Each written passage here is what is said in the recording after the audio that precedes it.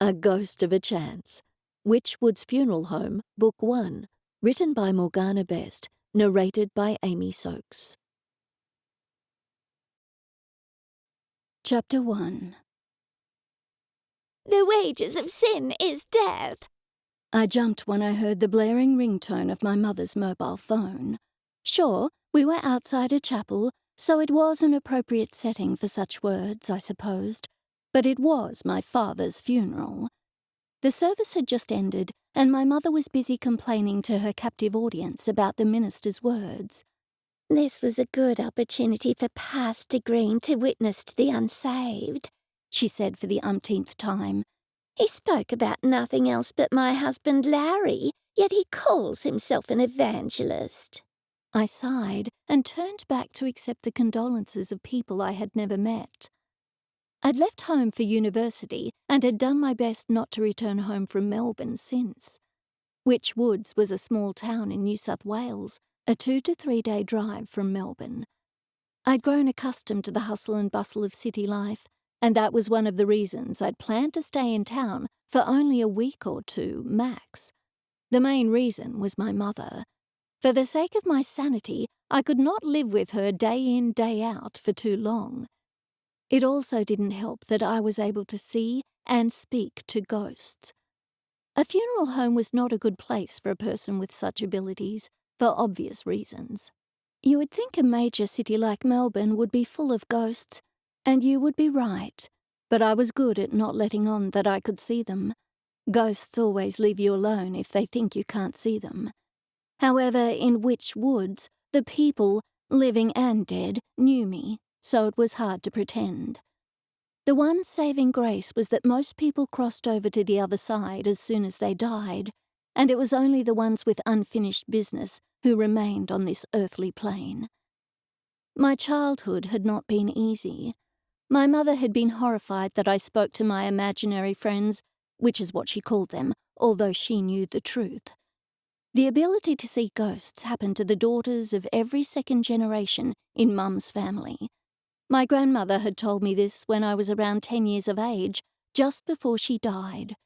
However, my own mother was in denial. She had taken me to child psychologists and even had me on medication for a while until my father had put a stop to it. I had soon learnt not to speak to ghosts in front of anyone. My mother's voice snapped me back to the present. All we, like sheep, have gone astray, my mother said to a goth teenager who was backed up against a wall with no visible means of escape. I'm not upset about my husband, as he's in a better place. But do you know where you will spend eternity? No, the teenager said, looking around frantically. Mum, Pastor Green wants to speak to you, I lied. The teenager shot me a grateful look and hurried away. I wouldn't fare so well. I knew I would pay for that later. I was developing a nasty headache, and the noise level didn't help. There were so many people, I suppose because everyone knew Dad, as he had the funeral home, and everyone from Mum's church appeared to be here as well. Mum appeared at my side. Liars and perjurers do not inherit the kingdom of God, she said loudly, pointing to me, and everyone turned to look. My face burnt hot with embarrassment. I beat a hasty retreat and headed for the door that led to the kitchen, intending to refill the coffee pot. We generally served coffee, tea, cold drinks, and snacks to attendees after a funeral. Just as my hand closed around the doorknob, someone cleared their throat loudly behind me. I swung around to see an elderly man, a cranky expression on his face. His clothes were old-fashioned, like from 50s movies. His trousers were somewhat baggy, and he looked unkempt. He was wearing a frown. "Who are you?" he barked at me. "I'm Laurel Bay," I said, extending my hand to shake his. He backed away and looked at my hand. "Bay?" he repeated. "Are you Larry's daughter?" I nodded. "Yes." The man stepped forward and narrowed his eyes. "I haven't seen you around before." Here we go again. I'd have to go through my life story one more time that day. "No, I went to Monash University in Melbourne and stayed in Melbourne. I'm only back for Dad's funeral. And you are? Ernie Forsyth. I nodded. Nice to meet you. Well, if you'll excuse me, I'd better get back to work. Before I had a chance to leave, Ernie snorted rudely. Work? Do you call this work? Does anyone around here actually know how to run a funeral home properly? Do you have any idea what your mother does with the profits? I'll have you know that I used to run a very successful funeral home until I retired to Witchwoods. I gave your father my advice many a time, but he just wouldn't hear what I had to say. I rubbed my temples. I didn't need this right now. Well, thank you, Mr. Forsyth, but... He cut me off. You can call me Ernie. Okay, Ernie. I looked past Ernie to see two elderly ladies staring at me. Are you okay, dear? The taller one said as she walked over to me straight through Ernie. Chapter 2. As I stepped into the lawyer's office, I was surprised to see how cramped it was. There was a desk near the back of the room, almost touching both walls, and two chairs sat in front of it. Just next to the door was a large bookcase that was leaning to one side as though it might fall over at any moment. It had piles of important-looking books on it, the kind you would certainly expect a lawyer to have. The lawyer himself, Mr. Goddard, was sitting behind his desk. He removed his reading glasses when I entered the room, followed by my mother. He squeezed himself between one end of the desk and the wall and made his way to us, extending his hand. After I shook his hand, I stepped aside for my mother to do the same. Please, have a seat, and we can get this underway. I know now is a time of pain and sadness, and I doubt either of you want to spend more time in here than necessary, Mr. Goddard said. He was a large man with an immaculate goatee perched on his chin. His eyes were narrow and pale blue, and his brown hair thinning. It was obvious to me that the lawyer was right about me not wanting to spend more time in his office than necessary. The place was so small that it felt like an elevator, and the whole room was stuffy. There was a window in the office right behind the desk, but it was firmly shut. I spent a moment wondering if it would be rude for me to ask him to open it. I decided to suffer in silence. My mother chose one chair, and I dropped into the other. I looked over at her and saw her hand dip into her handbag. She pulled out a white handkerchief and dabbed at her eyes, a move I had seen plenty of times in the short time I had been home. It looked exactly like what a good grieving woman would do. That wasn't to say I thought my mother wasn't grieving, of course. I knew that she was.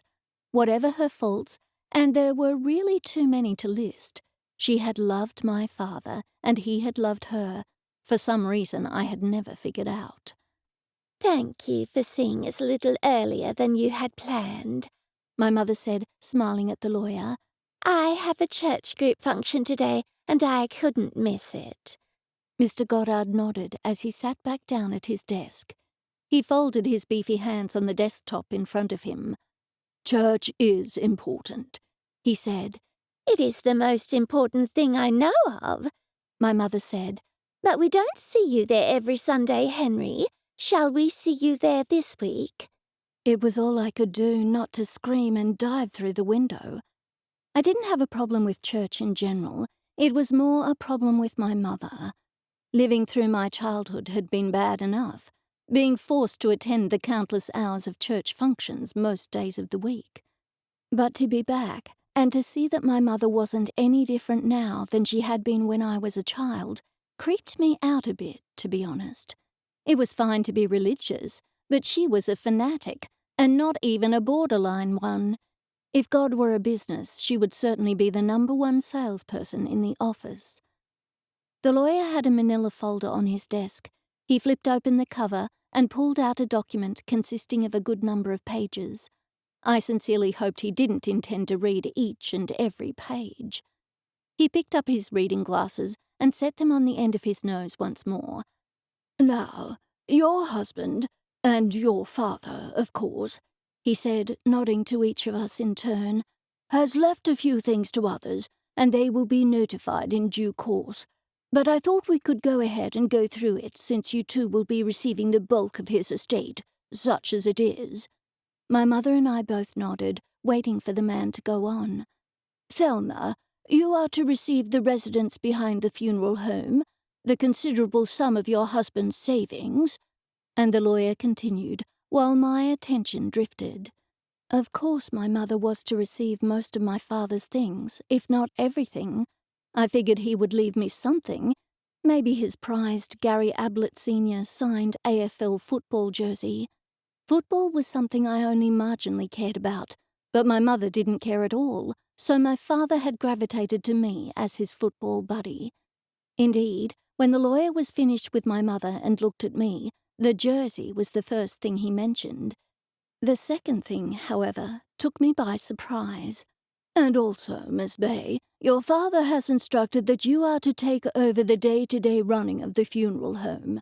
More precisely, he has left the funeral home, the acreage on which it stands, and the business to you."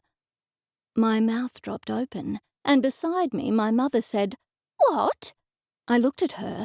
She was as shocked as I was. Mr. Goddard went on. "Thelma, as I said, you are to receive the residence on the allotment behind the funeral home, but your daughter is being given the business itself." "I can't run a business," I said. "You're right," my mother screeched. "You don't know the first thing about it. I've been by your father's side for years, and this is how he repays me. I'm so hurt. I'm so hurt that I'm completely speechless. How could he do this to me? He could never make a decision for himself. He didn't even discuss the will with me. In fact, I'm not sure this is even legal. I should be the one to take over the business." "You can do it," I said. "Believe me, I'll give it to you." "Actually, hold up a moment," Mr. Goddard said, as he raised a thick finger in the air, commanding our attention. We both looked at him, and he went on. "The deceased states that if Miss Bay is able but unwilling to run the funeral home, it will simply be put up for sale. She is the only person in the family he wanted to run it." I looked at my mother. "Okay, we can sell it." "Absolutely not," my mother said. "With God as my witness, and of course being the great Christian that I am, he is always my witness. But as God is my witness, no one but our family will ever run that business." She fixed me with a withering glare.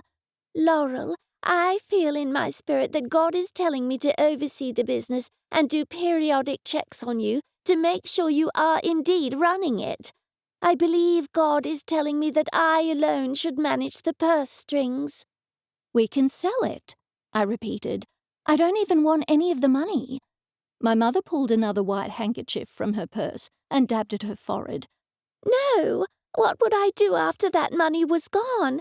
I need to work. I need that business."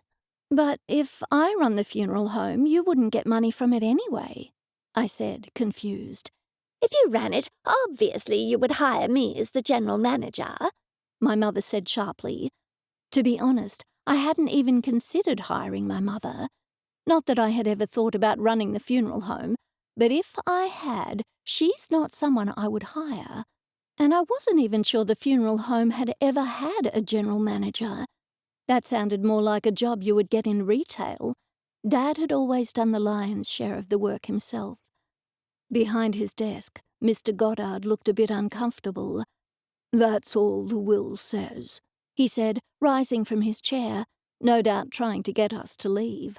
I took the hint and stood, and my mother did the same. I shook the lawyer's hand, and then my mother did too.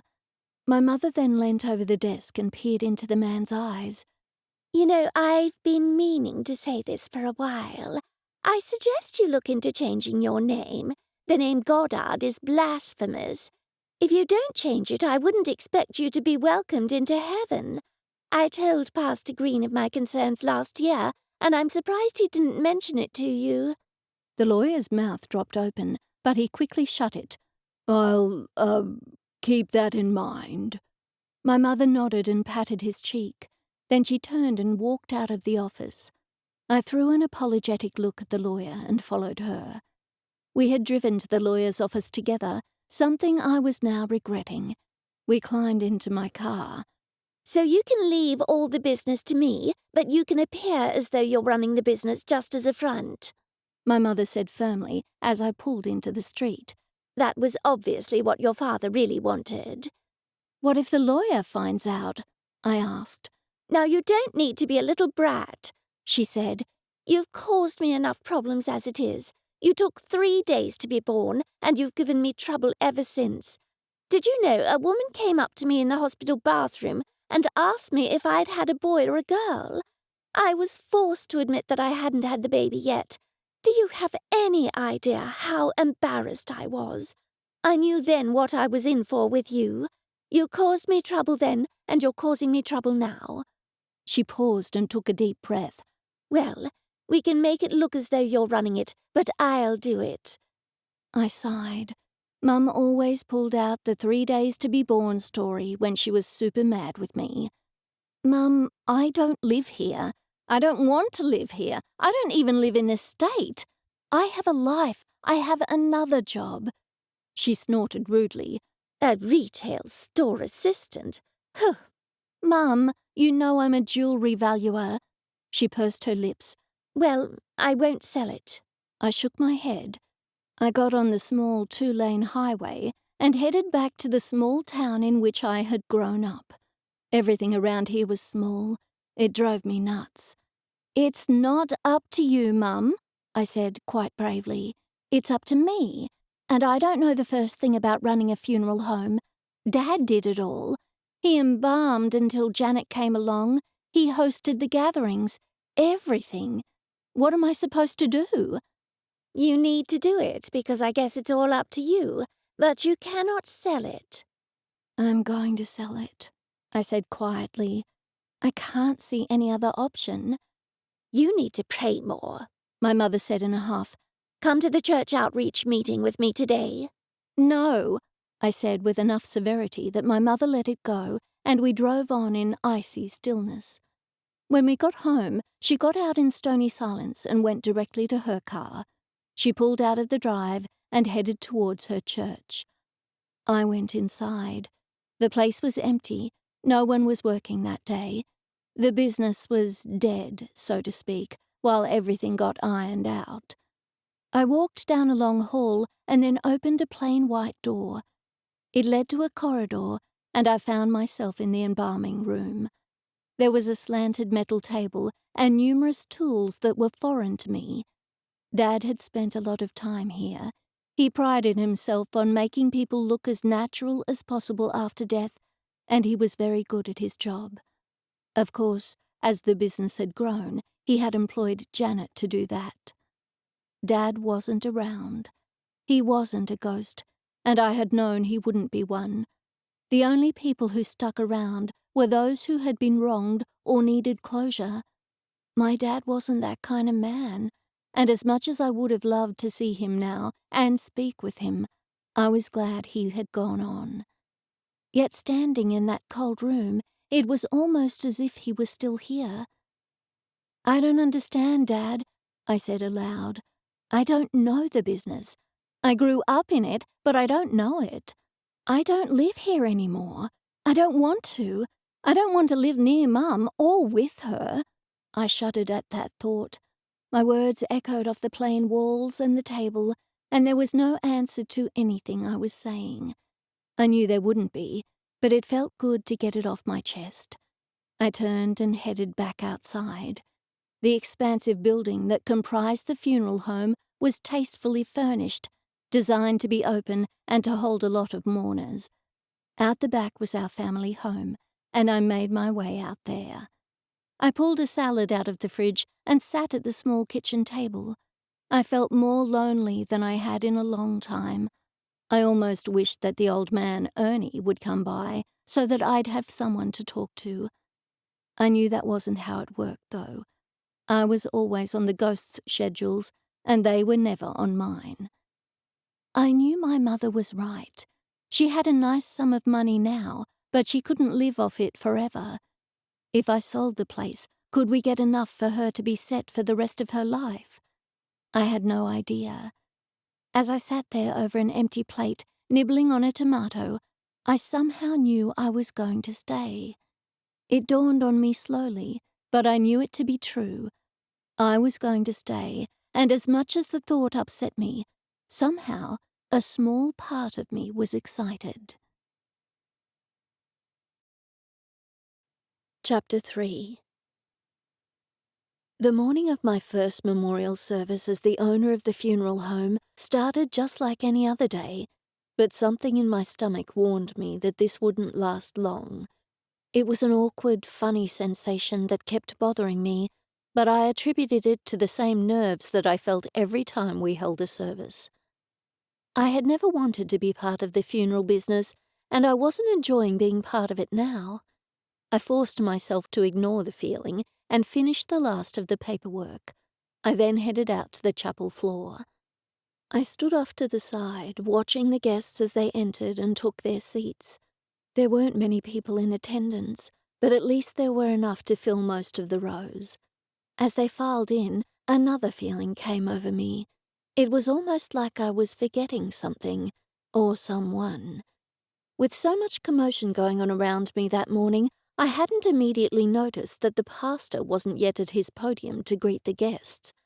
They were almost all seated, so I knew that I had to begin a frantic search to find him. As I skimmed every corner and crevice of the chapel, I noticed a slight ripple coursing through the large velvet funeral curtain. I headed over to see what was going on, but when I slipped through the opening in the curtains and walked into the small area, I recognized the problem at once. Standing by the closed coffin were Pastor Green and a young man who was dressed in a tight-fitting dark suit. He seemed to be holding back a stream of tears, and his voice was agitated. "Please, Pastor, just for a minute or two," he asked, fidgeting.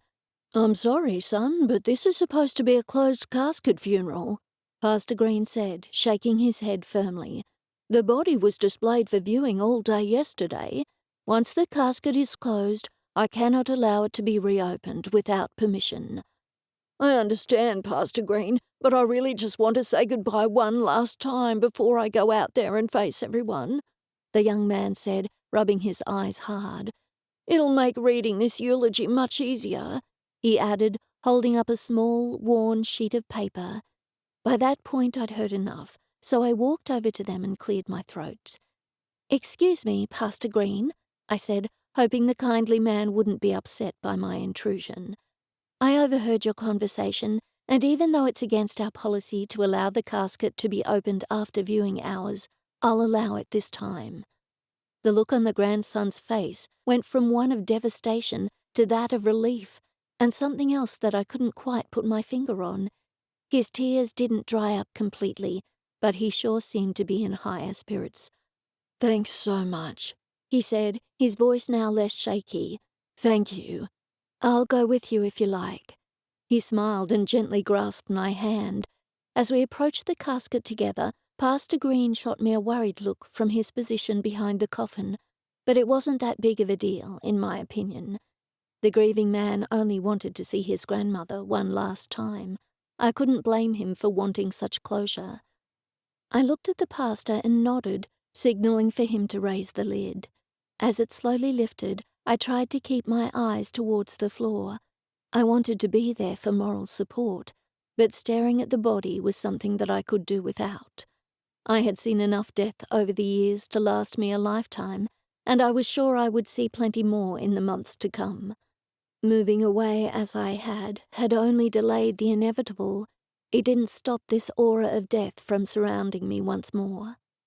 As my thoughts stayed focused on such things, I didn't initially realize what was going on all around me, but then everything seemed to happen in slow motion.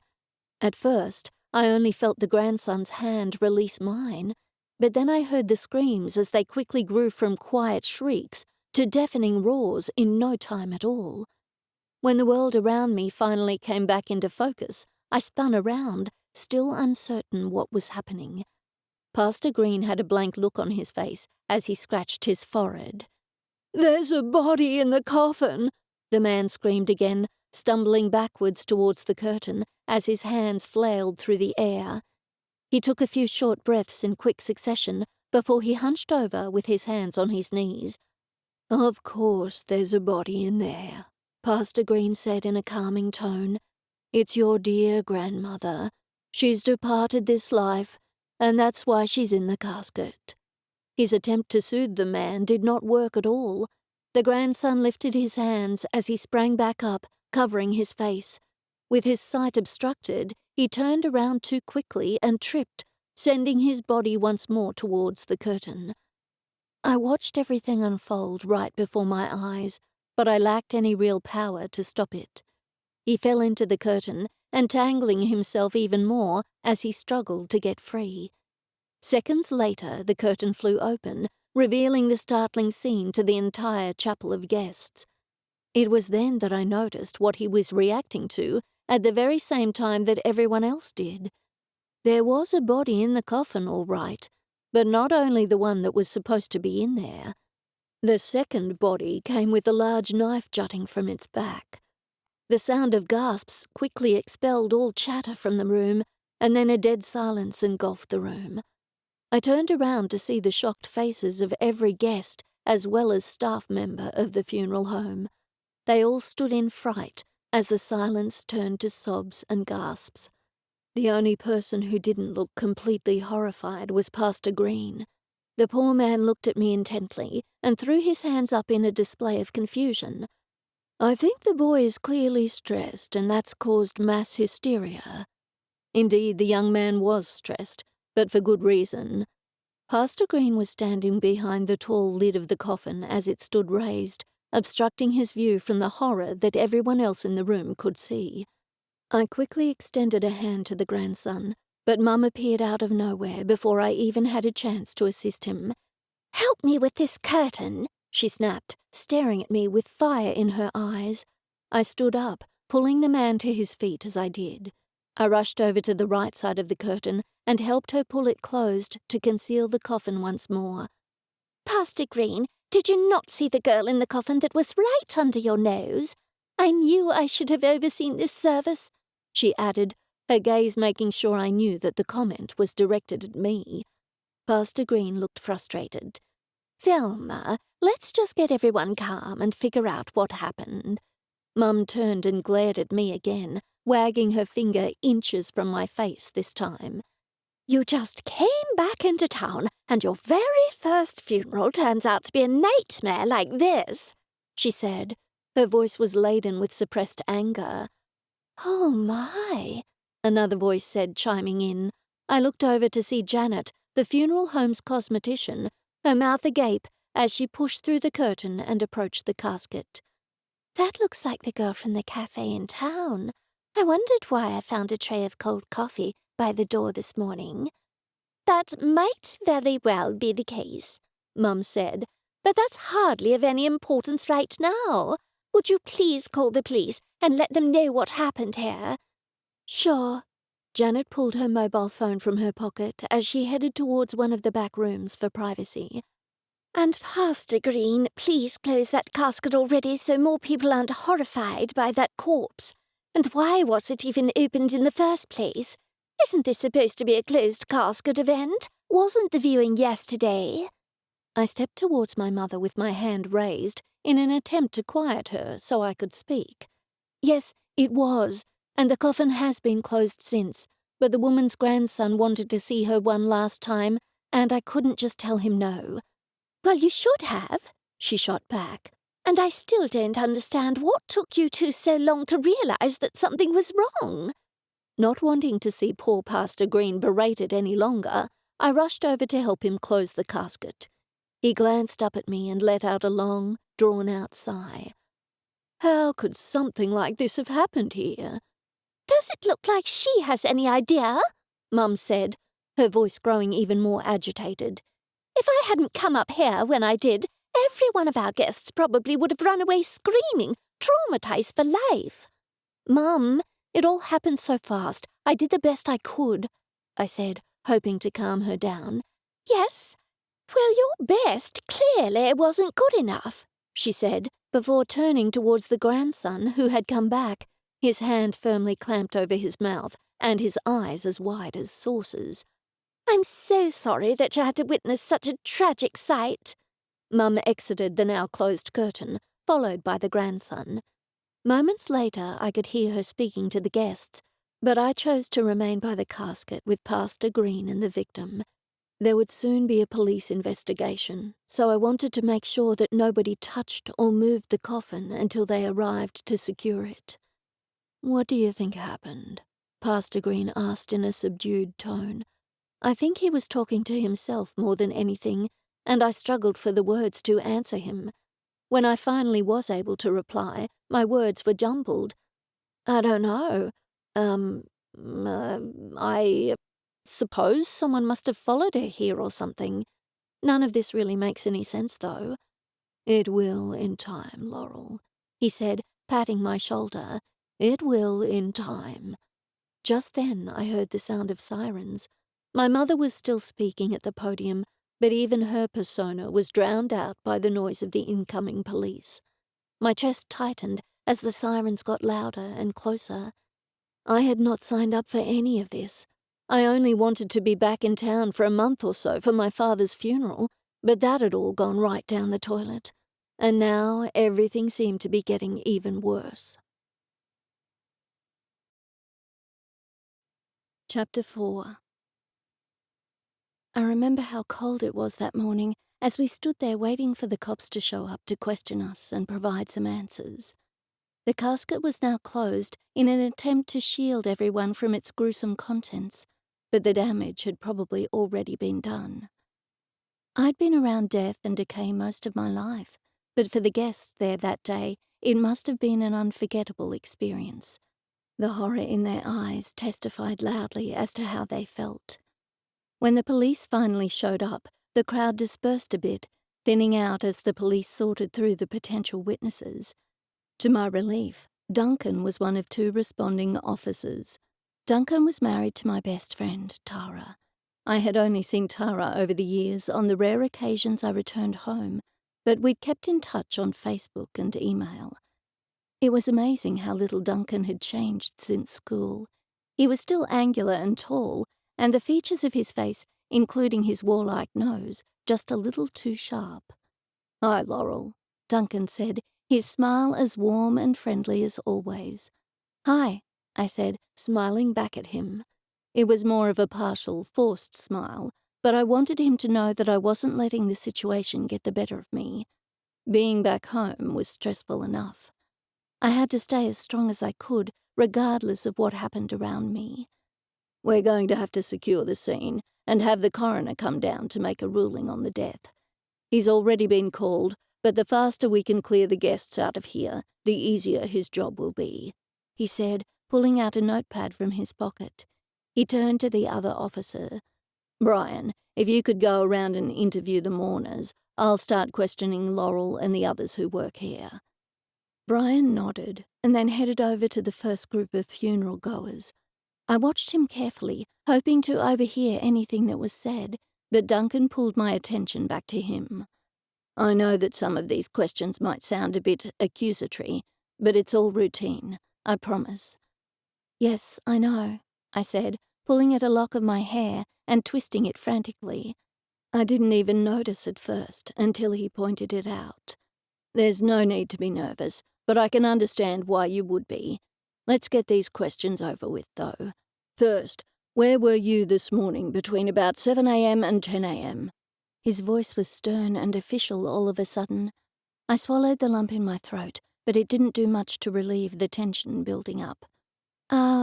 I was in the funeral home, in the office, getting the paperwork and everything ready for Mrs. Forrest's memorial service. The casket was ready. No one had touched it since last night when Janet finished up with it. I checked on the elderly woman myself, and there was no other body in there with her. I'm sure of it." Duncan showed no signs of emotion, his pen scribbling into his pad like nothing else in the world mattered right then. After several long seconds, he looked up and smiled again. "Okay, and did you hear anything last night or this morning?" "Not a peep," I told him, which was the complete truth.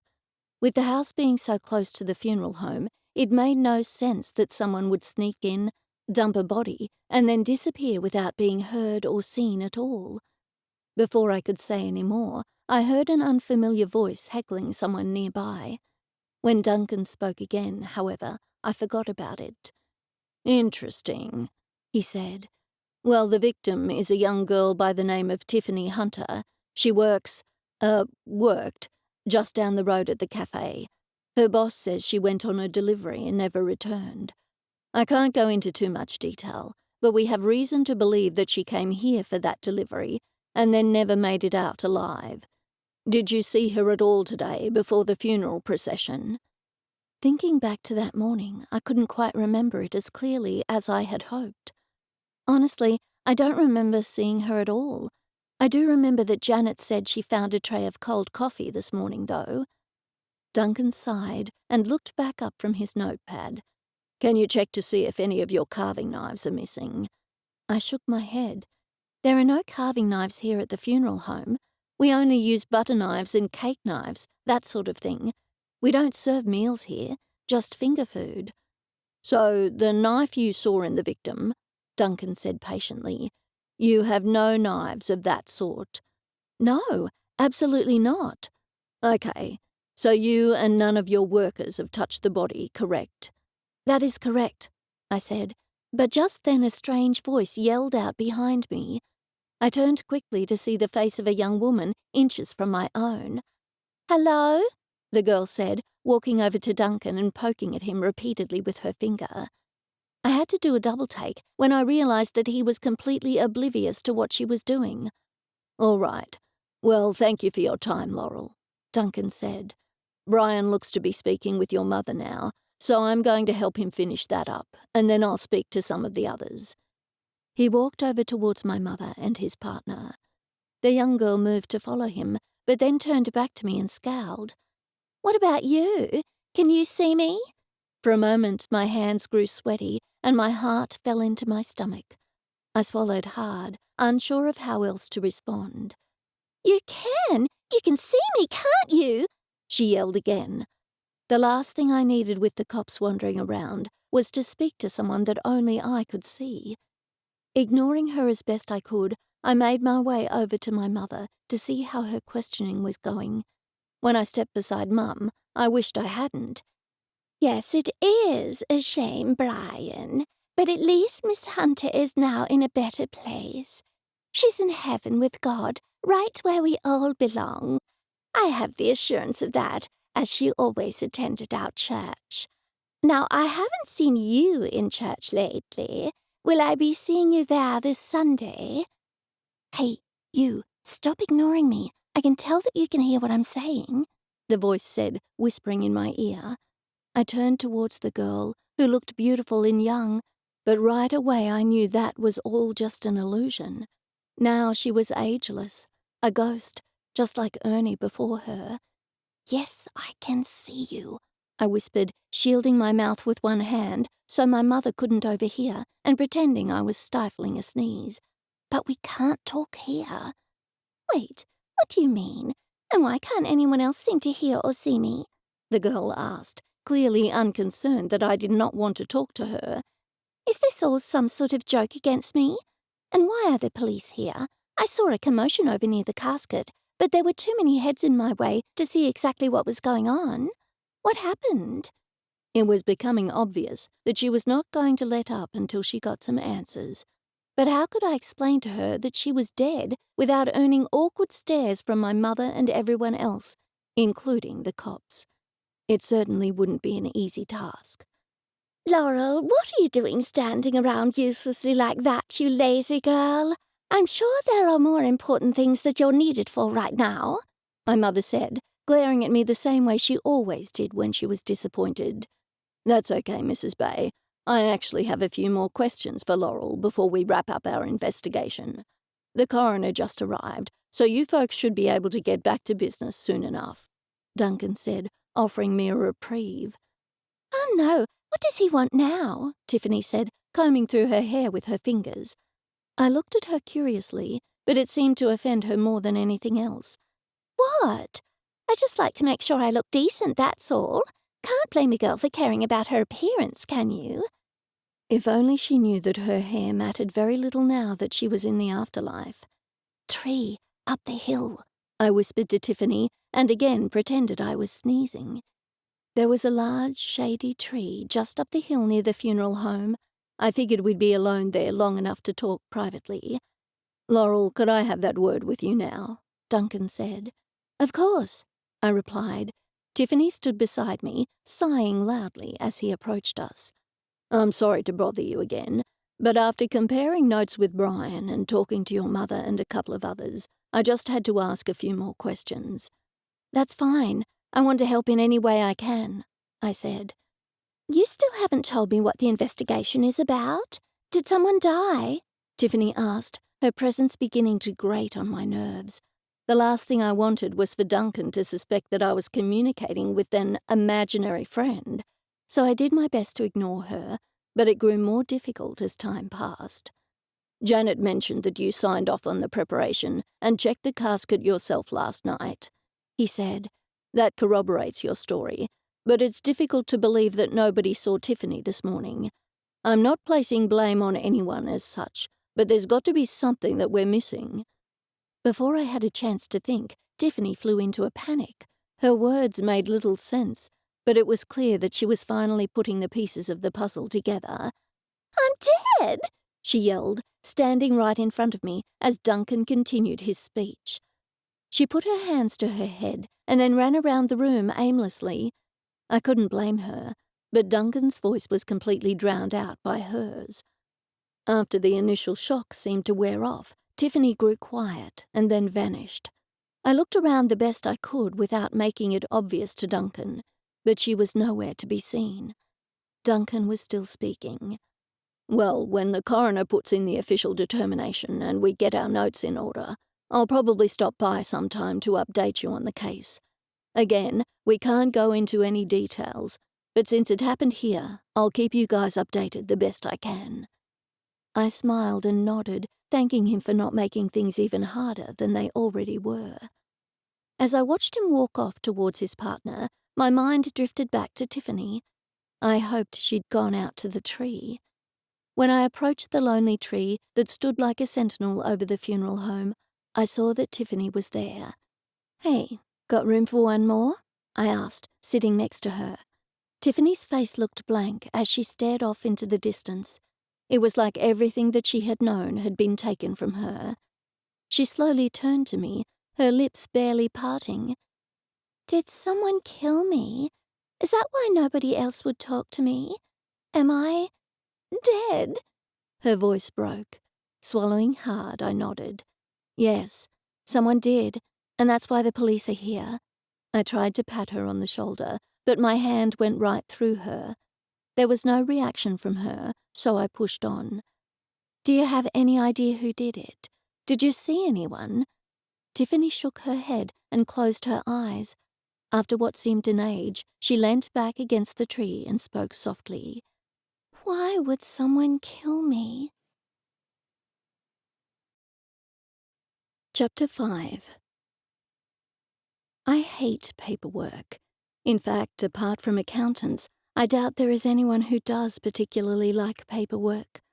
When I met an accountant for my old job, he asked me which accounting system I used. He reeled off a few well-known accounting software programs and then looked at me expectantly.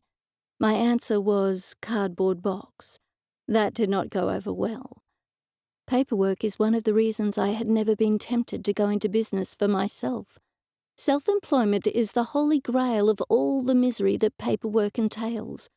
Everywhere you turn, there is a new form to fill, document to sign, or letter to certify. I could very much do without that.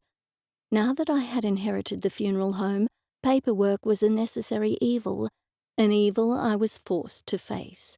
I could hardly leave the work to Mum. Mum has always ignored paperwork, and the consequence of that would be late fees, audits, and the possible embarrassment of having our electricity cut off in the middle of a wake.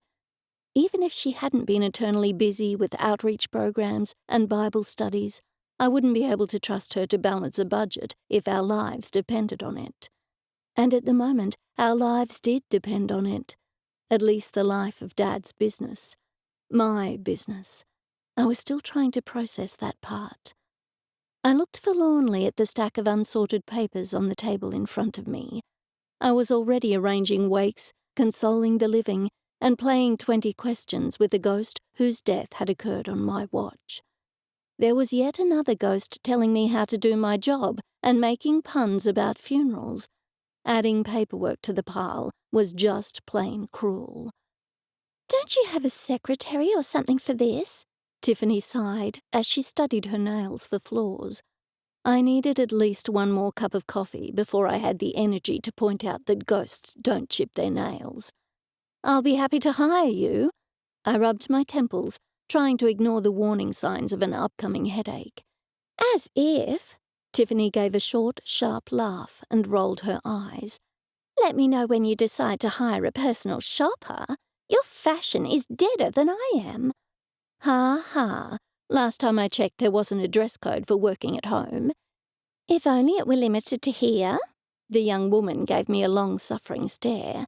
You won't explode if you buy something nice. That bargain bin knockoff of a closet is a nightmare. The sequin tank top? You should have it burned and then buried in a shallow grave. I like that top. You poor thing. Just what I needed. A ghost who was chief commissioner of the fashion police. I opened my mouth, but Mum hurried into the room, carrying a stack of file folders. Tiffany glanced at me and then floated towards the door. The ghosts generally avoided Mum. There was only so much of her they could take. What are you looking at? Mum's voice snapped me to attention. I turned my eyes back to her, realizing too late that I had been following Tiffany's movement out the door. What are those? I asked, in an attempt to distract her. Some invoices and stuff from the past few months. Mum looked unconcerned as she plopped the box unceremoniously on the table. I need you to take these to Mr. Sandalwood, the accountant. We haven't filed anything in the last few months. Mum turned and rummaged through a drawer. His address is on the fridge. Months? I asked numbly. I grabbed the binder and flipped through the files to check the date on the most recent form. It was dated 2 months ago. I looked in horror at the stack of files, with papers sticking haphazardly out of the sides. There was a Bible study flyer in with the sales tax forms.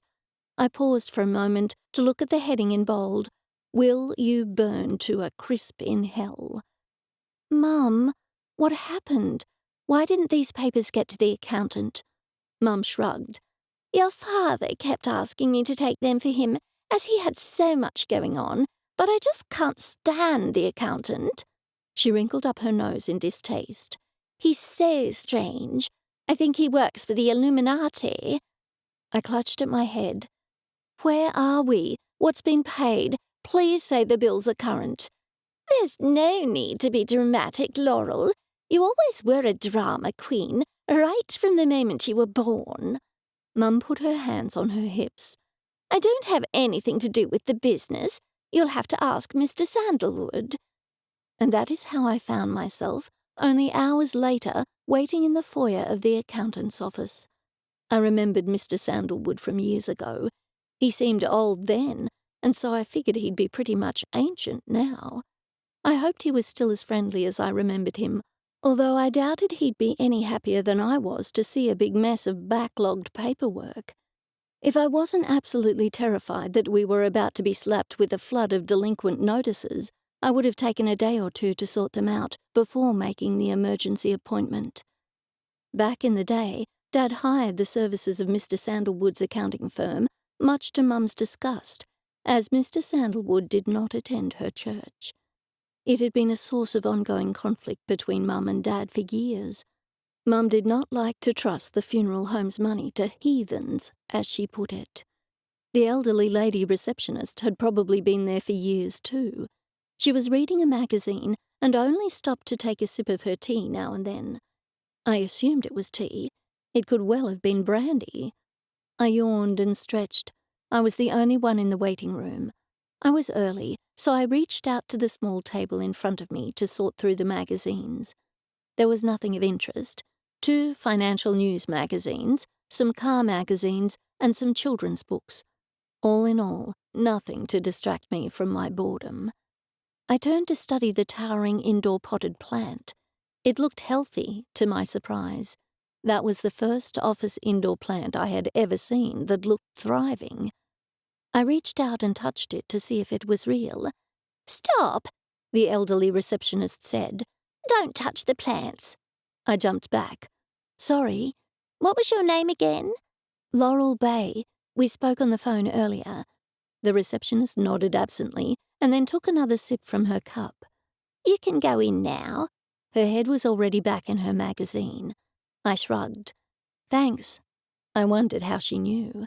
Old Mr. Sandalwood hadn't called through to let her know I could go in, and I was still a good 5 minutes early. I walked over to the heavy oak door and reached for the brass door handle. As I touched it, I was jolted by something. A crackle, perhaps. It was like a low-level jolt of electricity. I opened the door and prepared to greet old Mr. Sandalwood. The man who swung around, clearly startled by my entrance, was not the elderly, balding Mr. Sandalwood from my memories. This man was maybe in his late 20s or early 30s. He looked as if he had come straight off a magazine cover for a young businessman's magazine. In fact, he was drop-dead gorgeous. I looked him up and down before I could stop myself. He was the best-looking man I had ever seen, tall, muscular, with piercing green eyes and black hair. He had a great tan, a real tan, not a sprayed-on one. I shut my jaw and averted my eyes as fast as humanly possible. "You're not Mr. Sandalwood," I said, stating the obvious. "I am," the hottie said as he opened a drawer and shoved something inside. "I took over the firm when my father retired." I thought his move rather furtive and did my best to catch a glimpse of the object, but only noticed that the sunlight briefly reflected from whatever it was. "Your father retired?" I parroted. I was somewhat in shock to be faced with a male model in a business suit rather than the ancient man in bifocals. "Yes, I'm his son, Basil." The man walked over to me and extended his hand. As I shook his hand, an electric jolt ran up my arm. I gasped and let go of his hand, none too subtly, but what surprised me was that he seemed to feel it as well. He turned from me and crossed hurriedly to his chair. "Please, have a seat," he said over his shoulder. "You must be Laurel Bay?" he asked when we were both seated. I nodded and then frowned as a heavy scent wafted past me. It wasn't men's cologne. What was it? It seemed familiar in some way. "You're early," Basil said with a note of accusation in his tone. "Your receptionist told me to come in," I said defensively. Basil leant back in his seat and smiled. "Oh, yes, Mrs. Anise," he chuckled. "She was my father's receptionist for years." I nodded and then fidgeted as an uneasy silence fell between us. I focused on the strange smell. What was it?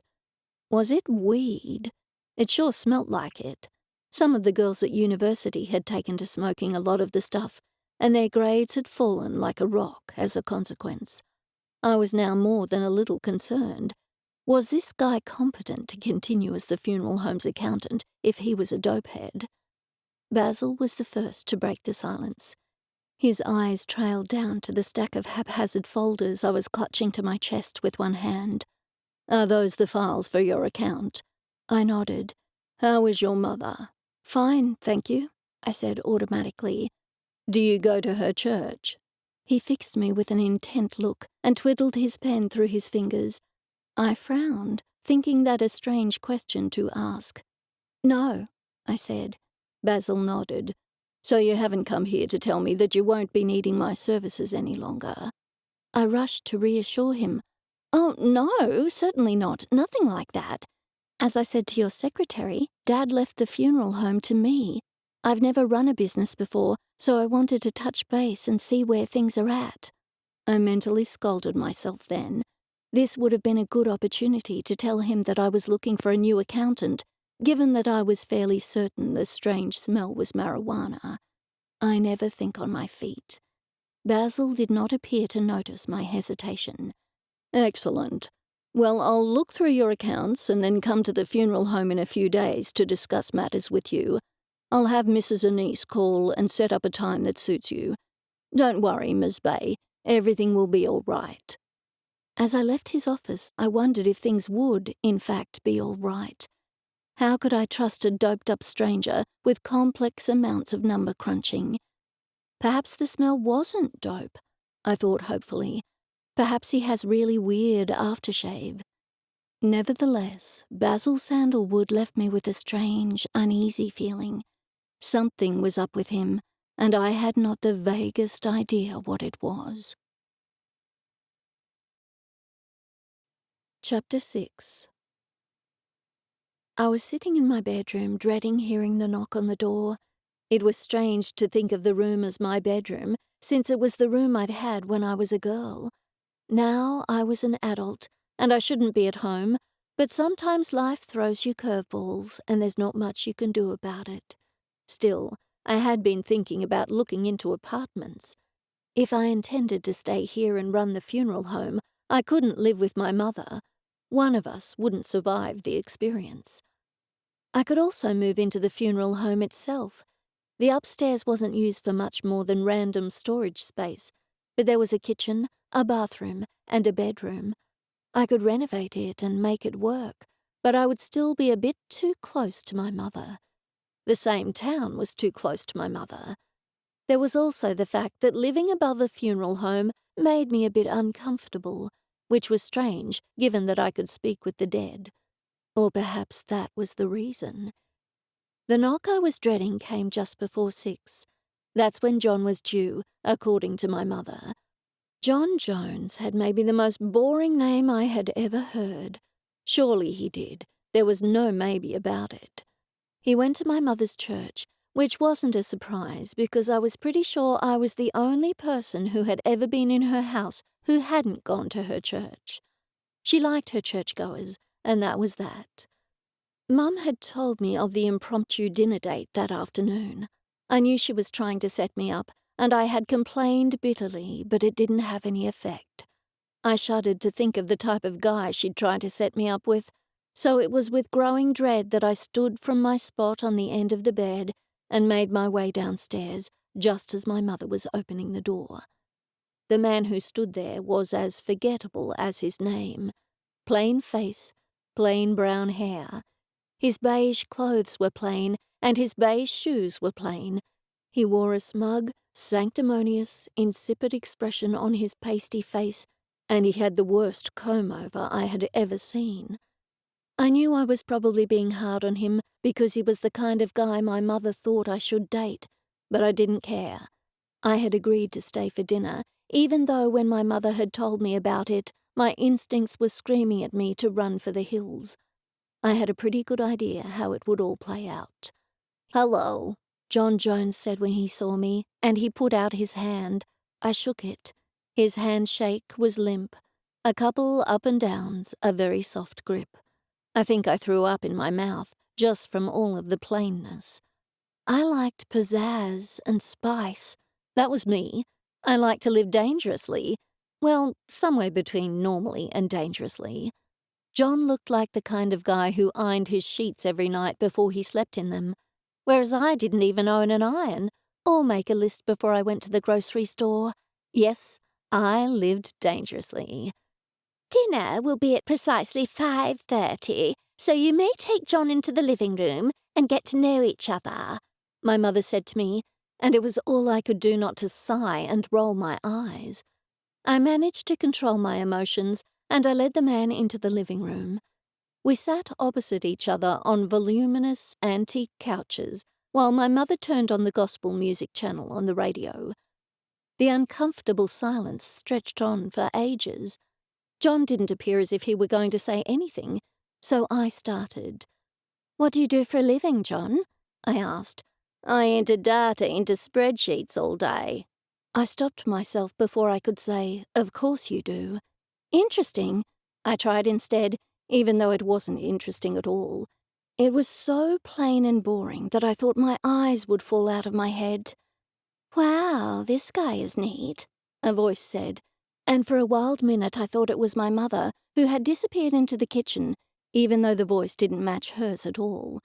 I looked over to my right and saw Tiffany sitting across from us on an easy chair, her feet propped up on the coffee table. "Not my idea," I said before I could stop myself. "What's not your idea?" John asked, tilting his head to the side. "Oh," I said, looking back at him, "it wasn't my idea to have you over, but I'm glad my mother asked you." I thought that was a bit too strong, so I amended it. "You know, it's been a while since I lived here, so it's nice to make friends again." "I was under the impression that I'm here to court you," John said stiffly, "not to be your friend. A man's friend is another man. A man courts a woman." Across the table, Tiffany giggled. "Right you are, John," another voice said, and this time it was my mother. "A woman is a helpmeet, not a friend." "A helpmeet?" I said, startled. "A helpmeet," my mother said, glaring at me. "A helper. Woman was created as helper for man." Before I could say something highly impolite, she turned to John. "I'm so sorry that my daughter is not familiar with the King James Version Bible anymore. She's been in the city, so she must have gone over to new radical versions like the Amplified Bible and things like that." Both John and my mother screwed up their faces in disgust. I could see why my mother liked John so much. She joined us, sitting in the chair on which Tiffany had been perched, and I got to experience the ghost leaping up through my mother just as she sat down. Somehow, I took pleasure from that. If only my mother knew that a spirit had just gone through her, it would freak her out. "Do you work?" John asked me. "I had a job in Melbourne, but it looks like I might be moving back to take care of my father's business now."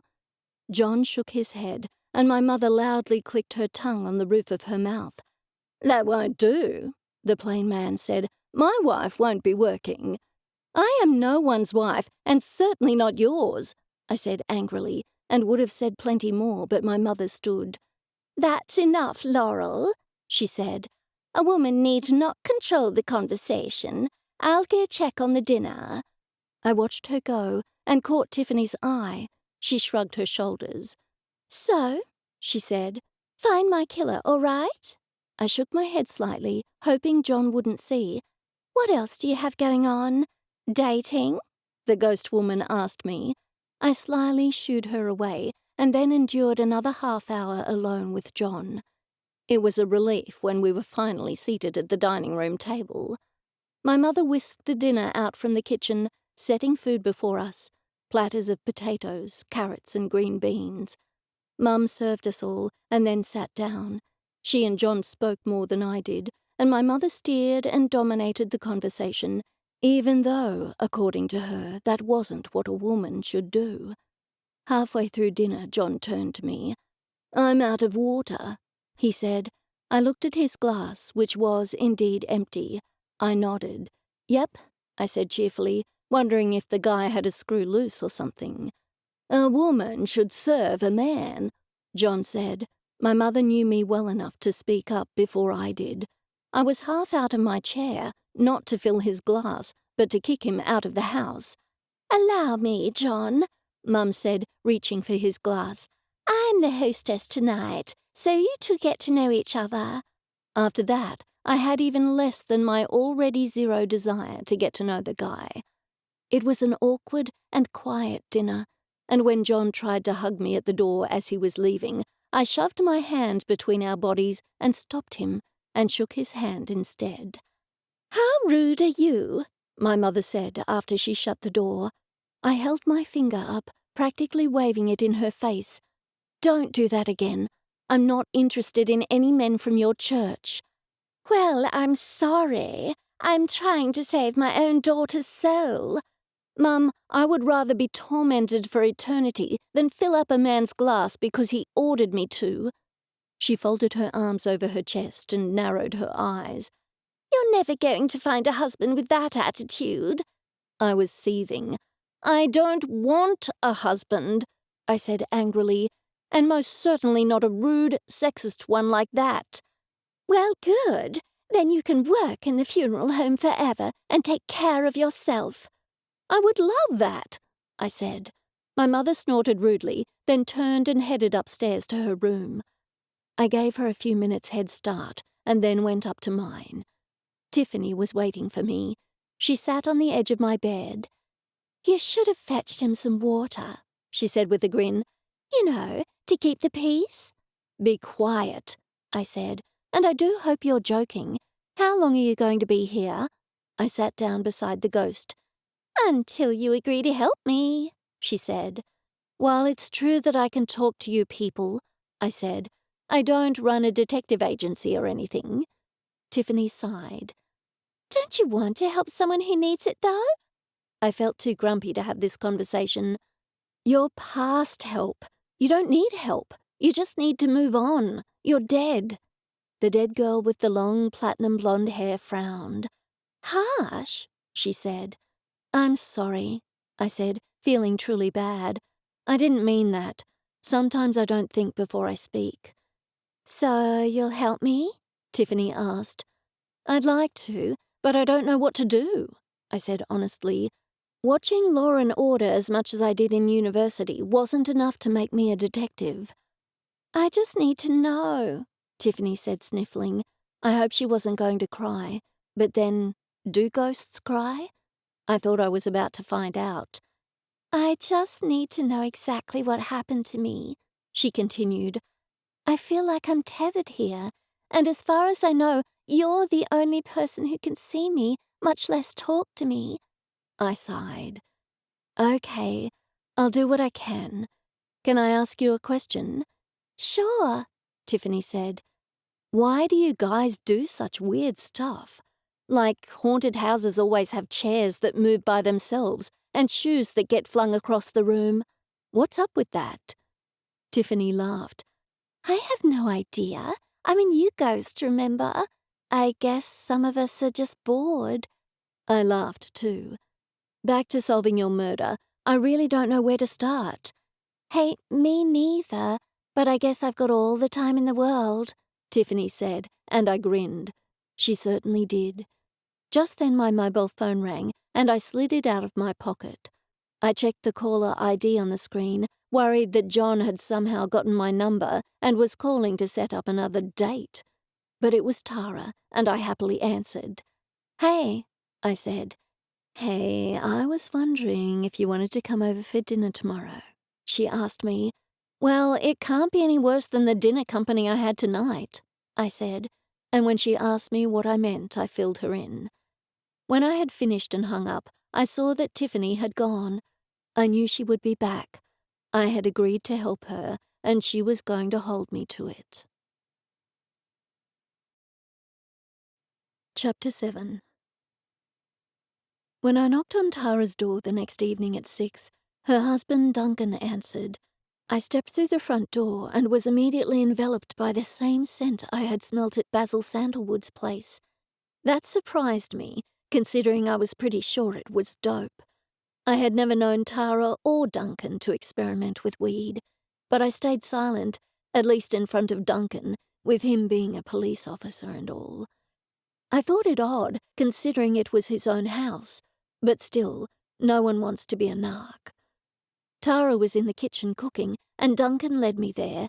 He left us alone, saying he was going out to the shed to wrap up something. Tara turned and smiled when she saw me. "I hope you like enchiladas," she said. "I do," I answered. "Do you need help with anything?" "I think I'm about set," Tara said. "Now if I can get him out of the shed again." "What's he doing out there?" I asked. "Video games?" "Painting," Tara said. "Like what, flowers or landscapes?" I asked, surprised. I had never known Duncan to paint. "No, little figures, little soldiers and things. He uses a magnifying glass and he paints these little metal men from various historical wars and things like that. Sometimes it's knights and dragons. I'm just glad he has a hobby that doesn't involve drinking with the guys, I guess." We laughed together. "Hey, by the way, what's that smell? When I came in, it smells like—" My voice trailed away. I don't know, I thought it was dope. Tara laughed. Nothing so naughty, I'm afraid. It's incense. White sage, to be exact. I nodded my head, feeling foolish. That makes sense, I said. I smelt it the other day at Basil Sandalwood's office. You know, the accountant? Tara stopped what she was doing. You did? I nodded. Oh. Tara bit her lip. I didn't see why she would think that information was interesting. Still, the interest was obviously there, and she seemed deep in thought. After a moment, she snapped out of it and went back to her cooking. As she did, she teased me, a favourite pastime of hers back in school. So, what did you think of Basil Sandalwood exactly? She said, a grin on her face. Oh, no, I said. I could have stayed home for this kind of stuff. I'm just asking, she said, but I knew she wasn't. Oh, I suppose he was very nice, I said, trying to sound as indifferent as I could. Very nice looking, you mean? Tara said. I wagged my finger at her. I'm telling your husband. Telling me what? Duncan said from behind me. How hot is Basil? Tara asked her husband. Basil Sandalwood? Oh, he's just the hottest thing, Duncan said, and we all laughed. He had always been the kind of laid-back guy who could go along with the joke. The smile quickly faded from my face as he joined in with his wife. He's single, you know. Oh my gosh, not you too! I fake screamed, and they both laughed again. Thankfully, the two of them dropped the subject for a while. Duncan ate quickly and then went upstairs to get ready for work that night. When he was gone, Tara pushed me for more details about the so-called date I'd had the night before. I don't know which was worse, John McSexist being there or my mother being there, I said with a groan. It was just awful. Think the worst thing you could ever imagine and then multiply it by 1,000,000. What did he talk to you about? Tara asked me. Why are you making me relive this? I whined. I told you last night. You didn't give me the juicy details. What juicy details? I snorted. Believe me, the details are bone dry. This guy is the driest person I've ever met. So boring. I drew out the word boring. By then, Duncan had returned, dressed in his police uniform. He bent to kiss Tara goodbye and then smiled at me. Good seeing you, he said. You too, Duncan, I said. Stay safe, please, Tara asked of her husband, and he smiled and kissed her again, and then he was gone. So do you know John, the guy my mother had over? I've seen him around, but I don't know much about him. You do know a lot about most people here, though, don't you? I asked. I know it's a small country town, and everyone pretty much knows everyone else, but lots of new people have moved here since I've been gone. Tara laughed and cocked her head to one side. You're acting mysterious all of a sudden, she said. What's up? I paused for a moment, deciding how much I could tell Tara. I had known her since I was a child, so she knew I could speak to ghosts, but given the fact she was married to a cop, I couldn't really come out and tell her I was going to try to solve Tiffany's murder. I have to run the funeral of Tiffany Hunter, the girl who was murdered. Tara nodded. I knew her. It's a shame what happened to her, the poor girl. Well, she was stabbed, I said, and I don't think there's a lot for the police to go on. Of course you'd know more about that than I would. Tara nodded. Duncan isn't on the case or anything, but he said it was all very odd. He doesn't like to talk about work much, especially when stuff like that happens, so he didn't open up too much. She was attacked from behind, I said, and she never saw it coming. Of course I knew she hadn't, because Tiffany had told me that herself. I don't know. I know, well, Tara said, hesitating. What is it? I asked. I don't know, she said again. I mean, I don't want to be throwing people's names out there. I'm not a cop or a detective, and I don't want to speculate. I leaned forward over my half-eaten plate of home-cooked Mexican food. Speculate, I said. "What's gotten into you?" she asked, laughing at me. "I don't know. Someone should help her. I saw her there with the knife, and it doesn't seem fair." There was nothing enjoyable when you talked about death, and when it was someone so young, it was even worse. Tara nodded. "How have you been since your dad passed?" I shrugged my shoulders and took a sip of water so that I could make sure I wasn't going to start crying. When I realized I wasn't, I forced a smile. "I'm okay," I said. "Every day is a challenge. I suppose it will get easier with time." "Is your mother all right?" "You know her," I said. Tara grimaced. "She has her church. She would be getting a lot of comfort there." "That's for sure," I said. "Most of them work for me. She got my dad to hire only people from her congregation." "Ah, that's where Scott goes. I knew that." Scott was the hearse driver at the funeral home. He had worked for Dad for about 5 years. He was a short guy, quiet and withdrawn, but he was friendly enough. He was awfully upset about my father dying, and I liked him because of that. He kept telling me my dad was a good man and that he missed him. "Why did you mention Scott?" I asked. Tara clapped her hand to her forehead. "I'm an idiot," she said. "What do you mean?" I asked. Tara sighed. "I can never stay away from good gossip, I guess." "Spill it, Tara." I waved my fork at her. "He used to bother that Tiffany girl. Not bother her as such, but he asked her out a lot. She always turned him down. I was going to tell you that earlier. It doesn't mean anything, does it? That doesn't make him a killer. A lot of people wanted to date Tiffany, I'm sure." I nodded, thinking about Scott. Did he seem like a killer? No, of course not. He was just withdrawn. He could be so quiet, he could be in a room with you for half an hour without you even knowing it. He could definitely sneak up on someone, though. I didn't like where my mind was going, so I forced myself to think about something else. "So when are you guys going to have kids?" I asked, trying to land on a happier subject. Tara laughed. "Whenever he lets me," she said. "He doesn't want any?" "Not right now. He doesn't think we have the money for a baby." "I don't think you're ever ready to have a baby.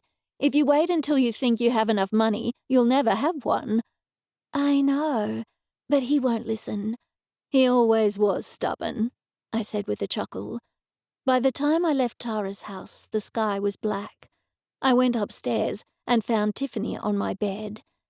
"This bed looks comfortable," she said, looking at me as I came in. "I can't feel it." "It's all right," I said in a soothing tone. "What's with all of the Jonas Brothers posters in here?" "It's my old room, all right," I said. Tiffany sat up. Okay. "Tell me about Scott," I said. Tiffany looked at me as I started to change into my pajamas. "You're going to change in front of me?" "You're a ghost," I said. "Turn around if you want." Tiffany did so. "Scott? The guy who worked for your dad?" "Yes," I said. "He works for me now." The thought of having people working for me still took some getting used to. "Oh, well, he was nice, but quiet. A little old for me, you know.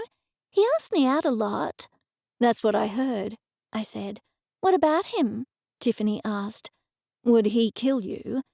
Tiffany's mouth fell open. "OMG," she said. "Absolutely not." "Are you sure?" "Yes, he was so nice, really respectful. I mean, I'm sure he was upset when I kept turning him down, but he never got rude or anything. He took it like a man, I guess. He's a sweet guy, really, but there was just nothing there. Not on my end, anyway." I nodded and sat on my bed. Tiffany had drifted to my dresser. She was looking at some old framed photos I had left there when I moved. It was really ridiculous how eager I was to get out of my hometown after I graduated high school. I didn't take a lot of things I would have liked to have with me. "You're fatter now," Tiffany said, pointing to the photo. "You're deader now," I said in a grumpy voice. Tiffany laughed. "Sorry, that was rude of me, wasn't it?" I pulled a face. Tiffany turned to me. When you're dead, societal norms just sort of go out the window. What's it like? I asked. Although I could speak with and hear ghosts, Tiffany was the one with whom I'd had the most conversation. I usually just tried to avoid them. I don't know. Everything's sort of, well, just colder. I nodded. My dad passed away. He's not here, he went on. I guess he wasn't murdered, huh? I shook my head. No, he wasn't. He crossed over to the other side, which I'm happy about, but I wish I could talk with him. I wish my mother could see me, or hear me, Tiffany said sadly. I go over there a lot, and she's so miserable. I want to tell her that I'm still here, in a way, but I guess I'm not really here. You are really here, I said, with me. Tiffany smiled. Yeah, well, thanks for helping me, but I'm telling you right now, you're barking up the wrong tree. Forget about Scott, all right? I shrugged. Okay. Tiffany started to fade. What are you going to do? I asked her. Go push some chairs and throw some shoes, I guess, she said, and I laughed. She walked right through my wall, and I got ready for bed, wondering if I could, in fact, help her. Chapter 8. I knew I could fix the leak. I stood on a small ladder in a room of the funeral home. It was a small room, not much larger than a closet. I had heard the drip while I was cleaning the cold grey room next door, where my father had once prepared the dearly departed, a job now left entirely to Janet. I had opened the door and been surprised as I stepped inside and my sneakers got wet. The water boiler was in there.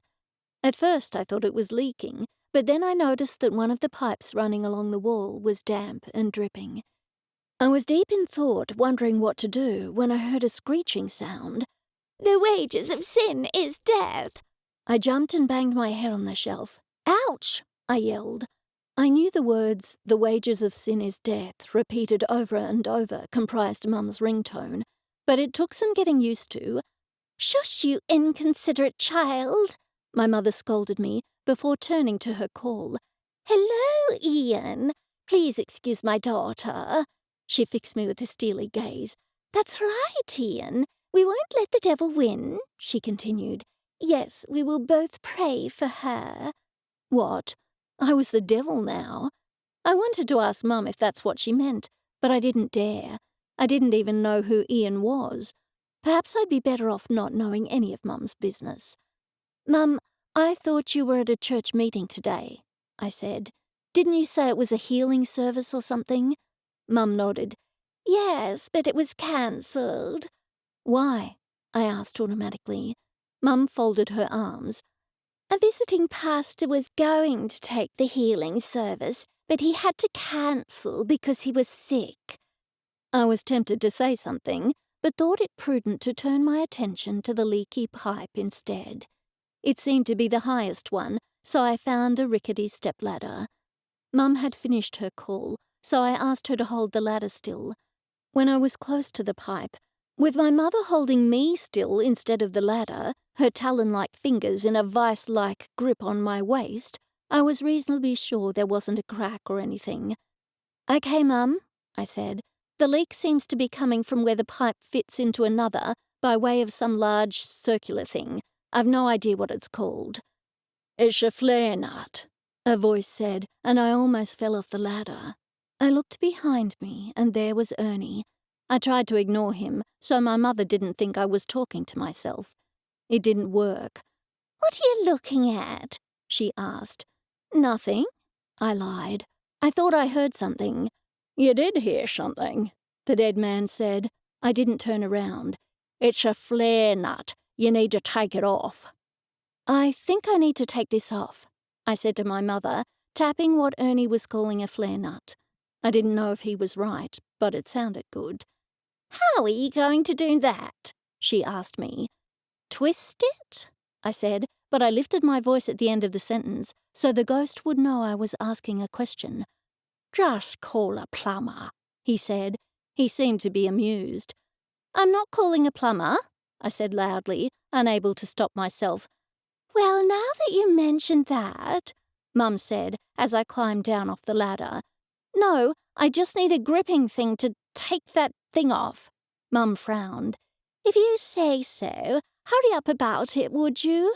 Don't forget that Basil Sandalwood is coming by at 3 to speak with us.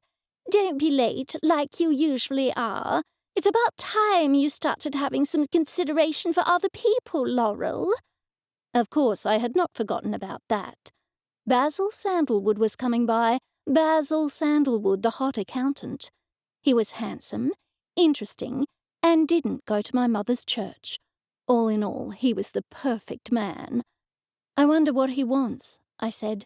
Who knows? His father worked for your father for a long time. Basil Sandalwood took over from his father, Mum said, needlessly explaining something I already knew to me for the 100th time, as she usually did.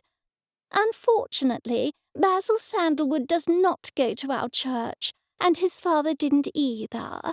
I wanted Cyril Redwood to be our accountant years ago, but your father just wouldn't have it.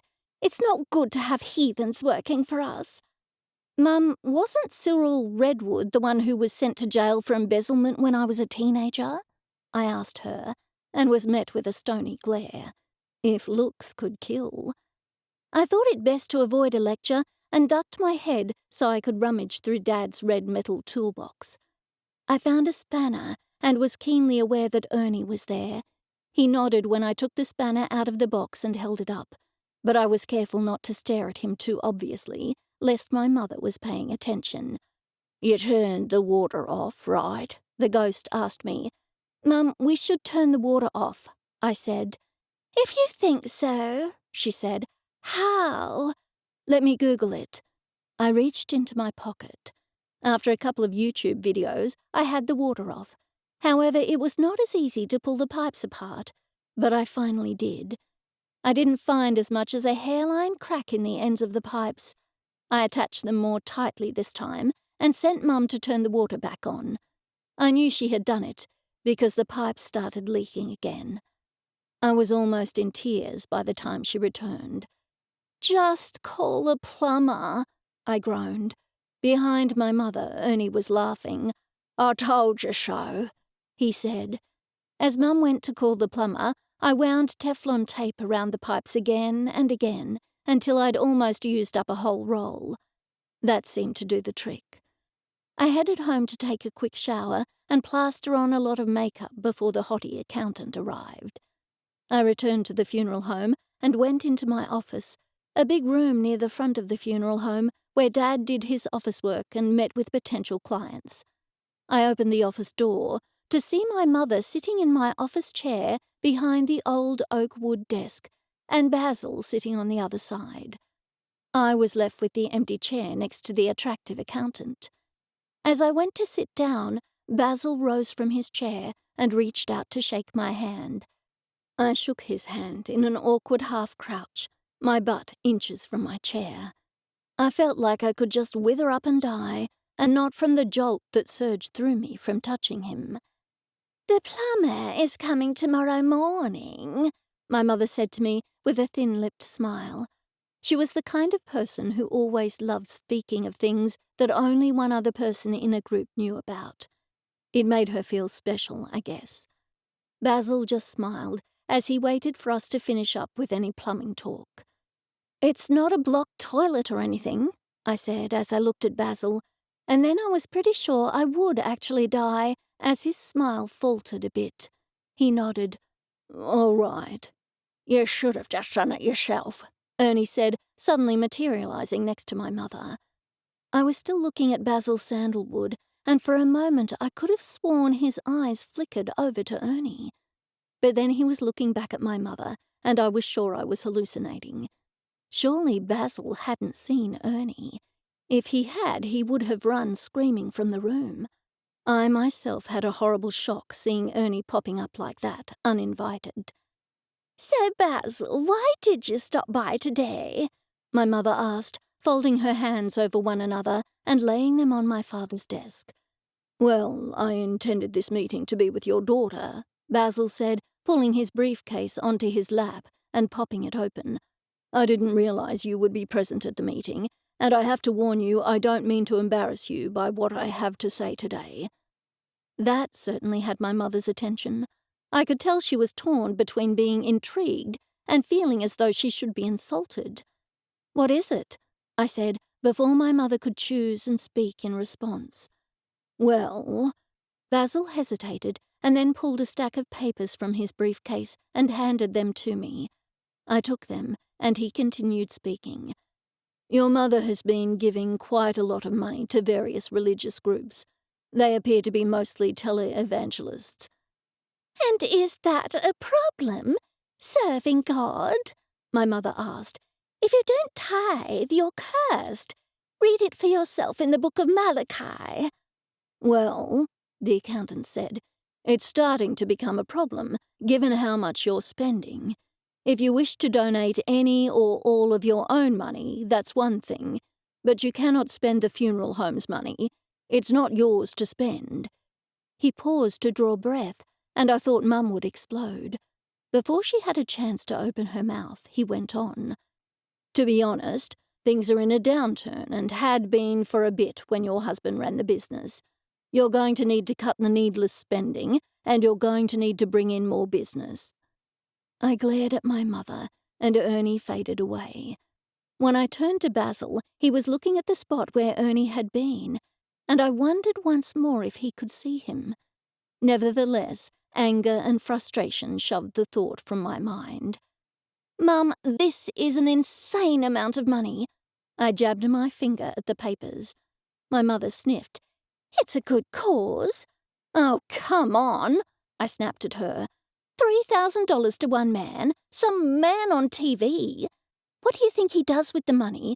Besides, even if he does do something good with the money, you can't spend the business's money." I tossed the papers onto the desk so my mother could look them over.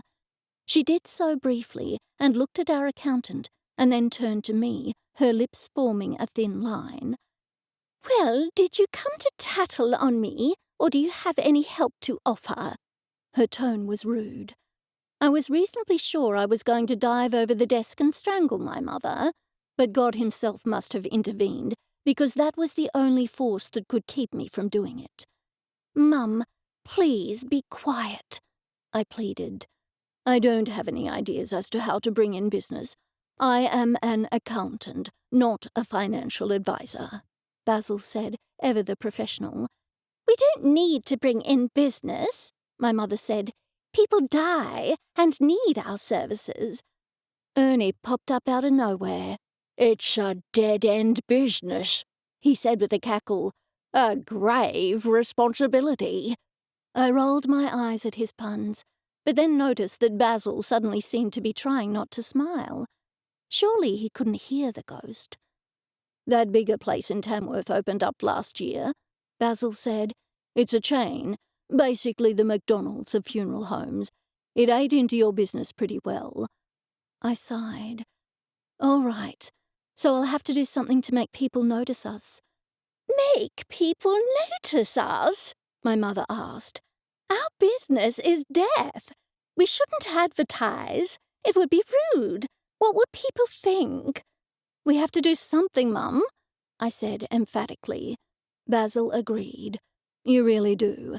Your mother needs to stop spending the funeral home's money, too. You hold the purse strings. Cut her off." I gasped and looked at my mother. Her face was so red that I thought her head might explode. She opened her mouth to speak, but no words came out. Her jaw moved up and down soundlessly. I was so worried she would have a temper tantrum that I said the first thing that came into my head. "Okay, what if we do something fun with a funeral? What about celebrity funerals? What if someone who died was an Elvis fan? We could dress him up like Elvis and play Elvis songs. Surely there's a market for people who would want their funeral to be a party." "That's enough," my mother said. Her face was white with shock. "Death is not fun." "We need to do something," I said plaintively. "Death is death," my mother said. "Jesus is calling us home, but those left behind mourn. They don't throw a party. Why, the whole idea is disgusting. It's a mockery. I sighed. Hey, I like the idea, Basil said. My mother stood up and huffed.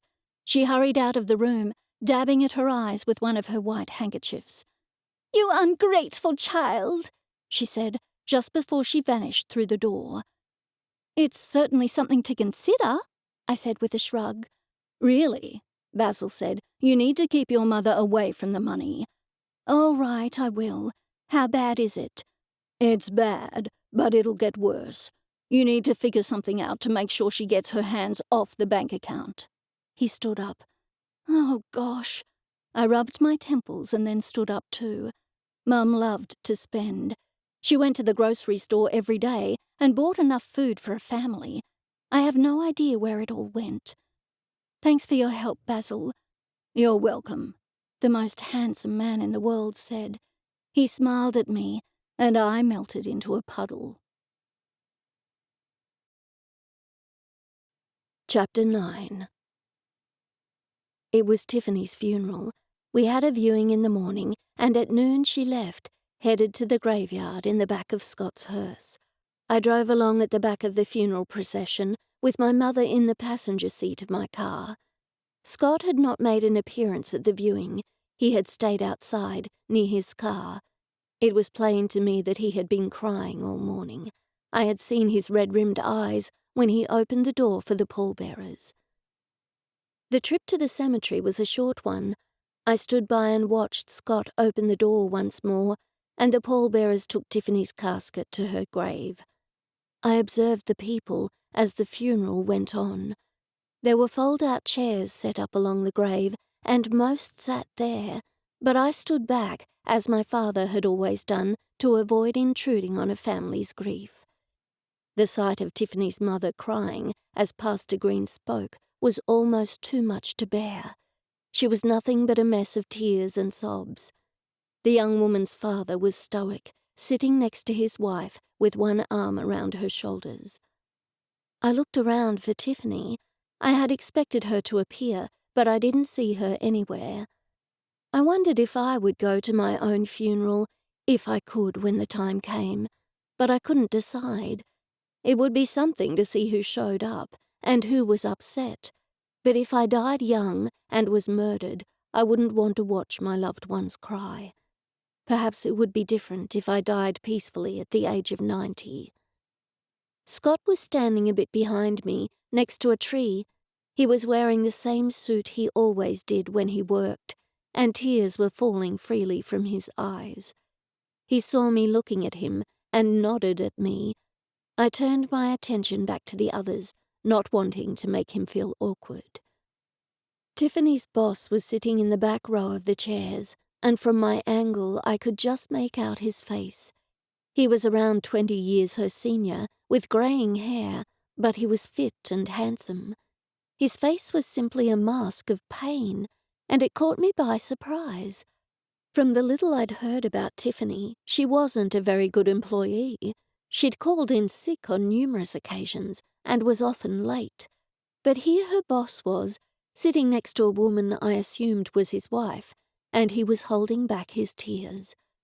I supposed, on reflection, that it was most likely normal behavior. Just because someone wasn't a model employee, it didn't mean you wouldn't care if they died. That man had worked with Tiffany every day for a couple of years. Certainly her sudden and horrible death would affect him. If there was one person I expected to be very upset, it was Danny, Tiffany's boyfriend. I had been told that they had been dating for 3 years, and from everything I'd heard, it was serious and on the road to marriage. Yet as I looked the man over, I didn't get that feeling at all. He sat with someone I took to be his mother, an older woman. She was crying, her face buried in a tiny handkerchief, but Danny was sitting still, impassive, looking bored. He was watching Pastor Green speak, but I doubted very much that he really heard a word he said. As I watched Danny, my mother walked over to me. She had been standing closer to the proceedings, but when she noticed me, she came over and spoke in a low tone. You must have taken notes from your father, she said, indicating my position. I nodded. I came to enough of these with him. It's so sad, isn't it? It's never easy, but a young girl like this. My mother shook her head. It's terrible, I agreed. Is that her boyfriend? Mum pointed to Danny. I nodded my head slightly. Yes. Next to the woman wearing all the makeup. I was horrified. Shush, Mum. They can't hear me, my mother said in a booming voice. I tell you, that woman's makeup is too thick. People turned to look at us. I hurriedly walked away from the gathering so that my mother would follow me. She often spoke too loudly. I had been embarrassed more times than I could remember by her pointing out the faults of others at the top of her lungs, while at the same time insisting that they couldn't hear her. I took Mum back to the funeral home to prepare the coffee, tea, and light lunch for the funeral attendees. Mum complained about the pastor's funeral sermon the whole way. Pastor Green should have invited all those people to my church, she said. Mum, I'm sure most of those people do go to church. My mother shook her head. Not my church, she said. Does it matter which church they go to? I asked. Or do you think your church is the only one that's right? Of course not, Laurel, she snapped. That's a terrible thing to say. How could you be so hurtful? I rolled my eyes and sighed, and then listened to her berate Pastor Green for the remainder of the drive back to the funeral home. Scott followed us back and parked in the garage next to the funeral home. I was on the porch when he came out. "Do you need anything else?" he asked. I shook my head. "No, but you could stay if you wanted. I know you knew Tiffany." Scott looked as though he was thinking it over for a moment, but his face darkened and he shook his head. "I don't think so," he said as he headed for the footpath. For a guy who drove our hearse for a living, I thought it was strange that he didn't have his own car. I watched him go for a moment and then went inside. I was hoping to see Tiffany, but Ernie was the only one I saw. He was standing just inside. My mother was in the small kitchen of the funeral home, getting dishes down from the cabinets. "How was it?" the old man ghost asked. "Sad," I said. "I don't know why she didn't go to her funeral. I went to mine to see which of my friends had a smile on their face. I haunted those jerks, you better believe it." I laughed. Ernie had somehow managed to get on my good side. He was obnoxious, but endearing at the same time. "Where is Tiffany?" I asked quietly. I didn't want my mother to hear me talking. "I don't know," Ernie said. "I haven't seen her since this morning." "Maybe she'll show," I said hopefully, and the old man raised his bony shoulders. I went into the kitchen where my mother was unwrapping a platter of finger sandwiches. "You know, John was asking about you at church," she said. "John who?" I asked. "John Jones," she said with a tone of annoyance in her voice. "He came for dinner last week." I had forgotten about him, in spite of how terribly sexist he was, given the fact he was so boring. "Oh," I said. "He's a nice, proper man," my mother said. "His name sounds like a superhero's name," I said. "Clark Kent, Peter Parker, John Jones. Except he wouldn't have a neat colour costume. It would just be beige or something." "Why do you have to be so rude?" I spent a moment thinking about the times I had heard my mother be rude to someone, even in just the last day, but the memories kept coming, so I had to do something else. I made coffee in the machine, filled a couple of urns with water, and then set about organising the tea. When guests began to arrive, my mother went out to greet them, and I set up the food and drinks in the small dining room. I put down a platter of sandwiches and turned, surprised to see Basil Sandalwood, the accountant, there. "Oh, hello, Basil," I said. "I'm sorry to intrude. I know you're busy, but I wanted to show you this."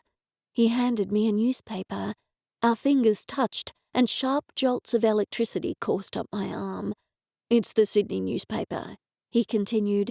"It's not a celebrity funeral, but it's along the same lines." I took the newspaper and unfolded it, moving to the side of the room along with Basil as some guests came in, no doubt drawn by the alluring aroma of the coffee. "Wow," I said. Basil had handed me just one section of the paper, and he had opened it to the right page. A man from the outback had died and had requested that he be buried dressed as a crocodile. The picture showed a man wearing a crocodile mask and a crocodile suit. The story had made page 3 of the paper, and a Sydney paper at that. "This is perfect," I said. "Well, except that a man died," Basil said, frowning. "Right, sure, yes, other than that," I hastened to agree. "But it says here that he even had a green coffin painted as a crocodile." "I knew they sold customized coffins," Basil said, shaking his head, "but I never thought someone would actually buy a crocodile one." Chapter 10. I stood off to the side of the dining room, smiling when people met my eye and nodding my head softly. It was another page out of Dad's book. He was always present in the small gatherings we hosted, but he never made himself the center of attention.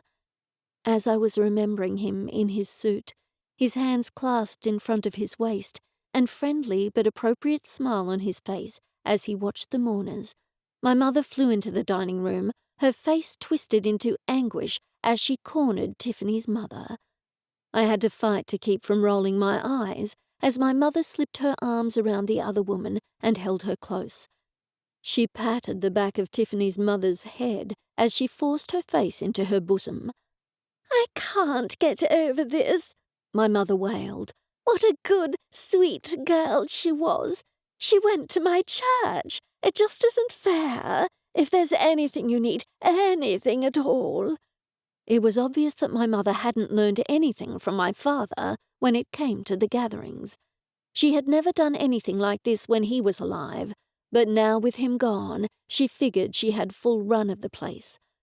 My father had explained over and over to her that the best in the business made their clients feel as though they weren't there while remaining available should the clients need anything. I hurried over to the two women and put my hand on my mother's arm. "Mum, I need your help with something," I said. My mother glared at me. Her thin mouth parted, and she practically hissed at me when she spoke. "Can't you see I'm consoling this poor woman? Can't it wait?" "Mum, I really need your help," I said. "I can't do it by myself." I knew that if I played up to my mother's sense of superiority, she would come with me. I was right. She stepped back from the other woman in a flash. "Please excuse me," my mother said, and she turned to follow me out of the dining room. There were people all over the funeral home, so I opened the front door and stepped out onto the porch. "I knew your father made a mistake," my mother started. "What can I help you with?" "I lied," I said. Her face contorted. "Lied?" she asked. "Why would you do a thing like that, Laurel?" "I'm sorry," I lied again. "I just thought you were being a bit overbearing in there. That woman lost her daughter, and you were practically holding her hostage." "I was comforting her," my mother said way too loudly, sending 3 birds that had been sitting in a shrub in the front yard shooting into the air. "I know, but that's not our job," I said. My mother waved her hand at me. "Oh, you're too much like him," she said, implying that I was too much like my father. "Mum, if they need something, they'll ask," I said in a soothing tone. "Oh, hush, Laurel," my mother said. "I can't believe you're so ungrateful." I sighed. I knew she wasn't taking me seriously. My father had been able to keep her reined in, but she didn't see me as an equal. I was an adult, but I figured that was just how child-parent relationships worked. The problem was that I was now her boss. She held the mother card over me, but this was my business now, and that put me in a very awkward position. "Mum, please leave her alone. I'm trying to keep this place running the same way that Dad ran it." My mother looked at me, and I could see she was having an inner debate, trying to figure out if she wanted to argue with me. Thankfully, she decided not to pursue the matter, and simply frowned. "I'll go make more coffee." "Thank you," I said, and I watched her go. Just as I reached for the doorknob, a voice called out behind me. "Hey, Laurel, hold on a minute." I spun around to see Tara hurrying up to the porch, her car parked at the curb behind her. "Hey, I didn't even notice you pull up," I said, but it was obvious that Tara wasn't in a chit-chat mood. "Is this Tiffany's thing?" she asked, motioning to the other cars. I nodded. "Her funeral was earlier, and the family and mourners are inside having tea and coffee," I said. "Okay, I won't stay. I'm sure you're busy, but I have something to tell you." "What's up?" I asked. "Well, I know you were doing a bit of digging into the case, or whatever we're calling it, the murder. Duncan mentioned that the detectives had gotten Tiffany's phone records back, and she had been talking to her boss a lot. Like, a lot." Tara stopped talking to me and looked at me, waiting for my reaction. "She did work for him," I said, somewhat unimpressed. Tara frowned. "Yes, but how often do you call your boss?" "I am the boss," I said, smiling. "Well, before you moved back here, did you call your boss?" I shook my head. She did have a point. "I didn't have his private number," I said. "Right," Tara said, clearly pleased with herself. "And this was his personal mobile phone, not even his work mobile. He had two." I bit my fingernail. "Did Duncan say what the detectives are going to do?" "He only said they'll speak to her boss. Is her boss here?" I shook my head. "He went to the funeral, but he and his wife didn't come back here after. It's mostly just family now." Tara nodded. "All right, I should go, but it's certainly something to think about, isn't it?" I nodded. "Yes, it sure is something to think about." Tara hurried off, and once more I turned to the door, and once more I was interrupted. Tiffany was standing right in front of the door. "Can we speak?" she asked. I looked around quickly. "In the house," I said. "I don't want someone seeing me talking to the air." We walked across the lawn together. I opened the front door and stepped in, needlessly holding the door open for the dead girl to enter before I shut it. "I can't be too long," I said. Tiffany sighed. "I know. I was in there. It hurt seeing my mother so upset." "How come you didn't go to the funeral?" I asked, unable to stop myself. "I don't know. It was just too weird, I guess. I might regret it someday, but for now, I just couldn't. I couldn't go." I cut straight to the point. "So I'd like to ask you about your boss." Tiffany nodded. I saw at once that she looked guilty. "Were you having an affair with him?" Tiffany looked away and nodded again. "Well, he was having an affair with me. I'm not married, so I don't know if that can be called me having an affair." Her tone was defiant. "You have a boyfriend," I said gently. "But hey, I'm not judging. I'm trying to solve your murder." We had moved into the living room. I was sitting on the couch, and Tiffany was still standing near the doorway of the room. "Had a boyfriend," she said sadly. "My boyfriend cheated on me. Well, I think he was cheating on me. There was a girl he met at our church. He said they were just friends, but I wasn't so sure. I would see him texting on his phone, but he wouldn't tell me who he was talking to. And sometimes he'd get calls and leave the room and stuff. It was just weird." She stopped and took a deep breath, or at least that's how it seemed to me, as I didn't think that ghosts could breathe. "I was sure he was cheating on me, and it made me mad," she continued after a moment. "My boss is just a nice guy. I don't know. I know he's older, but he's so handsome, and he always made me feel good, and it just happened. His wife didn't know. I wanted my boyfriend to find out, though. I guess I wanted him to be hurt. I wanted him to be jealous, but I don't think he ever found out. I left my phone around. I wanted him to pick it up and go through my texts, but he never did. He just didn't care, I guess. And I wanted him to ask me to marry him, but he never did. I think I really messed up." Tiffany was crying, her phantom tears bright and silver, almost shining. I wasn't sure if she could wipe them away, and she didn't make an effort to do so. She kept talking. And I was embarrassed. I know I should have told you about all of this before, but I just couldn't. It was embarrassing. I know you're trying to help me, and I wasn't upfront with you. I go to church, you know. I messed up, and it's embarrassing. I keep saying that, but it's true. She looked at me. I didn't know what to say. The whole story was sad. I was searching for the right words when Tiffany spoke again. "You should go back," she said. "I'm going to go somewhere else. I need some time." I nodded and watched her float out of the living room by way of the far wall. I stood and took a minute to gather my thoughts, and then I headed for the door. As I walked across the yard back to the funeral home, I saw two people talking over by the side of the building. One was Danny, Tiffany's boyfriend, and the other was a young woman. They were talking and laughing, and it was obvious to me that they were flirting. I was most upset. I wanted to give him a piece of my mind. I didn't. I simply moved around the corner. "Is everything okay?" I asked. "Yes," Danny said, winking at the girl. "We're just getting some air." "Tiffany was your girlfriend, right?" I said. "I'm so sorry for your loss." By the look on the girl's face, I could tell she didn't know that Danny had been dating Tiffany. "You were dating Tiffany? You're disgusting," she said. She slapped Danny and hurried for the front of the funeral home. Danny glared at me and rubbed his cheek, and then he followed the girl. As I made my way back to the funeral home, I thought about Tiffany.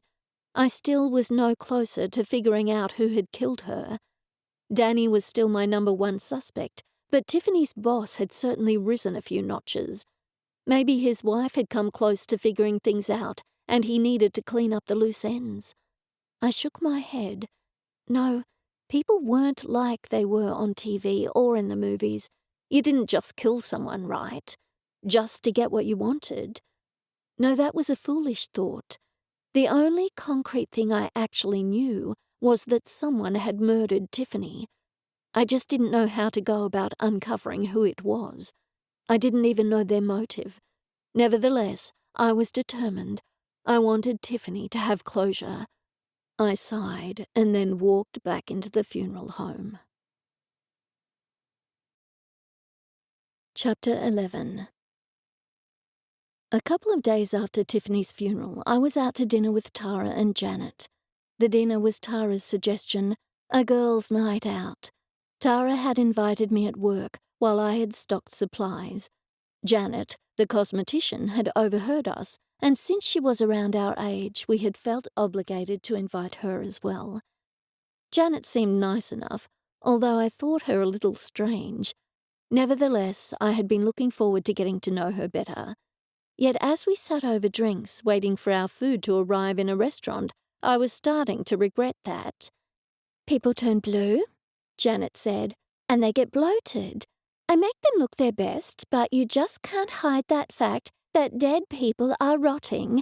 Gases leak, organs turn to—" "Oh, right," Tara said, lifting her glass up and interrupting Janet. "How about a toast?" "To dead people?" Janet asked. "How about to the living?" I said, exchanging a furtive glance with Tara. We clinked our glasses and drank. When we put them down, Tara started up a conversation. I suppose she was keen to do so before Janet had the chance to get going again. So far, we had learned about Mr. Gregory, a man who had been killed by a golf ball and needed an eye replaced, and Samantha Lyle, a woman who had died last year after choking to death on a chicken bone. Neither had been entirely pleasant conversations. "I have some good news," Tara said. "Duncan and I have decided to try for a baby." I clapped my hands together and beamed. "Oh, that's awesome," I said. "What changed his mind?" "I think he just got tired of hearing me whine about it," Tara said. "I don't care why he changed his mind, but I'm glad he did." "You'll be sorry if you have a kid," Janet said unhelpfully. "You don't really want one. Kids are a lot of money. I glared at her. I know they are, Tara said, taking it in her stride. But that's okay. We'll figure it out. Kids, that would have been nice, a voice said, and I turned my head to see Tiffany sitting in the empty chair we had at our table. I resisted the urge to keep looking at her. Instead, I looked at the other two women at the table. Janet had her head down and was scratching the table with the nail of her right index finger. Tara, on the other hand, appeared to be looking at Tiffany out of the corner of her eye. Was I going crazy? I could have sworn I just saw Tara looking at Tiffany. My friend held my gaze, as if she were daring me to say something. I looked away first. That was crazy. If she could see the ghost, she would tell me, wouldn't she? No, because I could see the girl, and I didn't tell her. I figured a young woman appearing suddenly at our table would shock her, but it didn't shock me. It didn't scare me because I had seen her before. I had seen other dead people before. What if Tara had, too? It was too crazy. I knew that. I tried to shove it from my mind, but then something else I had shoved aside a week ago came rushing back. I had thought that Basil, the handsome accountant, had seen Ernie.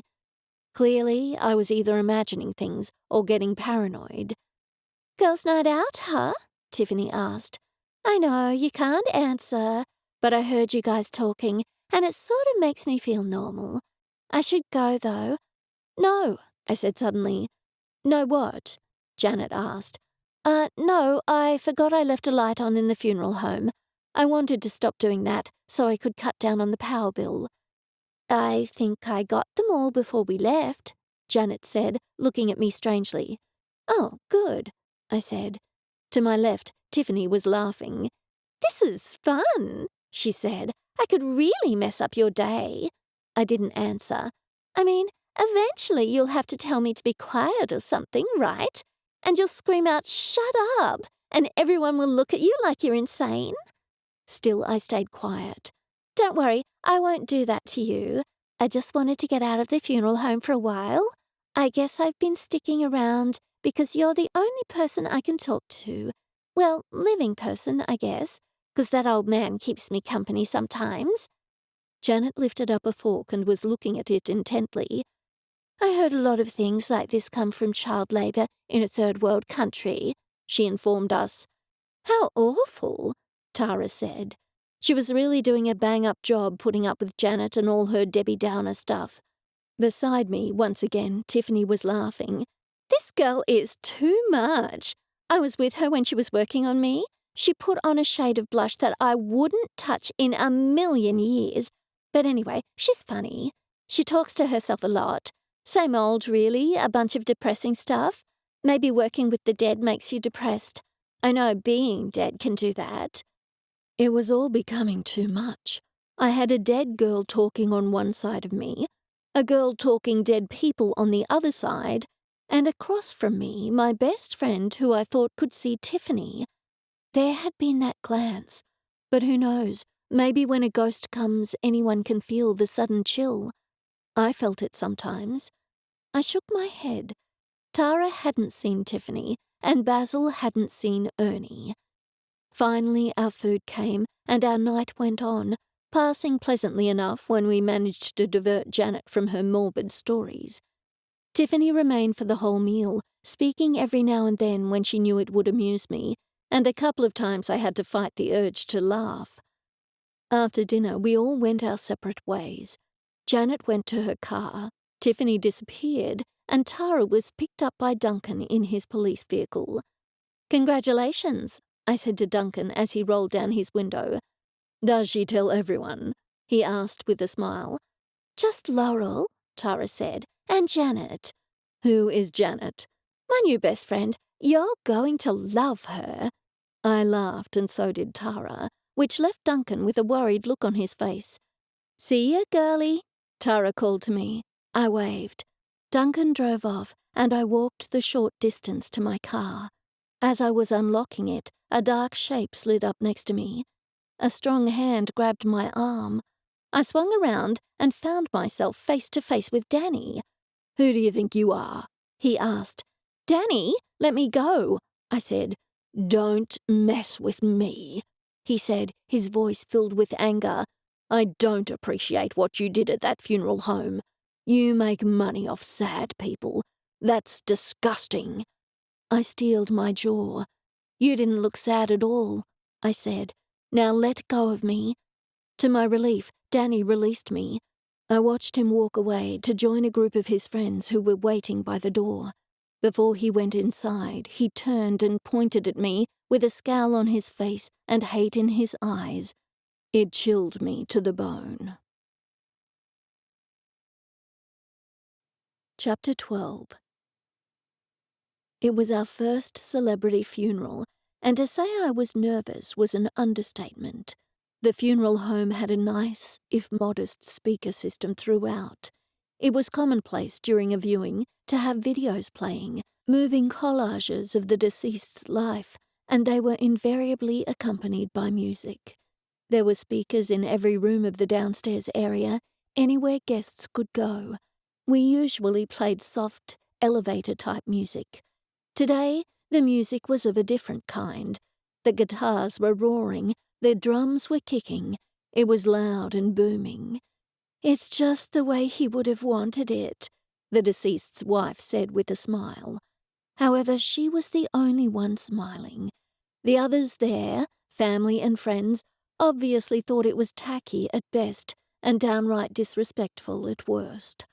I was standing near the front door, keeping an eye on the guests who were still arriving. It was 6 in the evening, and the man was to be buried the next morning. There would be this viewing, and then a small get-together after the burial in the morning. All in all, I had been able to charge quite a bit more for this funeral than others.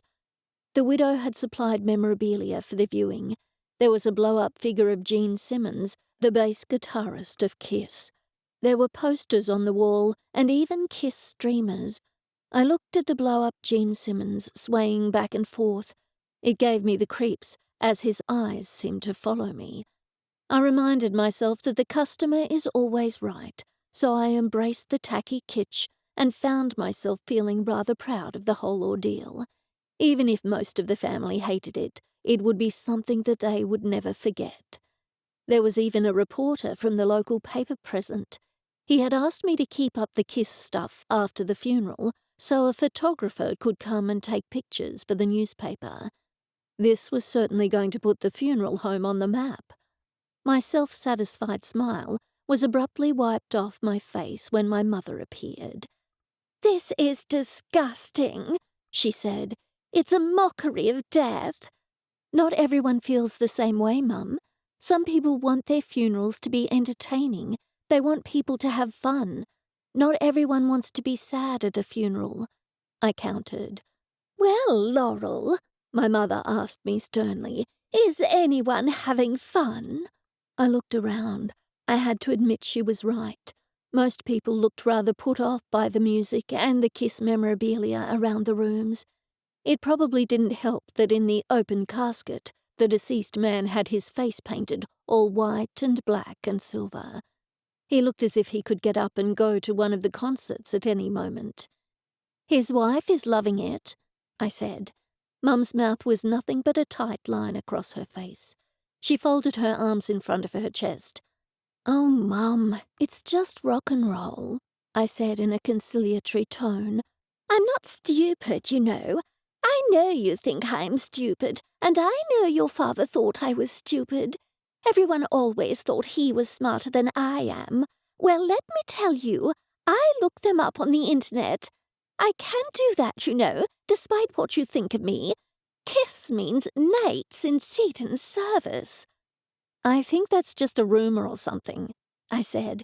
"It's just an urban legend." "Let me tell you, Laurel," my mother said, her voice full of exasperation. "You think you're so smart, but they don't just put anything on the internet. It's like a big encyclopedia. It's all true." What could I say to that? Not much. "All right, Mum. Well, even so, the client likes it." "I think I saw her crying," my mother said. "It's a viewing, Mum. You would expect people to cry." Mum's lips pursed into a thin line. It's too loud. God doesn't like loud music, or he wouldn't have invented hymns. I can turn it down a little, I conceded. I went to the sound system, leaving my mother by the door to welcome guests. I turned the music down more than a bit. "Now this is a funeral," a happy voice said, and I turned to see Ernie standing in the doorway. "Mine was horrible, but this one is fun." "You're a Kiss fan?" I asked, surprised. "No, not exactly," the old dead man admitted. "I just like bothering people, I guess. And there are a lot of bothered people here." I shrugged. "Well, it's not up to them how this guy goes out. When they die, they can have all the boring funerals they want." "Keep it up, kiddo," Ernie said. "This all seems expensive. Your father would have loved it." I smiled and nodded. "I think so too." "I'm going to go now," Ernie said, and he walked through a wall. "Catch you later, Ernie." I left the small media room and stopped to check on the wife of the deceased. She was by his coffin, reaching down and tracing her fingertips lightly over his makeup-covered cheek. "Are you all right?" I asked. "Is there anything we can do for you?" She smiled and placed her hand on my arm. "I love it," she said. "This is exactly him. It's perfect." "I'm glad," I said. "I know some people hate it. Most of them do, I guess. But it just doesn't matter. I don't care. I miss him and I want him to be happy wherever he is." "I'm sure he is happy," I said. "If he can see this, somehow, somewhere, he's thrilled." The woman nodded, and she touched her husband's cheek once more. I left her alone. Pastor Green usually attended the viewings. I was, however, greatly surprised when he arrived, given that he looked like a member of Kiss, his face all painted white with black around the eyes. He had gone all out. "Hello, Laurel," Pastor Green said. I just stood there with my mouth hanging open. I wondered where my mother was. I would need to find her and prepare her, otherwise she was liable to have a heart attack. Pastor Green did not appear to notice that I was rattled by his appearance and kept talking. "Martin and Diane Harris have been coming to church for such a long time. I don't think I ever saw him without a Kiss t-shirt on under his Sunday best. He played drums in the worship team." "Oh, my word!" I heard my mother shriek from behind me. She flew down the hall and practically barreled into Pastor Green. I was worried she was going to send him right out the door, but it wasn't open any longer, so she was going to have to break it down. "You're a man of God," she said in an accusatory tone. Pastor Green smiled. "I am," he said. "It's my duty in times like these to offer comfort." "Who could you possibly be comforting? Lucifer?" The pastor laughed. "Diane Harris," he said. "This is not proper. It's downright unholy," my mother pressed. "Certainly you won't have this heathen makeup on at church." The pastor shook his head. "I will not," he said with a sigh. Just then Diane Harris joined us. "Oh, thank you for coming," she said to the pastor. Pastor Green patted her hand. "If you'll excuse us," he said to my mother, "Diane and I will go and greet everyone." He made the rock and roll sign with his fingers, index and pinky extended, middle and ring folded down, held by his thumb. He stuck out his tongue like Gene Simmons and walked off with the widow. Chapter 13. Since we had just had dinner earlier in the week, I was a little surprised when Tara called me in the morning after the Kiss funeral to ask if I could meet her for lunch that afternoon. The cafe was classic-looking, long and chrome, with a spacious parking lot that wasn't as busy as I remembered it being years ago. I didn't see Tara's car, so I went in and hovered until an old woman named Kathy yelled at me from the counter and told me to sit wherever I wanted. It didn't appear that she was willing to leave her steaming mug of coffee and the soap opera she was watching on a small TV bolted into one corner of the building. I chose a table along the wall where I could look out the long bay window and see when Tara arrived. Kathy came to drop off a glass of water and take my order. I remembered her from back in high school. She had worked here then, and somehow she had looked just as old as she did now. I wondered if she recognized me, but if she did, she didn't let it register on her face. The only other person in the place, besides whoever was banging around dishes in the back, the cook no doubt, was a large man in a red shirt sitting at the counter. He appeared to be doing a crossword puzzle, given that his head was bent low over the newspaper on which he was scribbling. I ordered a Coke and watched Kathy shuffle back behind her counter. The bell over the door chimed, and I looked up to see Tara walk in. She smiled at me and hurried over, dropping into the seat across from me. Tara ordered a glass of water, much to Kathy's obvious disgust. "I miss sodas so much," she said, "but I'm trying to drop it so that when I get pregnant I won't have to quit cold turkey." I nodded. "The things we do for kids." Tara laughed. "Neither of us know anything about that." Well, I was trying to relate. "Trust me, I'm going to need to live vicariously through you," Tara said, accepting her water from Kathy, who slammed it down so hard on the table that it splashed. She took our meal orders and then hurried off. "I can't believe she still works here," I said quietly when the old woman had made it back to the counter. "I think she might be a vampire," Tara said with a grin. "It would be depressing to be turned into a vampire at age 112, or however old she is," I said, and we both giggled. "It's great that you're back," Tara said. "I've missed you." "I know, I've missed you too." I thought back to her call this morning. "What's up?" I asked. This sounded important. Tara nodded and sighed. "I just want to talk. I wanted to clear the air, I guess." I didn't know what she could possibly be talking about. Clearing the air? I hadn't made her mad, and she hadn't made me mad. "I saw you looking at something that wasn't there at dinner the other night," Tara said. "Were you looking at a dead person?" I smiled with relief. Tara was the one person who knew that I could see ghosts, given that we'd been friends from an early age. However, we hadn't talked about it since I'd come back to Witch Woods. "Yes, it was Tiffany," I said. "She wants me to find out who murdered her. She doesn't have a clue who it was." Tara bit her lip. "I'd almost forgotten you could see ghosts. We haven't talked about it in ages." I nodded my agreement.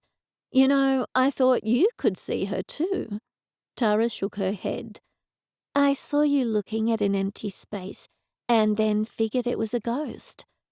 "I knew I was wrong," I said, "but for a minute I thought you could see her. I must be going a bit nuts, living with my mother and all that. I even thought that hot accountant, Basil Sandalwood, could see ghosts too." Tara looked startled. "What's up?" I asked. "It's probably nothing," Tara began, but after I shot her a withering look, she continued. "Well, you know how I'm a witch?"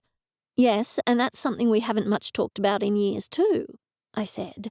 Tara smiled. "Yep. Anyway, witches use white sage for spiritual cleansing of rooms and stuff, and you said you smelt white sage at Basil's office." My jaw fell open. "Are you saying that Basil Sandalwood is a witch?" I said a little too loudly. "Shush." Tara nodded to Kathy, who was looking away from her TV and straight at me. "No, but the thought did occur to me. People who are into feng shui and stuff use white sage too, so it's not just witches." I scratched my head. "I wouldn't have thought Basil Sandalwood was into anything, not feng shui, and especially not anything to do with being a witch either. Anyway, wouldn't you know? Don't you witches have a special handshake or something?" Tara laughed. "No, silly, that's Freemasons. I can't tell if someone else is a witch. It's not as if Basil has a YouTube channel or something. Look, he probably just has some funky type of aftershave." She stopped talking as Kathy was scurrying over with our meals. We thanked Kathy as she set them in front of us, and then she shuffled off. "So you really think Basil could be a witch? Or a wizard or whatever? That's what they call them in Harry Potter." "Not really," Tara said, shaking her head as she lifted her sandwich to her lips and took a bite. After she finished her mouthful, she said, "It's just that you thought you smelt white sage in his office." I thought that over. I can see ghosts because every firstborn female in every second generation in Mum's family can see them. Is being a witch hereditary too? I don't think I've ever asked you that. Actually, Tara said, there are people who learn to be a witch and others who are born with the abilities. I doubt he's a witch, and if he is, he probably doesn't want anyone to know. I tried to decide if I would want people knowing if I was a witch. I didn't want anyone to know I spoke to dead people, so I guessed not. I certainly wouldn't want my mother to know. So, tell me about Tiffany, Tara said. You said you were helping her. I'm trying to. I quickly filled her in about what had happened, including when Danny had confronted me in the restaurant parking lot. He was there that night. A coincidence, I think, I said. He was just out with friends, but he scared me, that's for sure. I can turn him into a frog for you if you want, Tara said. I gasped. Really? Tara had a fit of the giggles. No, she said when she was finally able to speak. But I'd like to. Me too, I said. So it's him then, right? He's the suspect. I shrugged. Well, I don't know. She was sleeping with her boss. Who knows what's going on there? Her boss seemed upset at the funeral though, right? Isn't that what you said? Tara asked. Well, sure, I said. But that doesn't mean anything. If I killed someone, you better believe I would look sad at their funeral. Chapter 14. I spent a long time in front of my closet the morning I was to be interviewed by the local paper, trying to find the perfect outfit. I wasn't sure if they would even take a photo of me, but in case they did, I wanted to look nice and respectable. I ended up choosing a skirt and blouse with black flats. I was careful to apply more makeup, but even then I ended up half an hour early. I went to my office to do some dreaded paperwork. It was strange for me to sit in the office because I kept thinking of it as Dad's, even though it was mine now. It didn't feel right to call it my office, so I hadn't been able to yet. It still felt like it was Dad's, and I was just substituting for him, yet I knew only too well that it was a substitution that would last the rest of my life. As I worked up a final bill for the Kiss funeral, my mind wandered. It was pretty clear to me that I was going to stay and run the business. What option did I have? As I thought things over, I realized that I had never actually made the official decision. It had just been a let's wait and see thing, but I had somehow fallen into the reality of it all. 10 minutes before the journalist from the paper was due to arrive, I felt a disturbing presence at the door. I looked up, hoping it was Tiffany or Ernie, but instead I saw my mother. If I had put some effort into finding an outfit that morning, my mother must have woken at 4 a.m. and obsessively slaved over what she was going to wear. To be quite honest, I had never seen her look nicer. "Well, Mum," I said, "you look great." "Thank you. You look nice too." I smiled. "Thanks. Why are you so dressed up?" Mum frowned. "The paper. Same reason as you." "They're coming to talk about the Kiss funeral," I said. "I thought you hated the Kiss funeral." "I never said that, Laurel. Anyway, any publicity is good publicity," Mum said with her best smug look. I sighed. Of course, my mother would never miss an opportunity to be in the newspaper.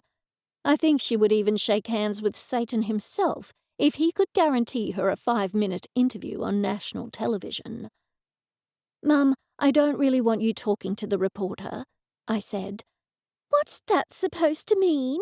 my mother asked, folding her arms across her chest defensively.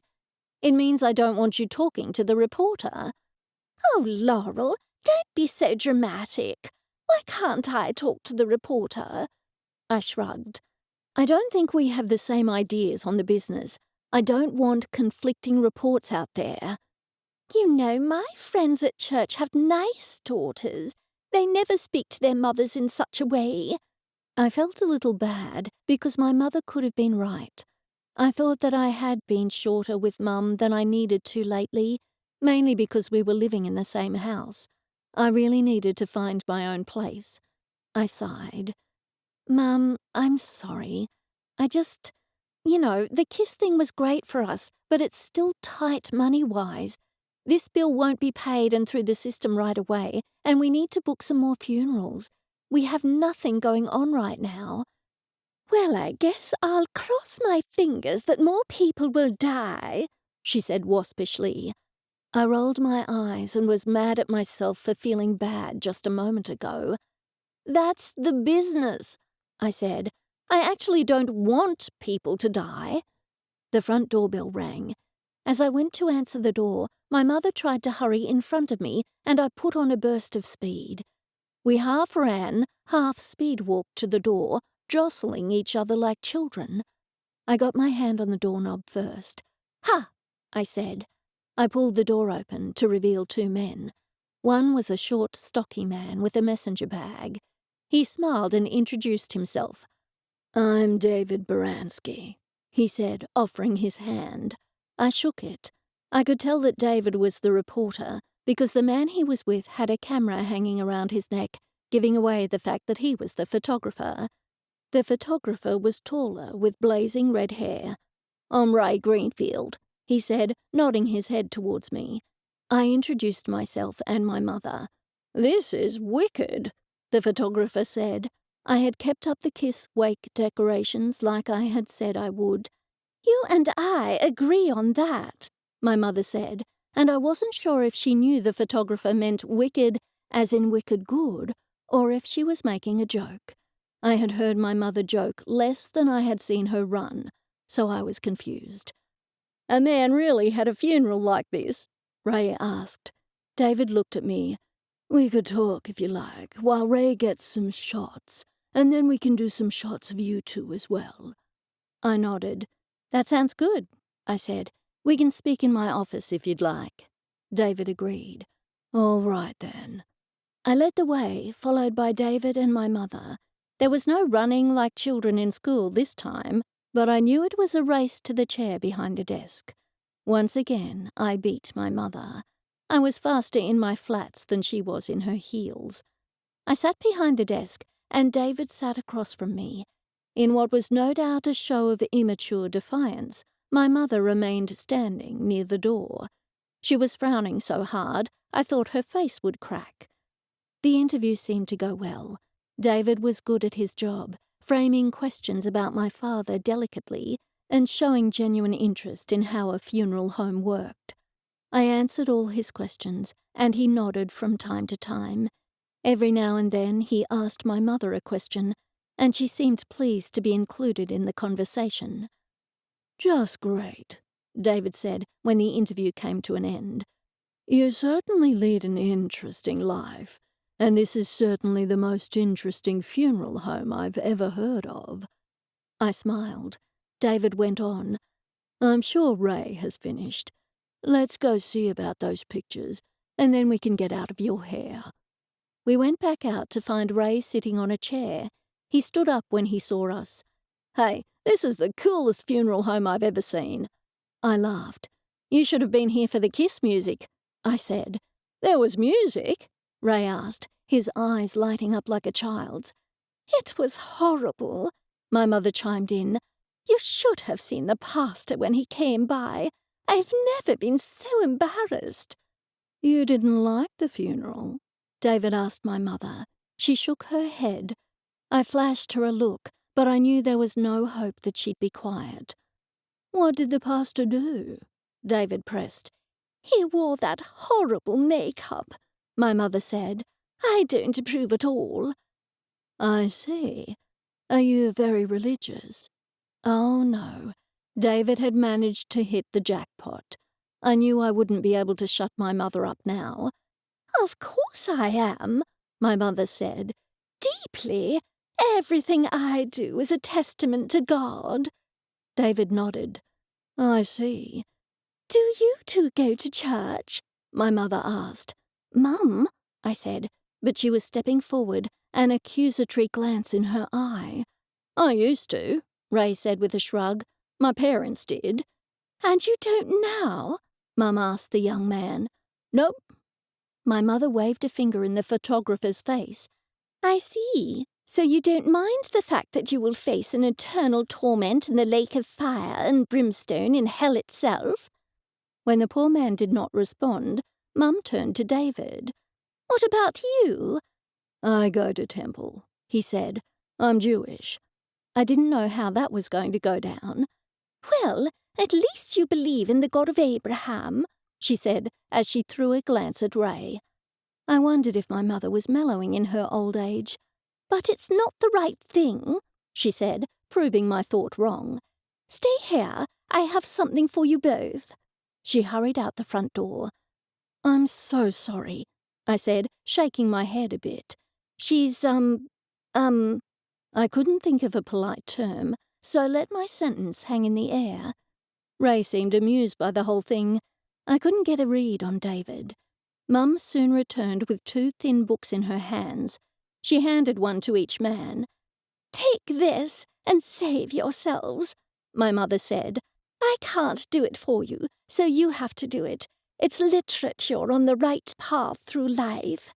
You're both on the wrong path, like my heathen daughter." David looked at my mother. "So will this funeral home serve someone who doesn't share your beliefs?" he asked. I opened my mouth, but my mother jumped in before I could. "No way," she said. "Death is about going to God. If you don't believe, then I am not going to help you celebrate that or help your family cope with their loss." "I see," David said rather crossly. "No, that's not right," I hurried to say. "We are happy to help anyone and everyone. We don't discriminate based on any factor whatsoever." "Which of you runs the place?" David asked, suddenly interested in the conversation. "I do," my mother and I said at the same time. "My father left the funeral home to me," I said. "I was working here before she was even born," my mother argued. "Interesting," David said.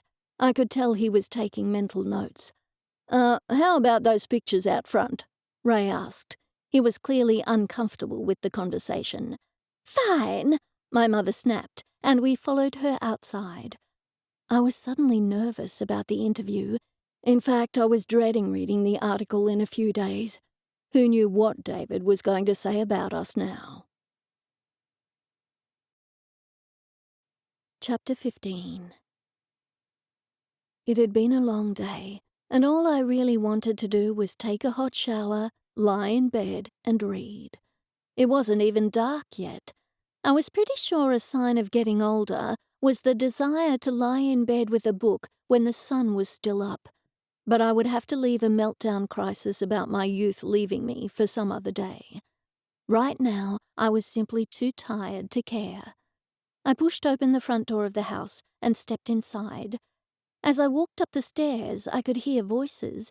One was obviously my mother's, and there was another I didn't recognize.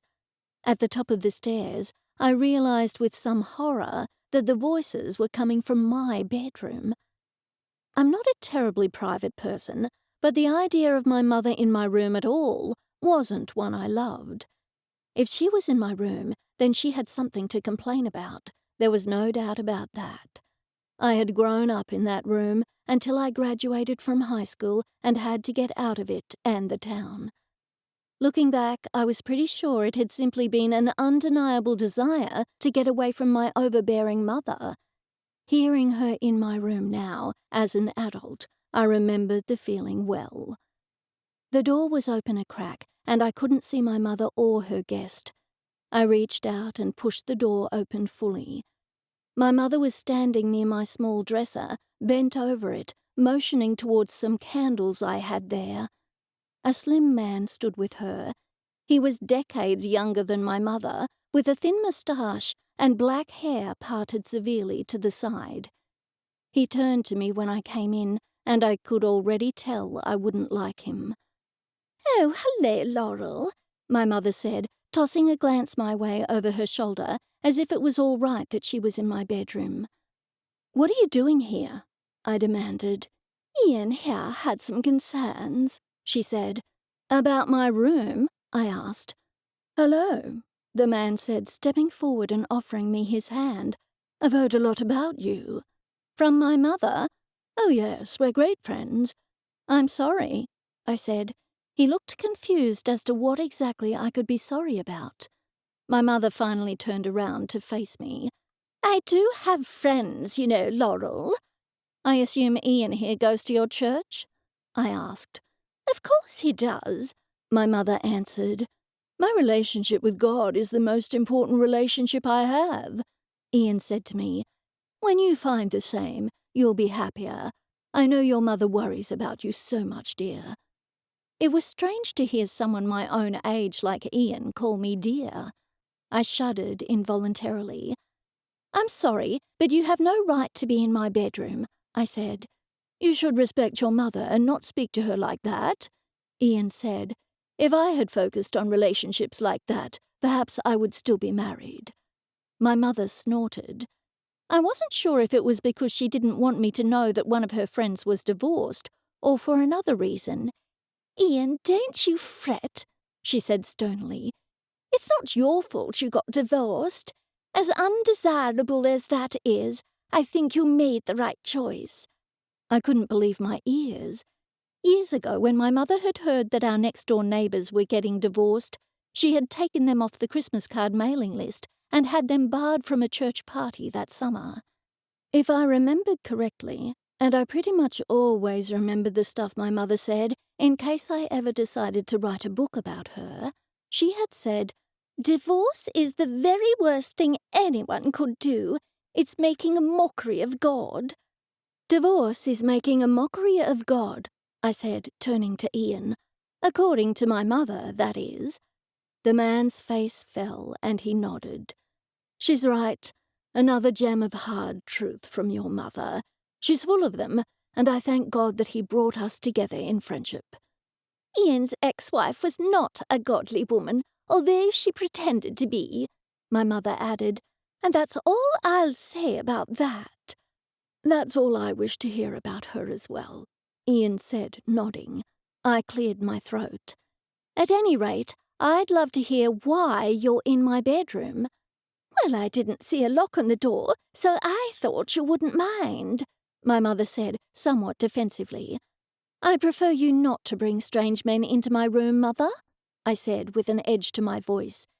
"Ian is not strange. He's one of my best friends." I sighed and rolled my eyes.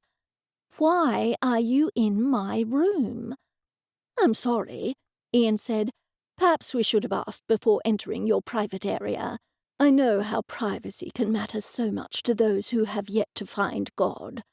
I ignored his comment and turned back to my mother. I crossed my arms over my chest and glared at her. "Ian has been seeing a woman for the last year or so. When they know each other, she likes to light candles. Ian was concerned that she might be into the New Age. I told him that you were into the New Age, and he came to compare the candles." "New Age?" I asked. "You believe in the power of stones and things like that," my mother said. "The power of stones?" "Mum, I just like scented candles." She waved her hand at me. "Regardless," she said, "I invited Ian over to see if the candles were that similar New Age type stuff." I turned to Ian. "And when you know each other, don't you know each other all the time?" "Heavens, no," Ian said, placing his hand over his chest. He looked like he would pass out right there on the spot. "Only on Friday nights, after we listened to an hour of gospel music." I glanced at my mother, and she too looked absolutely appalled. I simply had no idea why they were so shocked. Ian went on. "I know we shouldn't know each other at all, but times are changing, even if Thelma here doesn't like to admit it." My mother forced a laugh and placed her hand on Ian's arm. I cringed at the sight. "Well, I'm tired. I've had a long day. I'd love to relax in my own room," I said. "Alone." "I was just leaving," Ian said. To my relief, he did just that. My mother followed him down to see him out. I hurried around my room to see if anything was out of place, but the only misplaced items were my scented candles. "Why must you always be so rude?" my mother asked me upon her return. "Mum, this is my bedroom," I said. "Don't bring people in here to smell my candles. It's just too weird, not to mention downright rude." My mother snapped at me. "You're calling me rude? I can't believe the way you spoke to Ian. Besides, we weren't smelling the candles. We were just looking at them, you silly girl. Ian's girlfriend, Sandra, insists on lighting candles when they know each other. He says she won't know him at all without the candles burning. She says it's romantic, but he's afraid it's new age. She doesn't go to our church, you know." "What on earth are you talking about?" I asked. I was beginning to lose my patience. "They either know each other or they don't." Mum gasped, and her hand flew to her throat. "That very well might be how things go on with people your age outside the church. But inside the church, it's a little more than that. You don't just know anyone. You should only know one person your whole entire life." "Oh my gosh," I said, the light dawning on me. "When you say no, you mean—" My mother cut me off. "Hush! Don't you dare say such a thing. We don't need more filth in this house." "More filth? These candles, these new-age tools of the devil you insist on bringing into my house." "They're seriously just candles, Mum," I all but screamed. "They smell good and make light. That's all." Mum's lips formed into a tight line, and for a moment I was tempted to tell her I was a witch. I wasn't one, but I would enjoy telling her that I was. Her only child, a witch. I savoured the mental image of her eyes bugging out of her head. I was snapped out of my pleasant musings by her voice. "Ian is upset because he is already knowing the girl. If she is actually new age, he will be due for an eternity of torment alongside her. You really shouldn't know anyone outside of marriage, but it is a different time. I accept that." "You accept that." Mum, when you were in a busy supermarket and saw that the teenage girl scanning the groceries was pregnant, you left your things there and hurried out. My mother nodded. "I was a different woman then. I know now that the girl deserved pity and guidance. I can change, and I have." I snorted rudely. "I live by God's influence, and I don't apologize for that," my mother continued. "And I never will." "Mum, how come you think it's okay that Ian is, knowing this woman out of wedlock? You always complain about people living in sin, as you call it." A look of pure horror passed over Mum's face. "I most certainly do not think it's okay, Laurel. I think it's disgusting. In fact, I think Ian has got a thundering cheek. I'm sure that woman thinks he's going to marry her." I was utterly confused. Talk about mixed messages. "Well, why don't you say something to him?" Mum crossed her arms. "I'm going to. It's just not right." "I have to say, Mum," I continued, "I never thought I would see you befriending someone so young and speaking with him about who he, knows and doesn't know." "He's my friend," my mother said stubbornly. "I don't think it's appropriate," I said, enjoying myself. "And if I don't think it's right, imagine what all your friends and the whole church must be saying about you two." The colour drained from my mother's face, and it was all I could do not to laugh. She was positively pale, as white as a sheet. She tried to speak, but just sputtered, her lips and jaws working, but no words coming out. She turned on her heel and left my room, finally leaving me alone.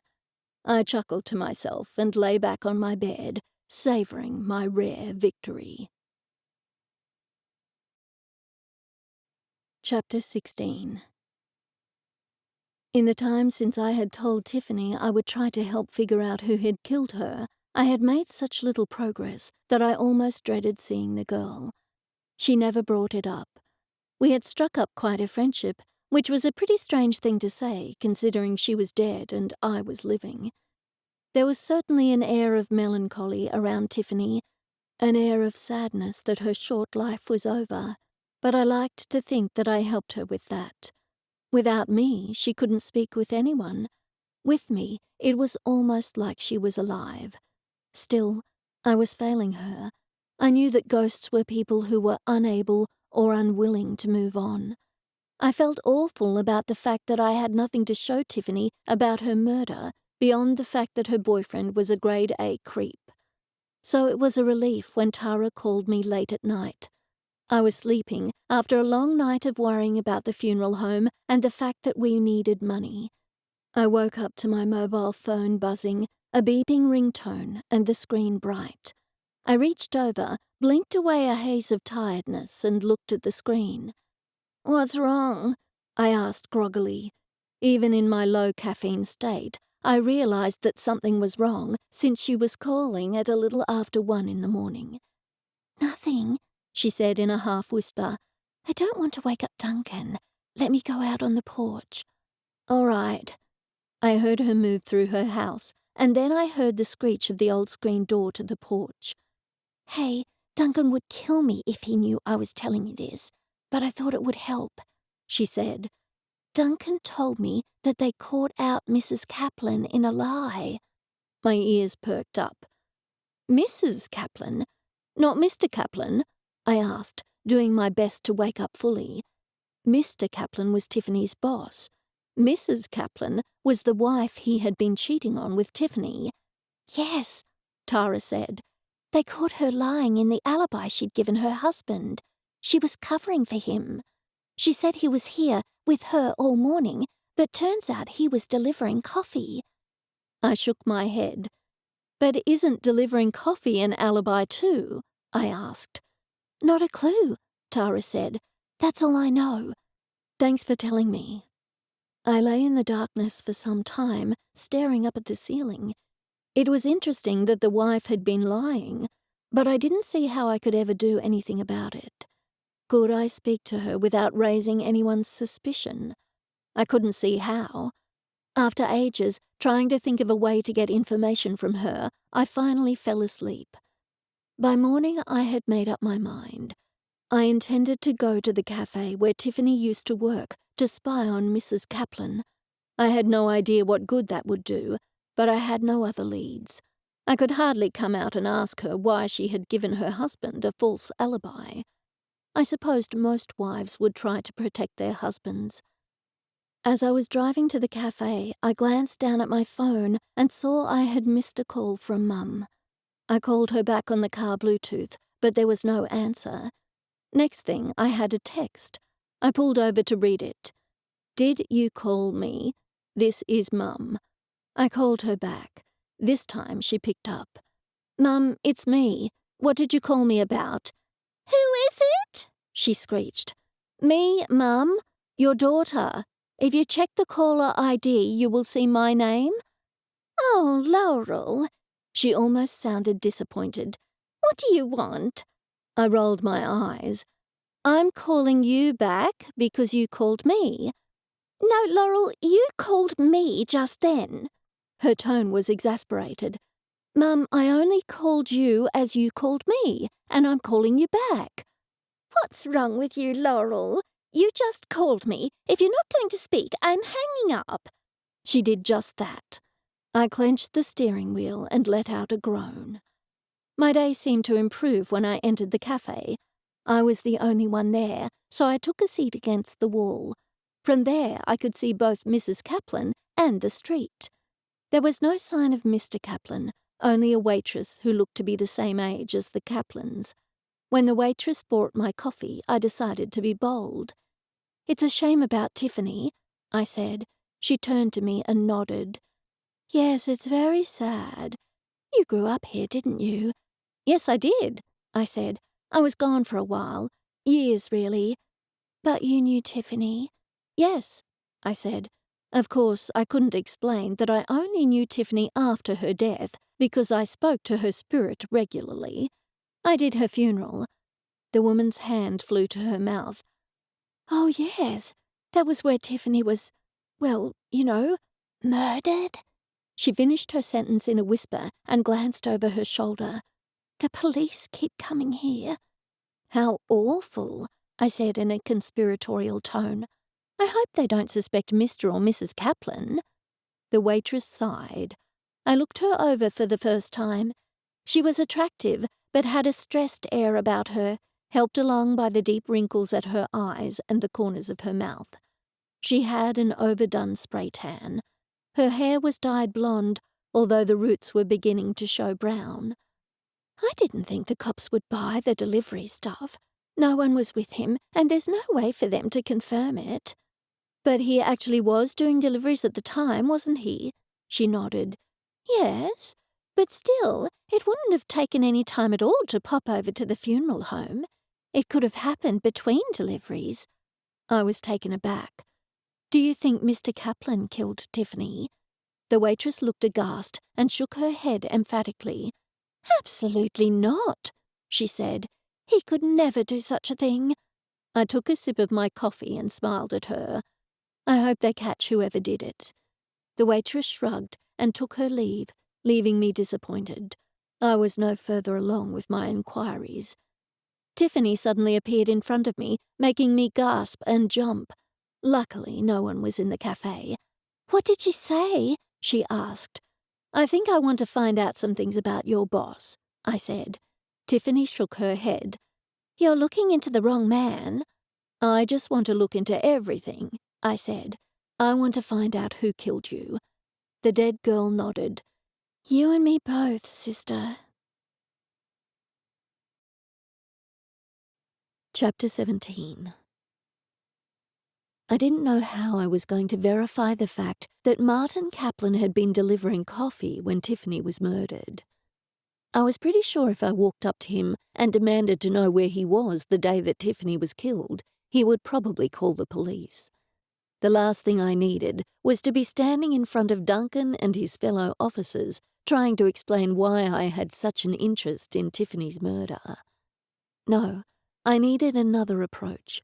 But how could I confirm that Martin was delivering coffee at the time that Tiffany was killed? I could go to the businesses that regularly had coffee delivered each morning, but how would I get the information? The answer came to me swiftly, but it was so obvious that I mentally kicked myself for having to think of it at all. Tiffany herself could be of help. Of course, it wasn't always easy to find the girl. She was walking this world, unable to move on until she felt at peace with her death. But she wasn't always hanging around the funeral home. I thought that she perhaps went to check on her parents, in particular her mother, but I never asked. It felt like prying. Often, though, she was somewhere in the funeral home. I walked around the funeral home, but Tiffany was nowhere to be seen. I had to get to work and figured she would turn up at some point. I had a few calls to make. Business was picking up. We had received a lot of publicity over the recent Kiss funeral, as the newspaper article had turned out to be nowhere near as bad as I had expected. In fact, it was bordering on praising the funeral home. To my relief, David had not mentioned my mother at all, and thanks to his article, I had more messages than ever waiting for me on the answering machine. The day stretched on, and still I heard nothing from Tiffany. I took a small break for lunch and went to the house. I made myself a sandwich and ate it while I stood at the kitchen counter. I wondered where my dead friend was. I really wanted to ask her where her boss usually delivered coffee. The longer I waited, the more likely it was that no one would be able to remember anything that had happened on that day. I thought of one other place she could be, besides her mother's house, so I hurried to my car. The graveyard in which Tiffany had been buried was rambling, with a rolling green mound near the centre. I pulled up outside the iron gates and parked on the side of the road. As I climbed out of my car, I could see her sitting in front of her headstone. "Hey," she said. She sounded sad, and she looked it as well. "I didn't know you came here," I said softly. "This is the first time, actually. It's weird, knowing that I'm buried here right under where I'm sitting. That's just your body, I said. You are you. You didn't have a soul. You are a soul. You had a body. Tiffany smiled at me as I sat beside her. I like my headstone. It's pretty. Is that weird? I returned her smile and shrugged. I don't know. I'm not sure how you should feel. There probably aren't any rules, you know. Tiffany nodded. Why did you come out here? I was looking for you. I need your help with something. Murder investigation stuff? She asked hopefully. I nodded. I'm sorry I asked you to do that for me. You don't have to if you don't want to. It was dumb. I just need to know, but the police are working on it. I want to help you. I told you I would, and I will, I said. I like you, and I want to find out how you got into this situation. Namely dead, I thought, but I didn't want to upset her. What do you need to know? She asked me. Where did your boss make deliveries each day? Tiffany sighed and shook her head. Still on him? I really don't think it's Martin. I know, but indulge me, I said. He went each morning, didn't he? Tiffany nodded. Yes, he usually delivered to the antique store, the hardware store, and the Kennison farm. I was surprised. Mr. Kennison, with the farm out on Kingston Road?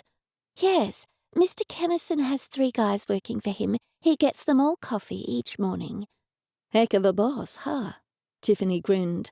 Mine was better. I'm telling you, Martin has nothing to do with this.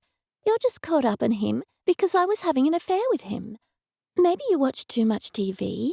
It's always the guy the girl is sleeping with on shows, right? Perhaps I am. I just want to be thorough, and if he was going all the way out to that farm, that should clear him. Maybe then you can leave him alone, Tiffany said. If it checks out, it checks out. I'm just trying to help. I know, Tiffany said. I'm sorry. I asked you to help me after all, but wouldn't the police have already checked his alibi? I shrugged. I don't have a clue whether they did or they didn't. I have to do this by myself. Tiffany nodded. Okay, thanks. All right, I said as I stood. I wanted to put my hand on her shoulder, but I couldn't. Tiffany hadn't felt human contact in a month, and she would never do so again. The sudden thought made me sad. I hurried back to my car so she wouldn't see me cry. I figured there was no point going to the places that Martin Kaplan had delivered to in town, so I headed for Mr. Kennison's farm. If I could place Martin there around the time of Tiffany's murder, then it would clear him. When I made it to the farm, I pulled onto a long dirt driveway, my tires throwing up clouds of dust as I bounced along. There was a large farmhouse at the end of the drive, and everything was surrounded by brown fields. I parked at the end of the drive next to an old red tractor. I climbed out of my car and went to the front door of the home. I knocked, but no one answered. I stepped off the porch and shielded the sun from my eyes. I peered all around, trying to find Mr. Kennison, but the fields were large and I couldn't see him. I went around the back of the house and looked. I could see a green tractor rolling slowly across the ground. I sighed and started to walk. As I got closer, I could see that it wasn't Mr. Kennison driving the tractor, but a young man of about 20. He stopped when he saw me and killed the tractor's engine. He climbed down and grabbed a water bottle from under the seat and took a long drink. "Can I help you?" he asked. "Could you point me towards Mr. Kennison?" "Are you another cop?" "No," I said, unsure if I should say anything else. "Good. He's fed up talking to cops," the guy said. He pointed behind him to a thin line of trees. "Wayne Kennison's out there putting in strainer posts." I turned and left him to his work and headed out towards the trees. Mr. Kennison must have been around 70 years of age, but he looked like a man decades younger. He was strong, he had a broad chest, and his face and arms were deep brown, tanned after years of being in the sun. He saw me at once and stopped what he was doing. "You're Larry's daughter, aren't you?" he asked as I approached. "Yes," I said. I was surprised that he remembered me. He pulled his hat off his head and wiped the sweat from his forehead. Sorry to hear about your father. I nodded. Thanks. What can I do for you? I wanted to ask you something, and it might sound weird, but I'm asking for a friend, I said. I wanted to know if Martin Kaplan was here. He raised his hand, cutting me off. That's what the cops asked me a few days ago, he said. I'll save you some time and tell you what I told them. Usually Martin did bring me coffee every day. The day that girl was murdered in town, he came, but he was about an hour later than usual. He said he had some car trouble out on the Retreat Road, and it took a while for anyone to get out to him. I don't know anything more than that. His news hit me like a ton of bricks. Martin had been here, but not until after Tiffany had been killed. Tiffany wasn't going to like hearing that. As much of a jerk as Danny was, it was looking less and less to me like he had killed Tiffany, and more like her lover, Martin Kaplan, was the murderer. All I needed to find out now was his motive. Chapter 18. I was at the Kaplan's Cafe about to have lunch. I thought it a good way to multitask. I needed to eat lunch, and I hoped that I'd pick up some information or observe something of interest. Mr. Kaplan was now on the top of my list of suspects. In that regard, he had well and truly gone past Danny.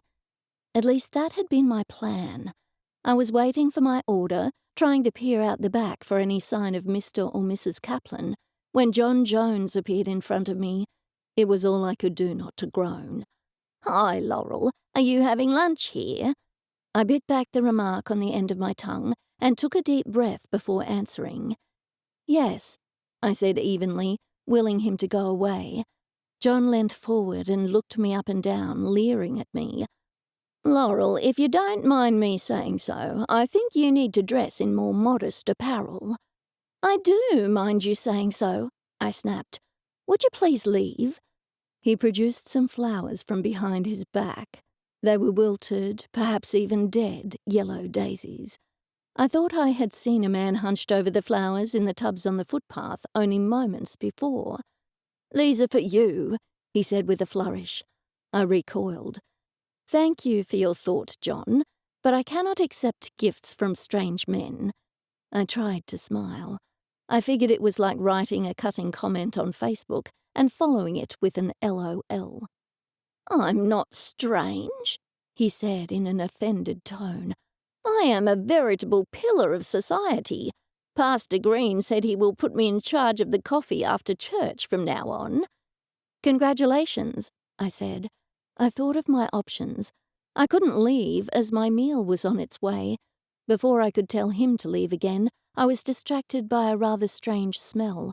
Something like a mixture of embalming fluid and cheap, stale perfume. I sneezed violently.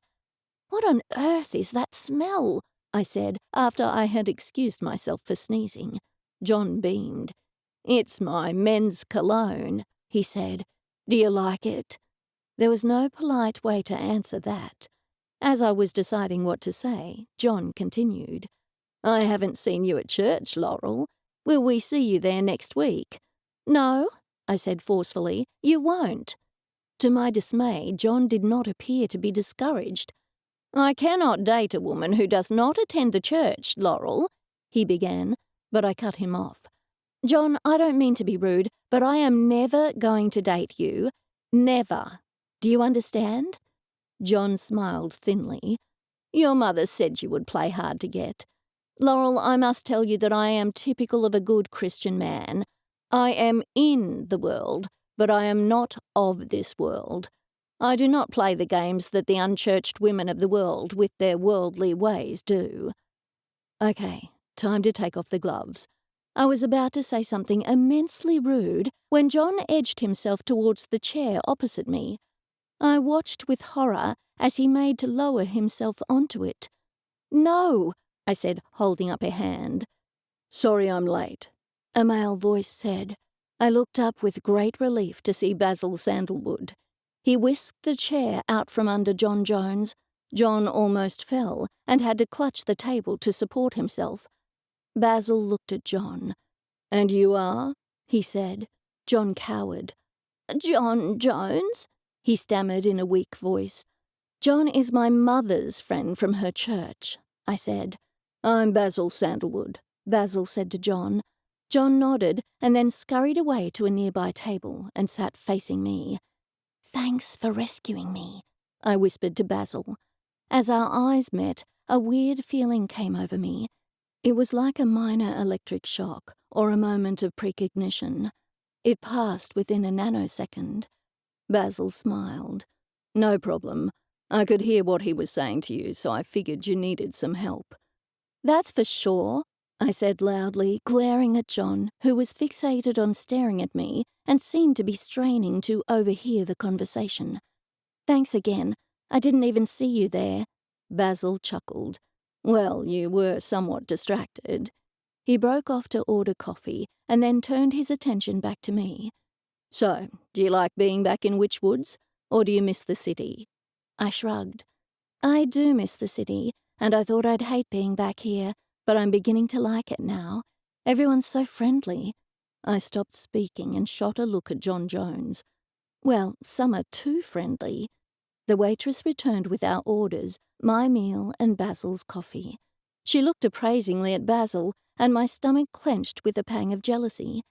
The cafe was not far from his office, so I figured he'd be in there often. Anyway, what was wrong with me? It wasn't as if we were dating. At any rate, Basil appeared to be unaware of the waitress's scrutiny. What's the story with that guy? He said, nodding in John's direction. I groaned. Mum tried to set me up with him. She invited him over to dinner and tried to push me onto him. Basil nodded. Your mother can be quite persistent, if you don't mind me saying so. I'm surprised she allowed your father to use Dad's accounting firm for all those years. Me too, I said with a laugh. She doesn't approve of anyone who doesn't go to her church. By the way, Basil said, I have a new business card. He reached in his wallet, and as he did so, a little piece of crystal fell out. He grabbed it like lightning and shoved it back in his wallet, and then handed me his business card. What was that crystal? I asked, even though I knew it was none of my business. A slow red flush travelled up Basil's face. For a moment, I thought he was going to deny having it, but after a lengthy pause, he finally said, It's citrine. Citrine? I parroted. Yes, he said. It was clear to me that Basil wasn't going to tell me why the citrine was in his wallet, but I already had a good idea. I've heard something about keeping a piece of citrine near your money to increase wealth, I said. Basil turned a deeper shade of red. Yes, he said. I suppose you think that's a silly idea. I laughed. Not at all. You'd be surprised what I believe in. I think it's a good idea. I should get myself a piece of the stuff. Basil appeared taken aback by my remark. Not many people in Witchwoods would approve of me being into crystals. Most people go to your mother's church. I grimaced. Yes, Mum hates crystals, and candles too.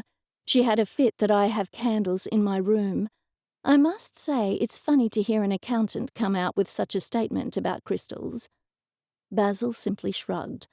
I'm quite open-minded about spiritual matters. He fixed me with a gaze at that point, as if he wanted me to respond in a certain way. Me too, I said lamely, not knowing what else to say. After all, I was indeed open-minded about spiritual matters, but I could hardly tell him that I could see and speak to ghosts. For some reason, my words seemed to upset Basil. He stood up abruptly. That's what they all say, he said tersely, but when crunch comes to crunch, it's another thing entirely. With that, he left the cafe abruptly. Chapter 19. I awoke with a smile on my face. As I climbed out of bed and brushed the tangles from my hair, I couldn't help but be happy. Today we had a funeral booked. That meant a world of weight was lifted from my shoulders. I was also happy because of my mother. The reason I was happy was because I took some delight in knowing that Mum was going to hate it. Just as she had hated our last celebrity funeral, which was Kiss-themed, this one was going to drive her even more nuts. The man who had died, a 90-year-old named Melvin, had been an Elvis fan. I was excited to have an Elvis funeral, as that had been my spur-of-a-moment idea back in Basil's office. Melvin's wife had died some years ago, and his son, Aaron, was the one who had requested the Elvis funeral.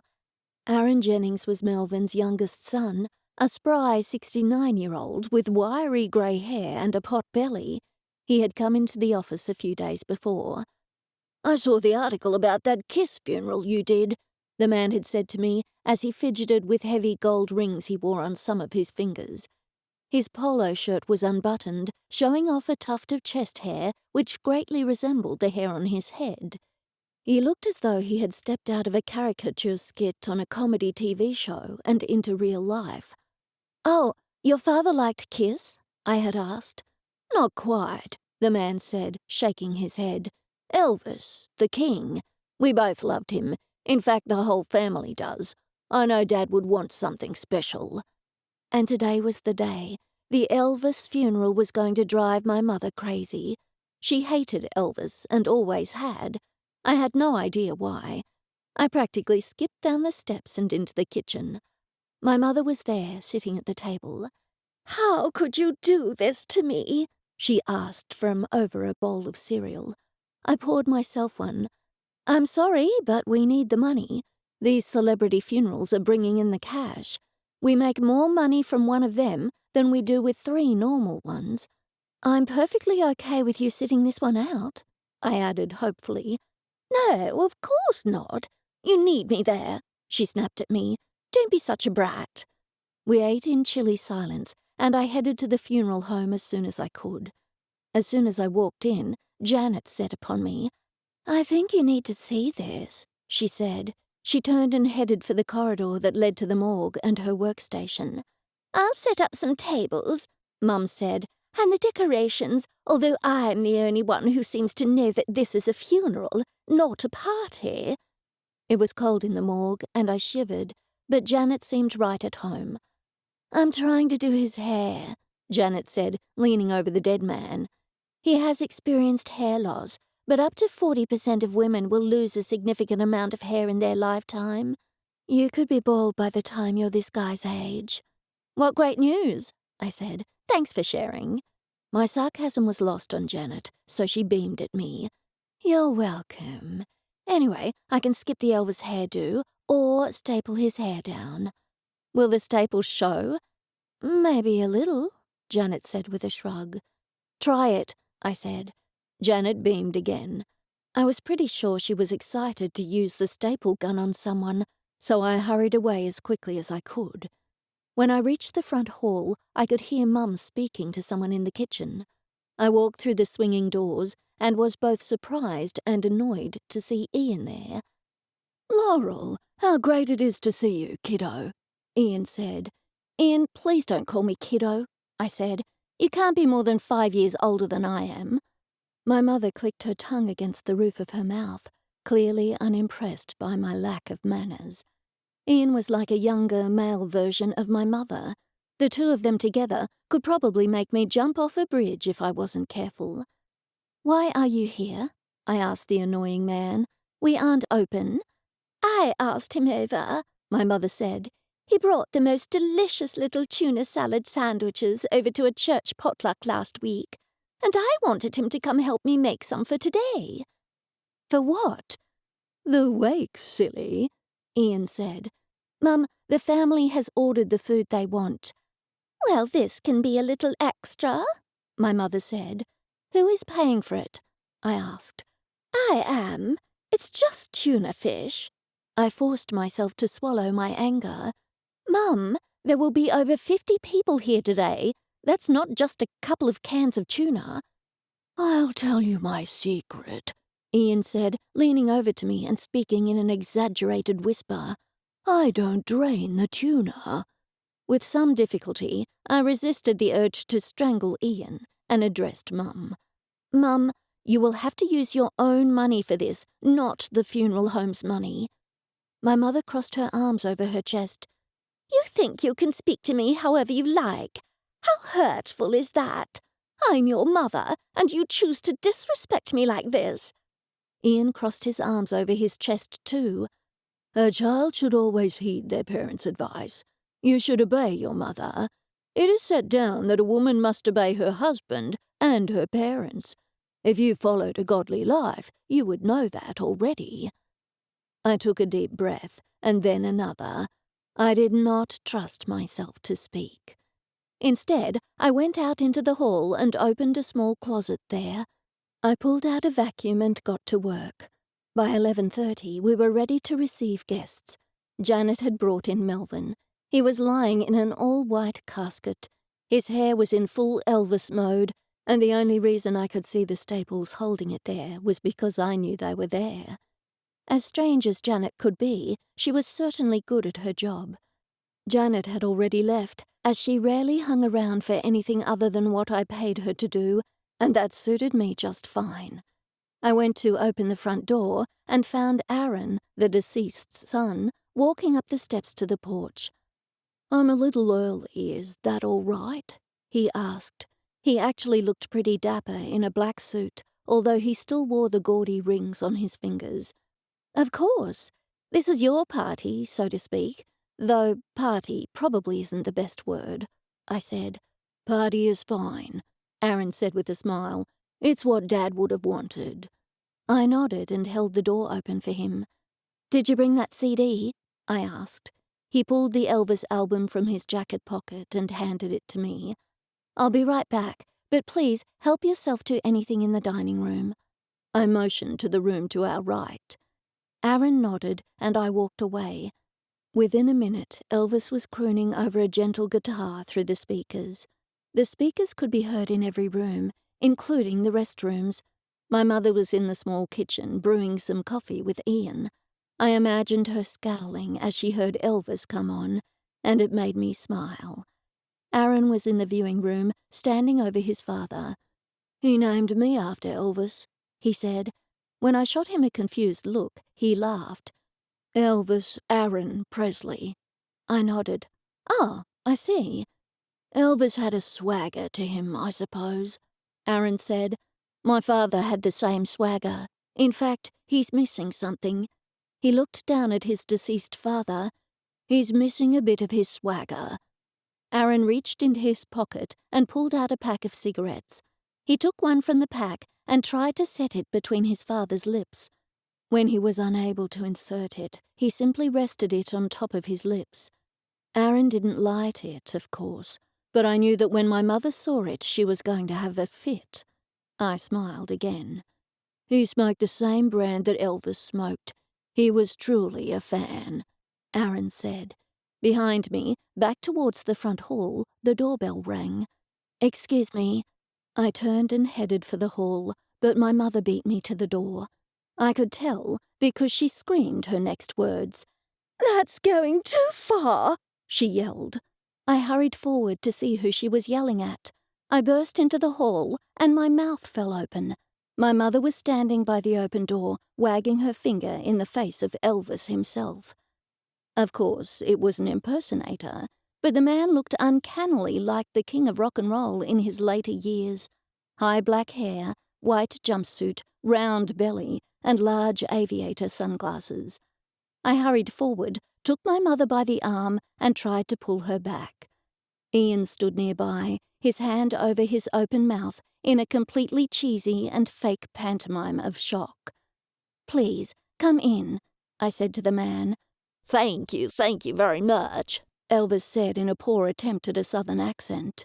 He came through the door, and then another 10 Elvis impersonators came through after him. Chapter 20. I couldn't believe my eyes. 11 Elvis impersonators were standing in the front hall of the funeral home. Some were dressed as old Elvis, some as young Elvis, and others somewhere in between. Aaron walked into the hall and clapped his beefy hands together. "All right," he said with a grin. "What is this?" my mother said, her voice high-pitched and bordering on hysterical. "This can't happen." Aaron looked at her. "My dad was a member of the group. You're looking at the best Elvis impersonators in the state." "They need to leave," Ian said, stepping forward. "This is a man's funeral." "No, Ian, you need to leave," I said firmly, glaring at him. "This is what Melvin would have wanted."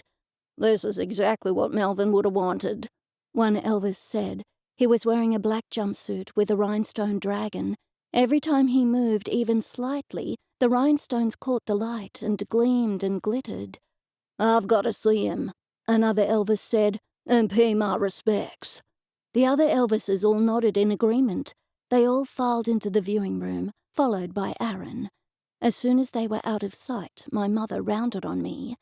"You're making a mockery of your father's hard work," she snapped.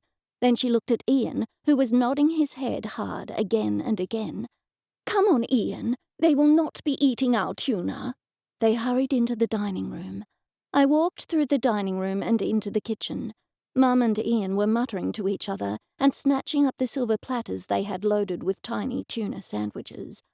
I had just finished brewing a large pot of coffee when I heard the bell ring again. I knew I had better beat my mother to it. Who knew who was coming in now? Once the viewing started, the door would be propped open, but since it was still a little early, I hadn't done that yet. Mum rushed to the door, and I wondered why she was so eager to open it, considering how appalled she was. If there was one thing she hated more than tacky-themed funerals, it was Elvis. Then I remembered how much my mother loved to be offended, and I understood why she was hurrying. There was a good chance she was about to open the door and have something to complain about, and she wanted to make the most out of the opportunity. I slipped around her and grabbed the doorknob, and then threw my mother a look that a normal person would have understood to mean to be quiet and not to yell at anyone. But with my mother, you never could be quite sure if she understood normal societal cues. I opened the door, and I was pretty sure my mother was going to faint. There was Pastor Green, dressed up like Elvis. "Good morning," he said, holding out a box of donuts. "I know you always have such good food, but I thought I could help out." "Thank you," I said, taking the box. "You are a man of God," my mother spluttered.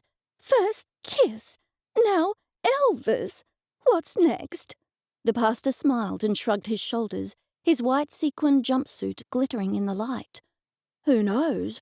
Perhaps the next funeral will be Aerosmith. I quite like them." My mother shook her head. Behind her, Ian came out of the dining room. If he was embarrassed by or for the pastor, he didn't show it. He went into full butt-kissing mode. "Oh, Pastor Green," he gushed. "How absolutely delightful and lovely to see you. I haven't seen you for a whole day at least. Can I get you some coffee? Or a delicious tuna sandwich?" "No, thank you, Ian," the pastor said shortly. I think he grimaced, but I couldn't be certain. Behind us, 3 Elvises came out of the viewing area and were headed for the dining room. They stopped when they saw Pastor Green. "Looking good," one man said. He was an older Elvis. "But this is Pastor Green," Ian said, his voice filled with shock. The pastor ignored him and addressed the Elvis. "Thank you, but I must say your costumes are masterful." "Hey, we don't wear costumes," another of the Elvises clarified. "We try to channel the king in everything we do." The pastor nodded. He would be proud. "I have to say," the third Elvis said, "if my pastor was as cool as you, I would still go to church." "Please stop by mine sometime," the pastor said, and behind me I heard my mother sigh deeply. The thought of people who spent their free time dressing up like Elvis going to her church was probably too much for her to bear. The 3 Elvises went on to the dining room, and the pastor went to mingle, just as other guests were arriving. As appalled as most of the family and friends had been at the Kiss funeral, this one was the exact opposite. Everyone loved it, and the Elvis impersonators weren't the only ones who had taken some fashion tips from the king of rock and roll. Pompadours, silky scarves and the like were all on display. I was in the kitchen brewing the 5th large pot of coffee when Ernie materialized. "I have to say, these funerals are getting better and better," the dead man said. No one was there with us, so I could talk to him without looking like a lunatic. "This is pretty cool, huh?" "I'm a little disappointed to see you aren't dressed up," he said. I shook my head. Not in a million years, Ernie. So, what's next? Music-themed funerals are getting stale, don't you think? I laughed. It's only our second one. I'm just trying to keep things fresh. Do you think a dead guy is the one who should be trying to teach me how to keep things fresh? I teased him. That's not very nice, Ernie said with mock disappointment. He was an easygoing guy under the gruff exterior. Anyway, I'm going to follow that girl around. Did you see her, the one with the red scarf? Ernie, she's half your age. And she's alive. Ernie shrugged. Can't win 'em all, right?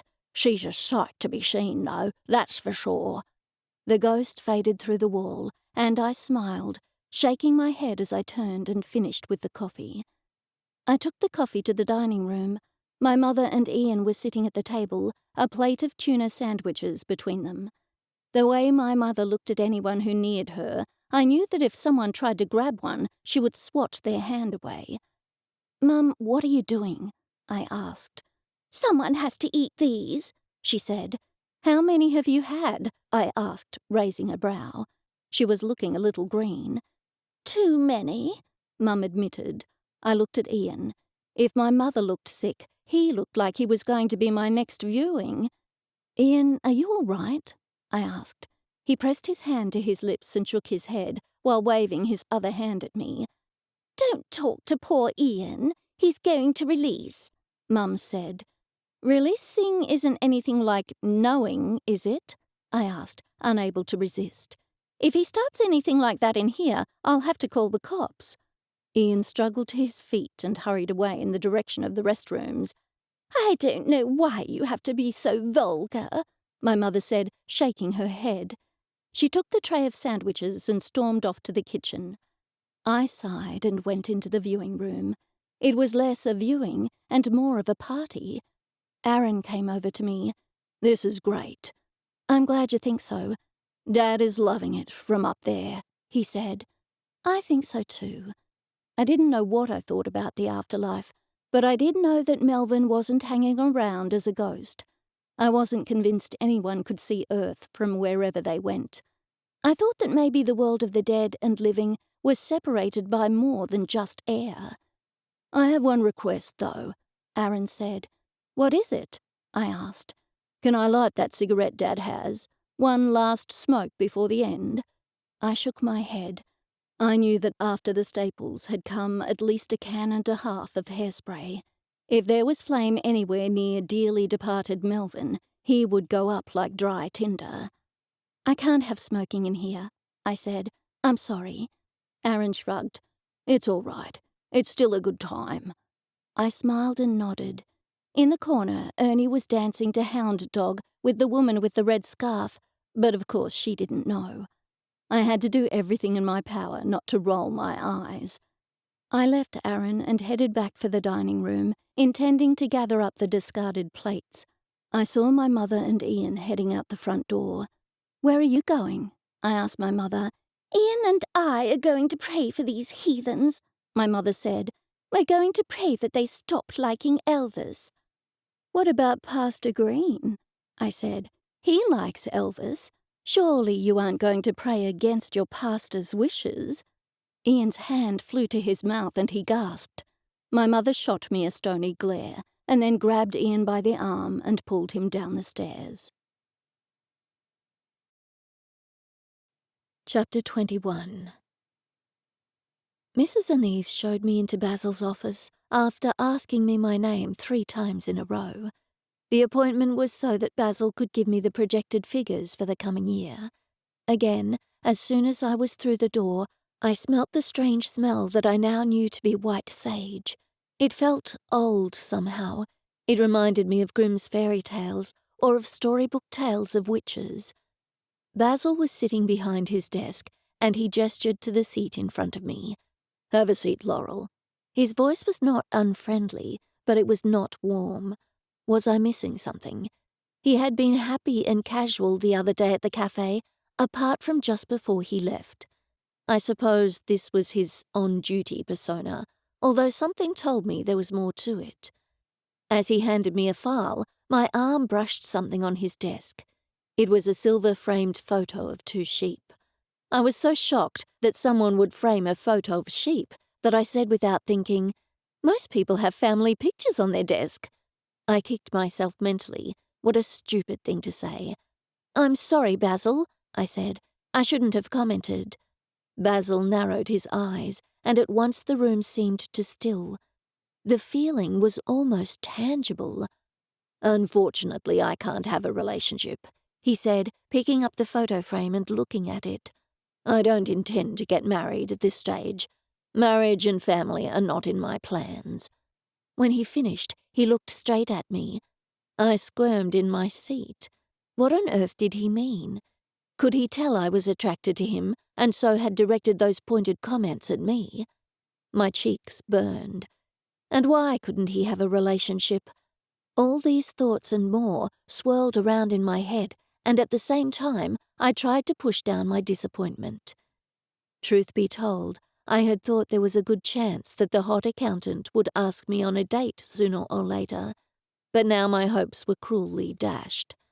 I tried to keep a neutral expression on my face, although I felt devastated. There was just something about the man that drew me to him.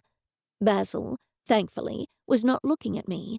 He was looking fondly at the framed photo. "Do you have pets, Laurel?" I shook my head. I lived in an apartment in the centre of Melbourne, and pets weren't allowed. When I was growing up, I always begged my parents for a pet, but Mum wouldn't have any because they mess up the house. I tensed up as the memories flooded back to me.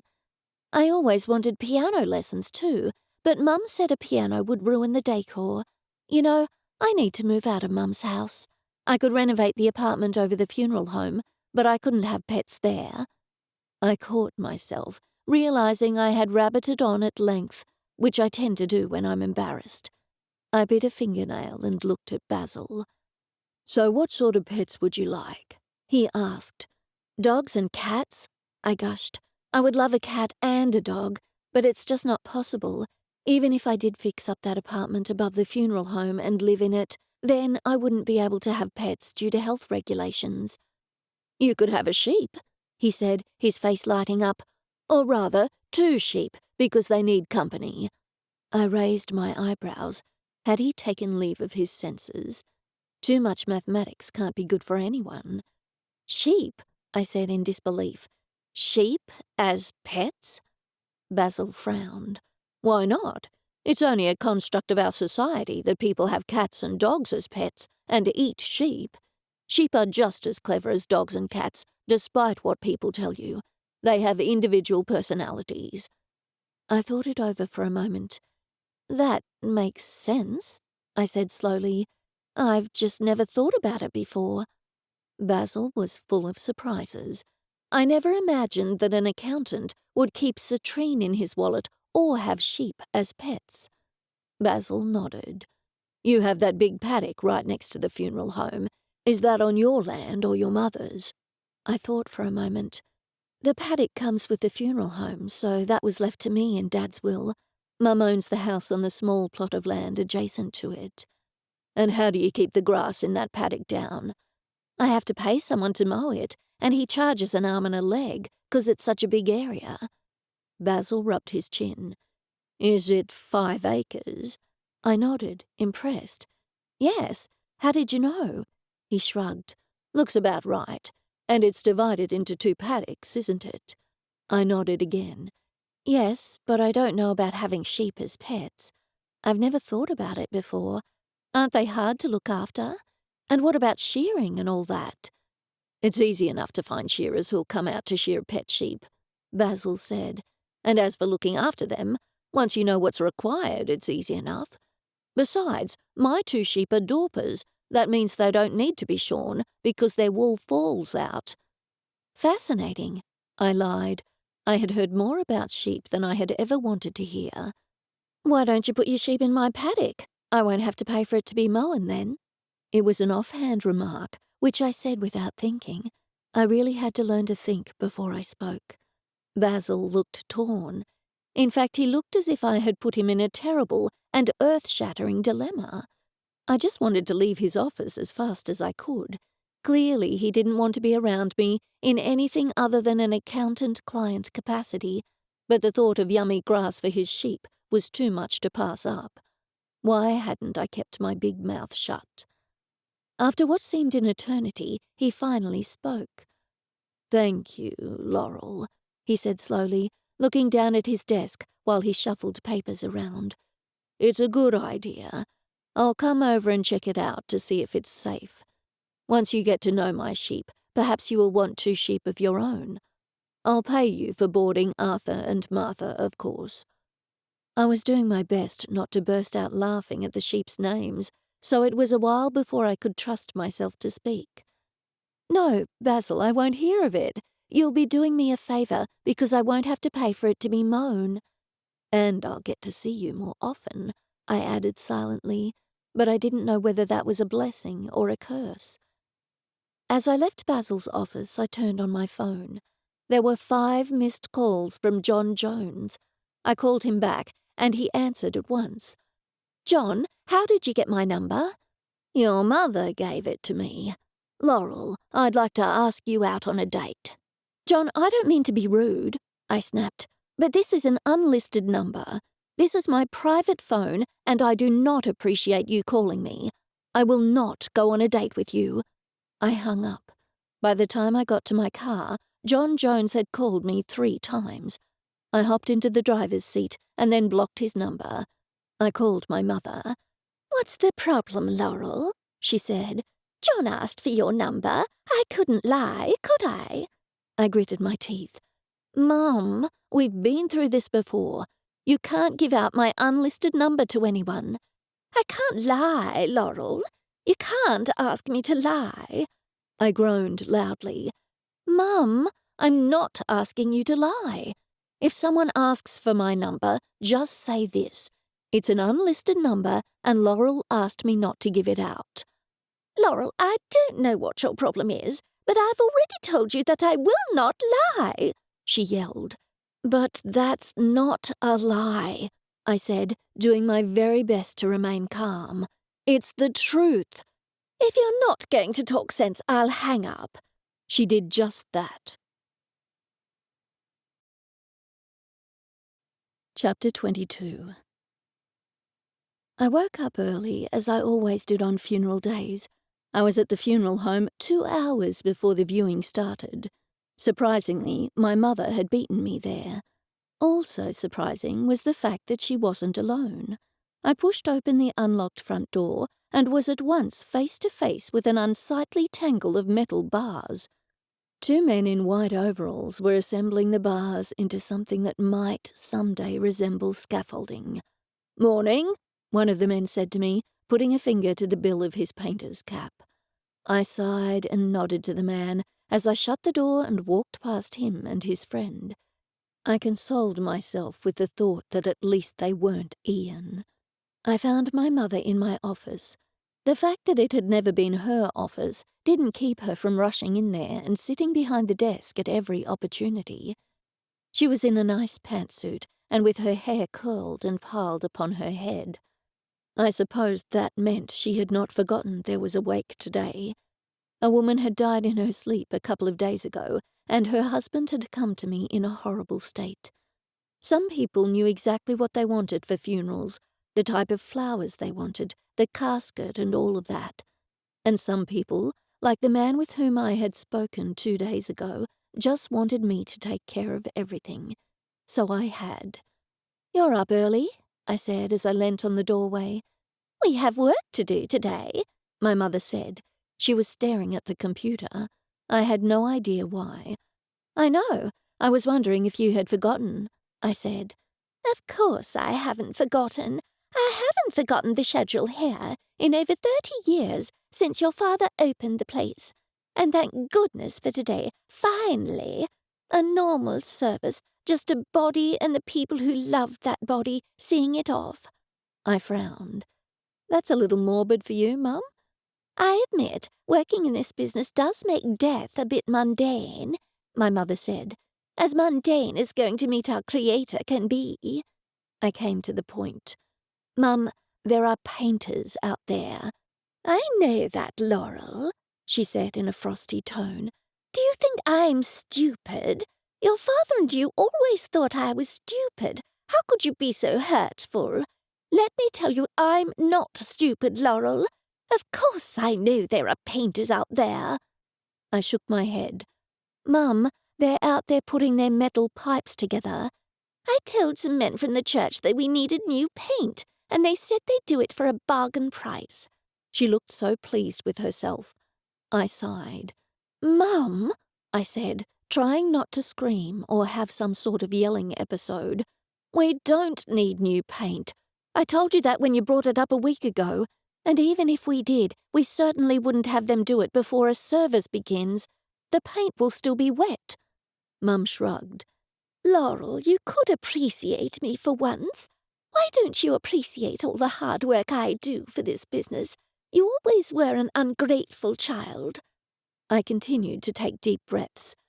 "You shouldn't have hired them. We don't have the money.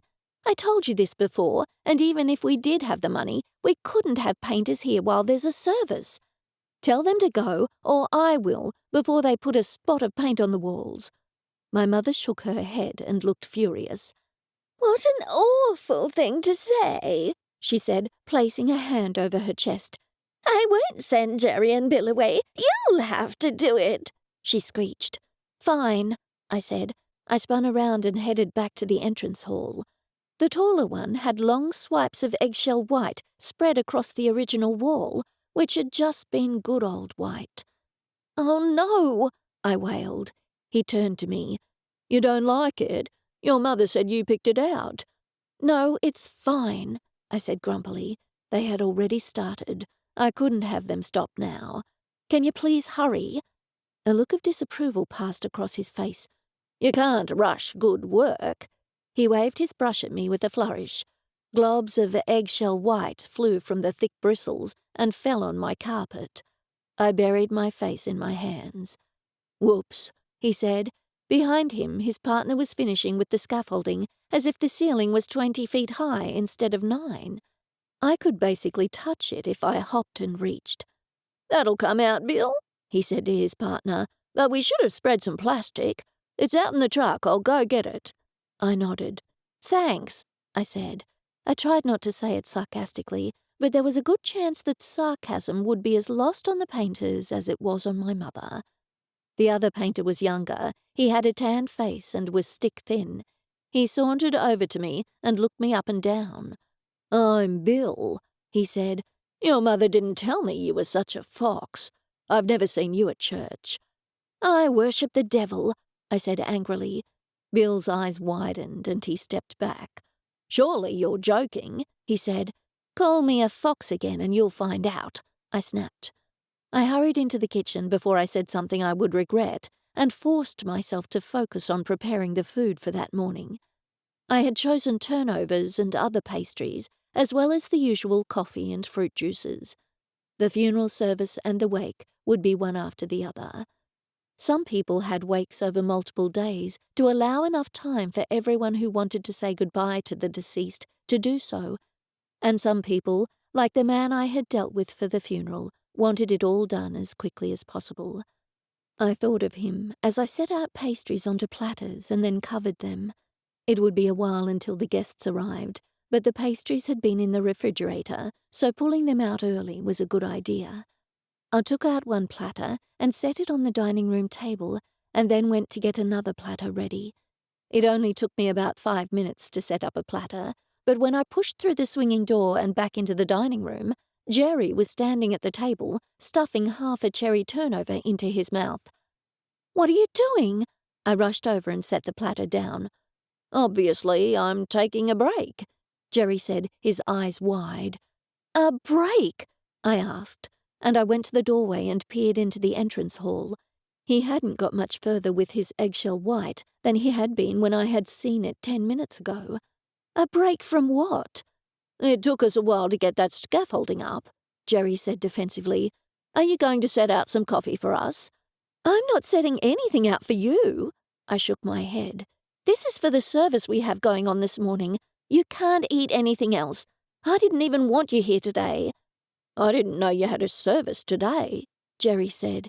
You shouldn't have had us come today in that case. That just doesn't make any sense.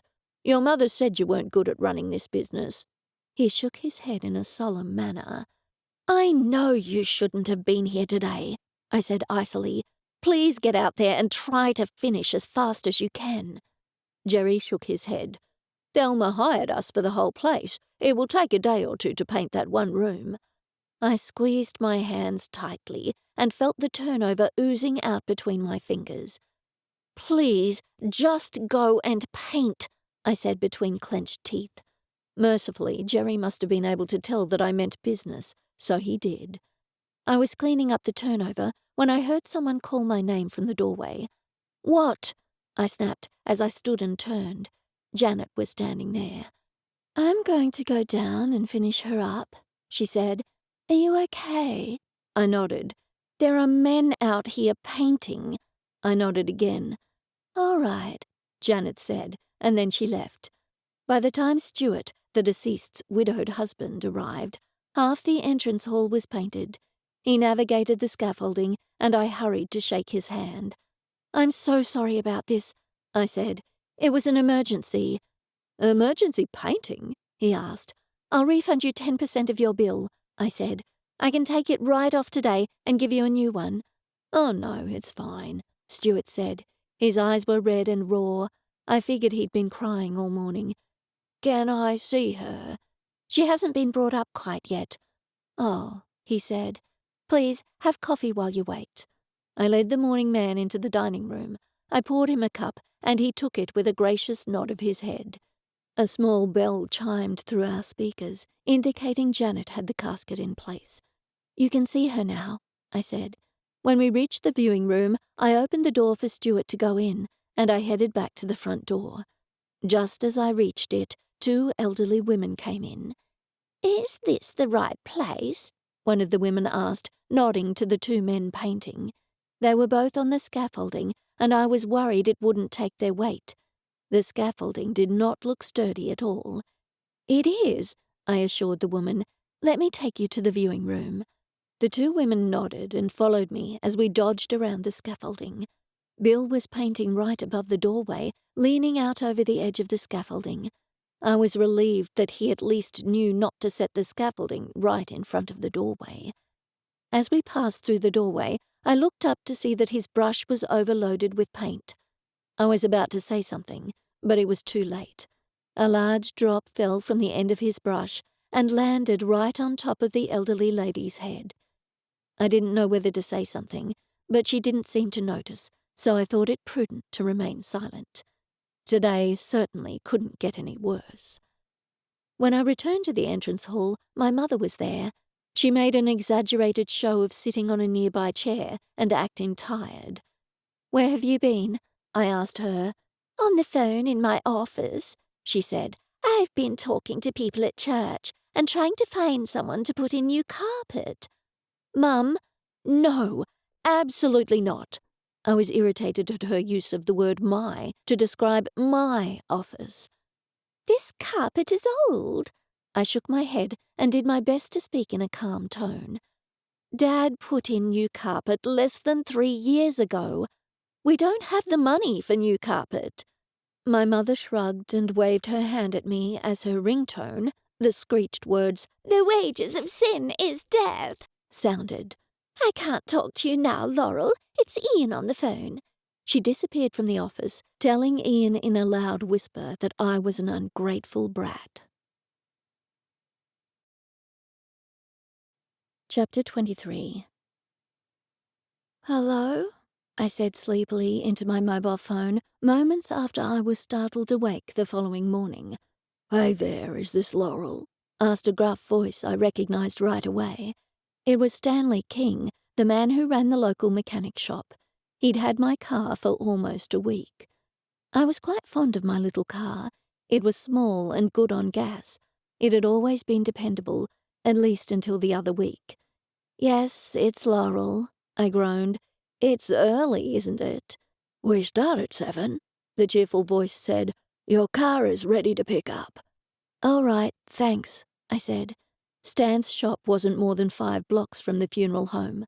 When I got to the shop, the large garage door was pulled up, and my little car was there, ready to go. Stan came out, wiping his filthy hands on a rag that had probably once been red, but was so old it had faded to a soft pink. He wore overalls and a black cap pulled low over his brow. He was the only mechanic in town. "Hey," Stan said as I stopped in front of him, "I wanted to give you some advice before I hand you these keys." He pulled the keys from the front pocket of his overalls. He held them out, but didn't drop them into my palm. "Okay, let's hear it," I said. "You need to get rid of this car. You really should trade it in while you can. I fixed what I could, but it's all about to go." "You're kidding," I said with horror. Stan shook his head. "With a car of this age and mileage, once something starts to go, other things will start to go. You'll have to start spending a fortune on it soon. It will need new brake pads and shocks, and a whole lot more." He waved a printout under my nose and then dropped the keys into my hand. "It's all listed on here. Drive out to Tamworth. You should get a new car." I sighed. Oh dear. I thanked Stan and swiped my card, and then I climbed behind the wheel of my car and sat for a moment. I needed to psych myself up to go to Tamworth and buy a car. I was never good in situations like that. I never knew whether or not people were ripping me off, and I never knew the right thing to say. I also didn't know where the money would come from. I did the only thing I could do in such a situation. I headed straight for the nearest cafe to load up on caffeine. I was drowning myself in a half-strength latte, half-strength as I intended to have several, when I heard someone clearing his throat behind me. "Hey," I said, startled to see Basil there. "You seem deep in thought," he said. I nodded, at a loss as to what to say. I wondered if things were going to be weird between us after our last meeting, but he seemed fine, so I tried to push such thoughts away and do my best to appear nonchalant. Basil was peering at me, no doubt waiting for an answer, so I decided to tell him what had happened. "I've just come from the mechanic's shop. He says I need to go to Tamworth and trade in my car 'cause it's starting to fall apart. I've had it regularly serviced, but that hasn't really helped. The mechanic said that the brake pads are going, then it's the shocks, the tires, you name it." "Shut up, you idiot," I silently scolded myself. "Can't you say anything between nothing and your life history?"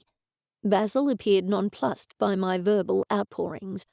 "Are you worried about the money?" I nodded. "You can charge the car to the business," he said. "Really?" That was a new one on me, but then again I was new to running a business. Basil took the seat across from me. "If you buy the car through the business, the interest on payments will become a tax deduction." My face lit up at the words tax deduction. "Really?" I said again. I shook my head. I had to learn how to speak like a normal person in the presence of such an attractive man. Basil took a sip from his take-out cup. "When were you intending to do this?" "Now," I said. "I was just getting a caffeine hit first to boost my courage. I really don't want to go and buy a car. That sort of stuff freaks me out big time." Basil smiled and my heart fluttered. "I can go with you," he said. "I'm going to Tamworth today to meet with clients. I can meet you there in 2 hours. He produced a card from his wallet and slapped it on the table in front of me. "This dealership is good, and it's right on the highway. I'll bring your financial records. With me there, the financials for the business loan will all go smoothly." "Wow, thanks so much, Basil," I gushed. "Not a problem." He flashed a smile at me and stood. I watched him go. I couldn't decide if I was more or less nervous now that he would be there. The dealership in Tamworth was massive, a rolling paved lot with 1,000 or so cars on it, or at least that's how it seemed to me. I parked just inside the lot and looked around for Basil. There were 2 men in suits outside the main office door. They were talking to each other and appeared to be salespeople, but neither of them paid me any attention. I walked around the cars and looked in the windows, waiting for one of the men in suits to come my way, but they continued to ignore me. Eventually, I saw Basil get out of his car on the street. No sooner had he reached me than one of the men in suits was by our side. "Hey there," the man said, offering his hand to Basil, who shook it. The man did not offer me his hand. In fact, he did not even look at me. "Hi," Basil said. "What are you in the market for?" he asked. "Well, Laurel here is the one actually looking for a car," Basil said. "I'm just going to help." The man nodded as if Basil had said something interesting. "Great, so what were you thinking?" he asked. I thought he would be asking me, but he was still staring at Basil. "I don't know. Laurel is the one who is looking," Basil said more forcefully. Finally, the man looked at me. He didn't offer me his hand, but just waited for me to speak. "That's my car there," I said, indicating where my car was parked. "I like it, so something similar, I guess." The man nodded, and then he turned to Basil. "Is she planning on trading it in?" "Why don't you ask her?" Basil said shortly. I was pretty sure he was just about as annoyed with this guy as I was. "Yes, I am going to trade it in," I said loudly and clearly. The man turned and waved his hand to a man walking past. "Check this car out, will you, Ben? What can we give these guys for it?" The man turned to Basil once more. "Let's see what we can find similar." We walked around and around, with the man doing a heavy-duty sales pitch. He addressed his sales pitch the whole time to Basil. After 10 minutes or so, I found a car I really liked. It had only been used for test drives and had a big sign on it, "Huge reduction, manager's special." We went inside and waited for the man to speak to his colleague. He came back and told me how much they would offer me for my car. It was more than I had been expecting, so I nodded my head and tried not to look too eager. "As for financing," the man said, once more turning to Basil, "we can make you a good deal through our credit union partnership." "It is Ms. Laurel Bay who is buying the car," Basil snapped. "I am simply her accountant. I suggest you show Ms. Bay to your financing department right now, or she will look at another dealership." The salesperson did not appear to be offended, but kept smiling. The man who handled the finances was uptight and officious, but all the paperwork went smoothly, thanks to Basil's help. I drove home carefully, excited to have a nice new car, but my enthusiasm was somewhat dampened by Basil. I could not help thinking of our last encounter. Today, Basil had been nice and helpful, but he had also been somewhat closed. He had made it clear that our relationship was to stay on a strictly professional level, but I wanted more, as much as I was reluctant to admit that to myself. As I parked my new car in the driveway, Ernie came floating out through the front wall of the house. He whistled. "What a beaut!" he said. "Are you teasing me?" I asked. I could never tell with Ernie. "Yes, that thing is ugly and plain as sin," he said. "Don't let my mother hear that," I said, knowing full well she could never hear what a ghost said. "She'll be the first to tell you that sin isn't plain, although I guess she would agree that sin is ugly." "You should have had me go with you if you were buying a new car," Ernie said. "I know my way around a car." "Ernie, I thought you died before cars were invented." "Oh, very funny," the old ghost said with a grumpy frown. "I don't know why I'm your friend." Chapter 24. As I stepped into Hairway to Heaven, the only place in town to get a haircut, I caught a glimpse of the stylist and thought about turning and running. Her hair was, to put it simply, a bit much, piled high upon her head and with blue and pink streaks running through it. It looked like something you would see on a fashion runway in Milan, where all the fancy fashion people worked so hard to make their models look as outlandish as possible. The stylist had dark eye makeup and false eyelashes. There was nothing subtle about her. She was working on an older woman with graying curls who appeared to be asleep. The stylist glanced over at me and smiled. "You must be Laurel."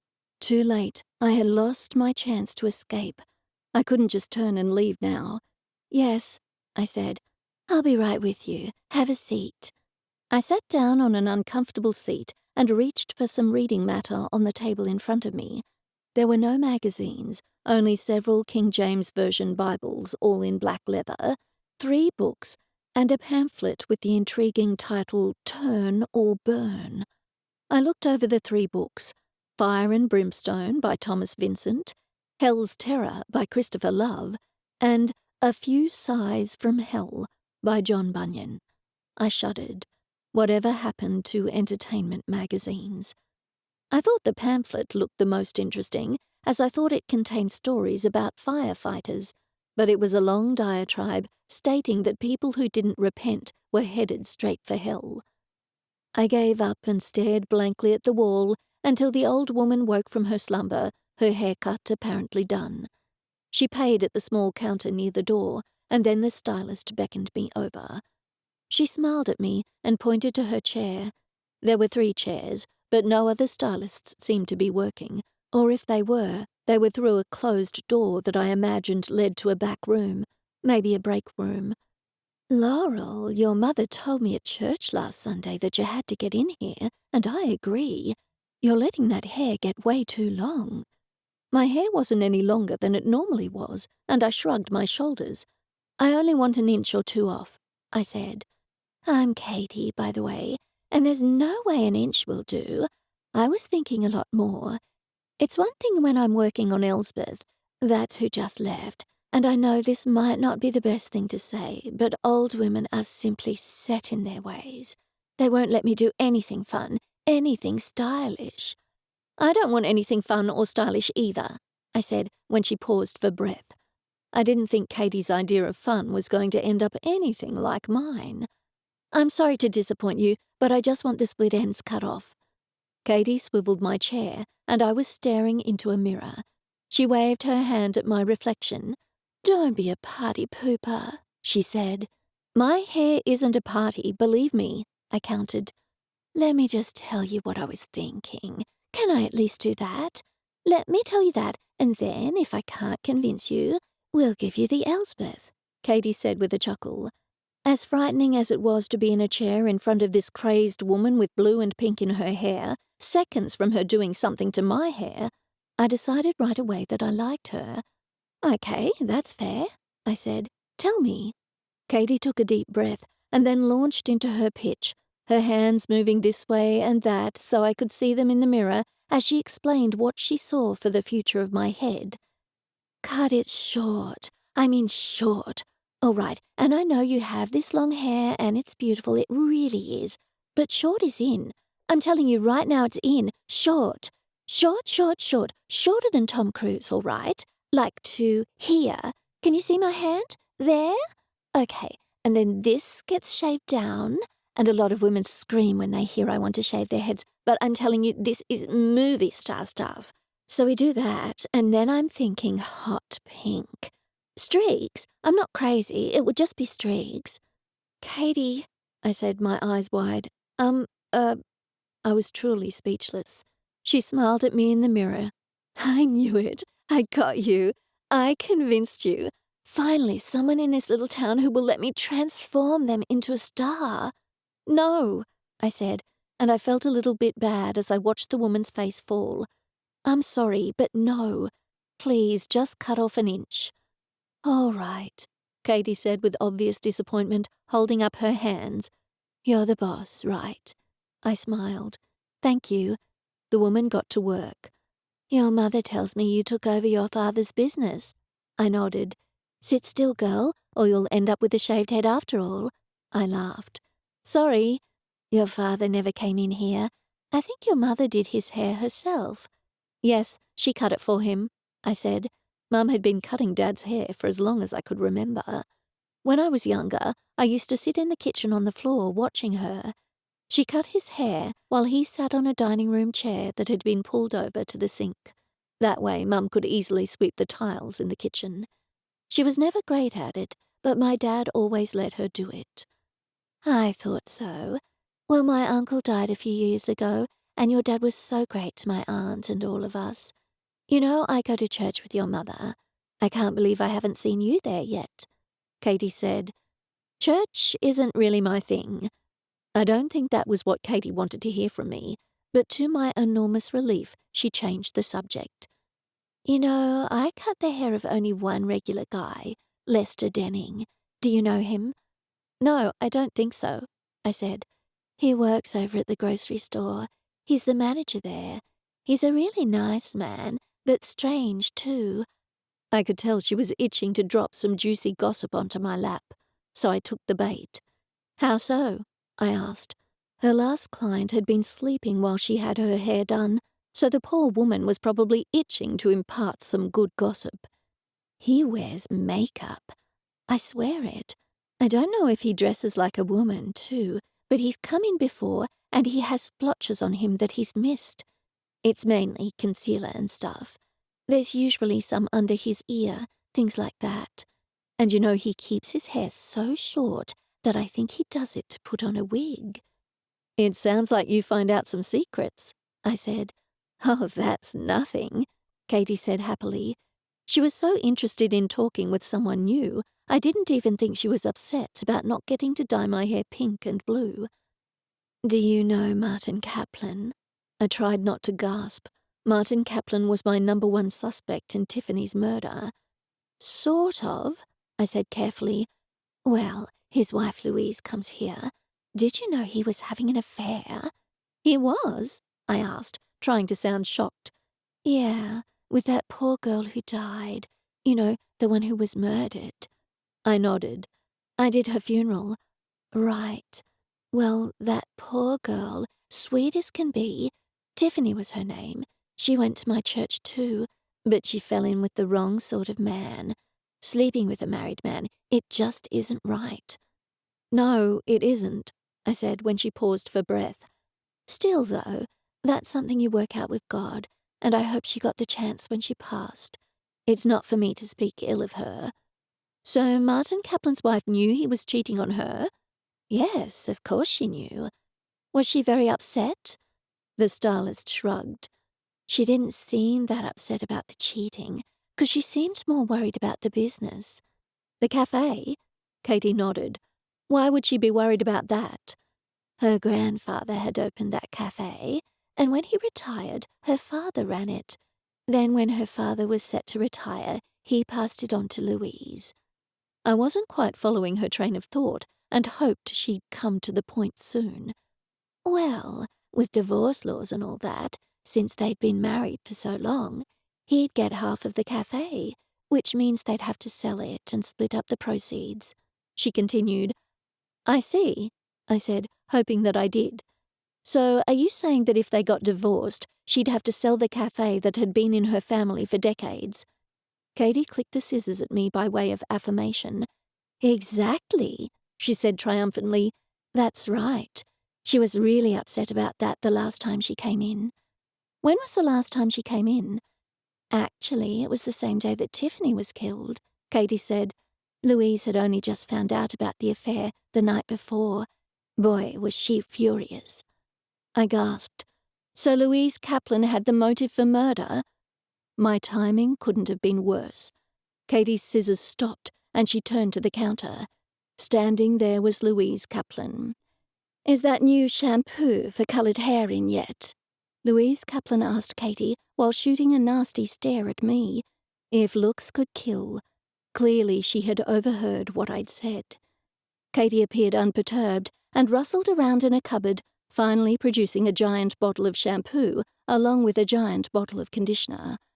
Louise Kaplan paid for them and left abruptly, all the while glaring at me. My heart was thundering so loudly in my chest I could practically hear it. Katie droned on, this time telling me about a client who'd had a child out of wedlock, but I wasn't listening. I nodded at intervals. By the time I paid, I had no idea what Katie had said past the stuff about Tiffany and Louise. I walked out of Katie's shop on legs that felt like they were jelly, and the drive home was a blur. Chapter 25. I walked straight into the funeral home and called out for Tiffany. I knew it was safe to do so, as Mum was away at one of her many church meetings. This time she had organised a prayer meeting to pray against devil's food cake. Tiffany materialised in front of me, making me jump and gasp. As familiar with ghosts as I was, I would never get used to their sudden appearances. "What is it?" she asked. "I would say you look like you've seen a ghost, but, you know." Any other time I would have appreciated the joke, but now I couldn't even crack a smile. "I think Louise might be your murderer," I said. "Louise? Martin's wife?" Tiffany asked. "Yes." Tiffany floated around to the other side of me. "Whatever would make you think that?" "Could you, perhaps, walk?" I asked. "If it isn't too much trouble. This floating thing kind of freaks me out." "Not a problem," she said as she lowered her feet to the ground. "Go on, tell me why you think it's her." I took a deep breath and launched into my story. "Well, I was just at Katie, the hairstylist's, and she told me that Louise found out that Martin and you were having an affair just before you were murdered." Tiffany shrugged. "It could be a coincidence." I waved my finger at her. "Circumstantial evidence, perhaps, but I put it all together now. Louise is the murderer for sure. I'm going to call the cops." "Behind you," Tiffany said urgently, just before she vanished. "Who are you talking to?" I swung around to see Louise Kaplan, the last person I wanted to see. She closed the glass doors behind her and took a step towards me. Her face was contorted and menacing, her eyes narrowed and glittery. "You shouldn't spread rumors in a small country town. Who were you talking to?" She carefully put her bag on the ground. With one hand, she grabbed my wrist with her bony fingers and with the other snatched my phone and looked at it. "Who were you talking to?" she asked again. "There are no recent calls on your phone." I took a step backwards. "I was just thinking out loud." She released me and picked up the bag. "So you knew my husband was having an affair?" This time I couldn't keep my mouth from hanging open. "Yes," I managed to say, "and the police already know too." "So? They haven't arrested me, have they? I was the victim in all this. I'm angry, and my anger hasn't gone away just because the little tart he was sleeping with is dead," she said. "I'm sorry if that offends you, but I didn't much like the girl." "I understand," I said in a conciliatory tone. I had to think of a way out of this, and fast. She wasn't holding a gun, but she could have any manner of weapons in the big bag she was clutching to her chest. She was blocking my exit, otherwise I would just make a mad dash for it. Louise jutted out her chin. "I heard you say you figured out I was the murderer. You were about to call the cops." "They won't listen to me," I said, looking around for something to use as a weapon. There was a huge potted plant, but there was no way I could lift it. There were 2 paintings on the wall, but I'd have to go past Louise to get them. I was backed up into a corner with no possible way of escape. "I can't take that chance," she said.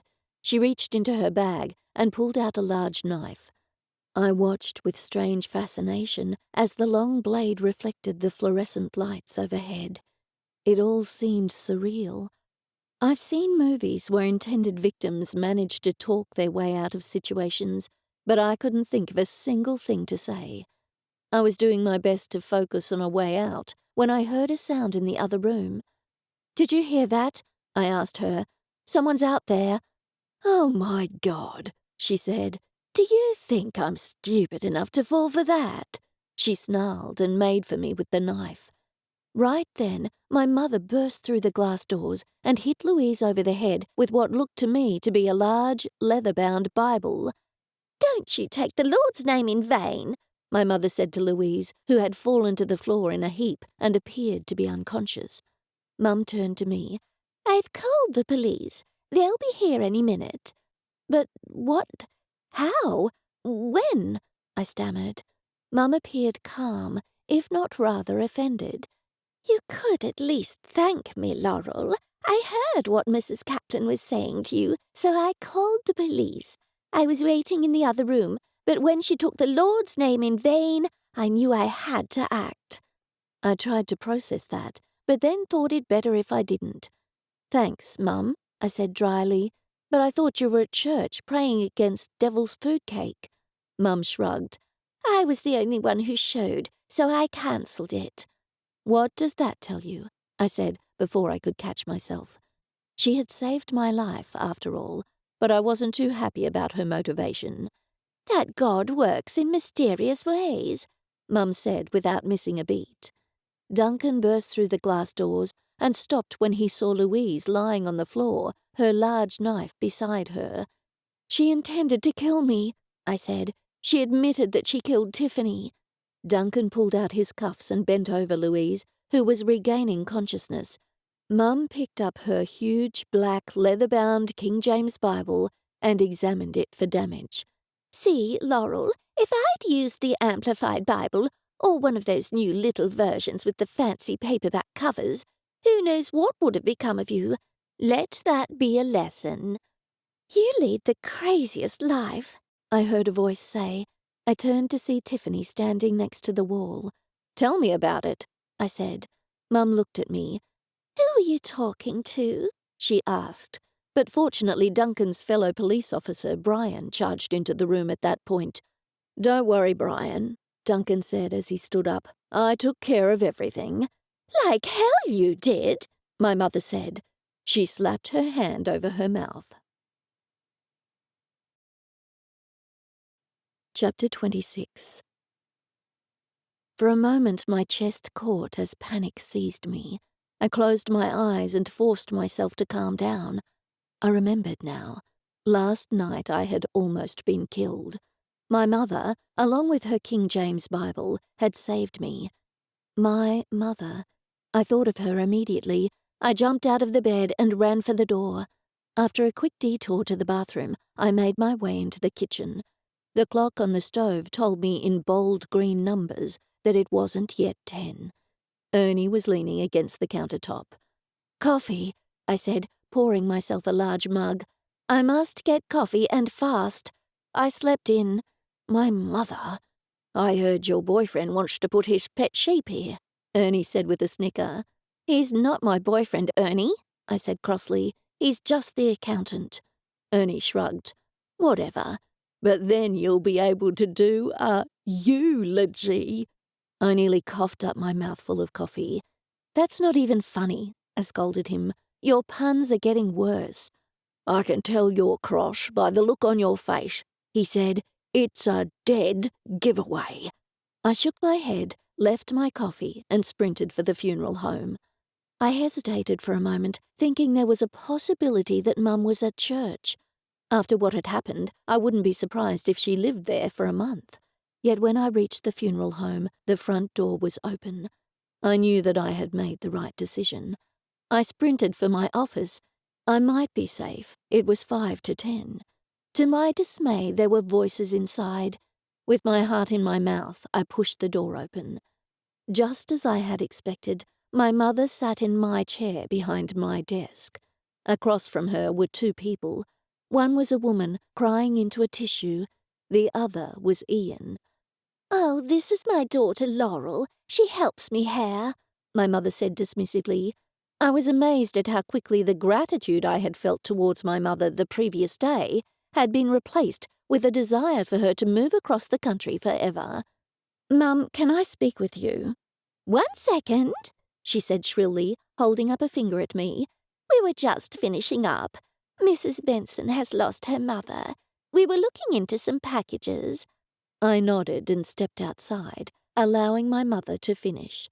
I thought it best to avoid a scene in front of a customer.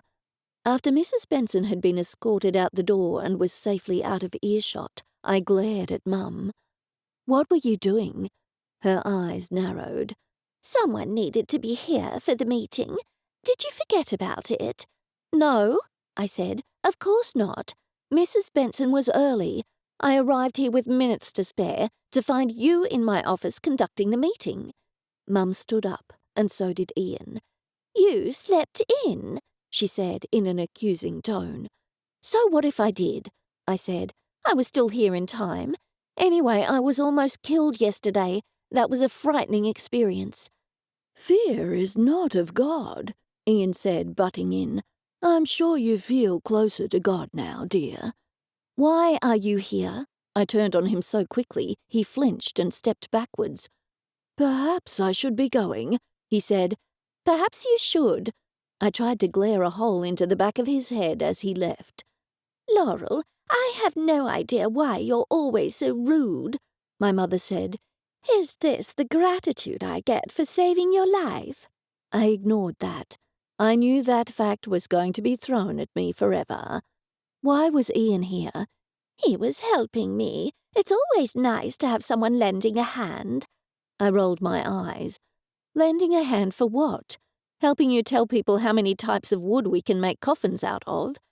Don't be so smart, Laurel. You know we don't make the coffins, my mother said in a scolding tone. It was all I could do not to scream.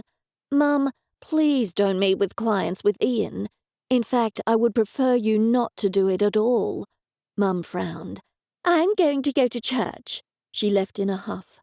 I went to the office and sat in my chair. I didn't even notice that Ernie had come in until he spoke. "How you holding up, kid?" he asked. "Fine, thanks, Ernie." "Tiffany was looking for you," he said. "She wants to say goodbye." She's, going on? The ghost nodded. Good. Where is she? "Out at her headstone," she said. "She wants to meet you there. She said she was going to wait a bit." I jumped up, not wanting to miss her. "Thanks, Ernie," I said as I ran for my car. For someone who was caffeine-deprived, I sure was doing a lot of running. I jumped into my car and sped off towards the graveyard. Tiffany was there, standing in front of her headstone. She must have heard me coming, or felt me, because she spoke to me without turning. The police went to my house this morning. They told Mum everything about Louise. "It must be nice to know," I said, "to have closure." Tiffany turned to me. For my mother, or for me? I shrugged. "Both?" Tiffany nodded. Yes, it is. I know I feel better. I feel lighter, which is a strange thing to say considering I can float. "Please don't float," I said. "I'm glad you feel better. I'm only sorry it took so long." Tiffany smiled at me and shook her head. Don't be silly. Thank you so much for helping. No one else would. I smiled, too. A man walked past and looked in my direction, but for once I didn't receive a strange look for talking to thin air. A cemetery was the one place where it was socially acceptable for people to speak to the unseen. Well, you didn't exactly have a lot of people to ask. True, Tiffany said. The sun was in my eyes, and it made her a little hard to see, even for me. She was shimmering. "So, where do you go now?" I asked. That's the question, isn't it? Tiffany shrugged. I don't belong here. She shook her head softly. "I know," I said. "Are you scared?" No, Tiffany answered. I'm not. I think I should be, but I'm not. I know it will be okay. I can't explain it, but it feels really good over there. I'm going to go now. I nodded, sad that she was going, but pleased at the same time.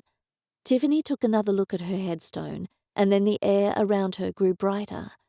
All at once she took a step forward, and then vanished. I knew I wouldn't speak with her again as long as I was in this world. The thought of that made me sad, but I was happy for her. She had found closure, and she wasn't tied to this world any longer. I turned and walked slowly back to my car, and then I drove home. My mother was still at church, so I walked out and looked at the 5-acre paddock where Basil was probably going to put his 2 pet sheep. The grass was already getting long again, and it had only been mown a week ago. I thought about the people I cared about. There were people who were still in my life, like Tara, my mother, and Basil. I had no idea whether Basil would ever be any more to me than an accountant, but at least I could rely on him. If nothing else, he could be a friend, although truth be told, I wanted more than that. And there were people who were no longer in my life, like Tiffany and my father. Just because I couldn't speak with them anymore, it didn't mean I didn't care about them, and it didn't mean they didn't care about me.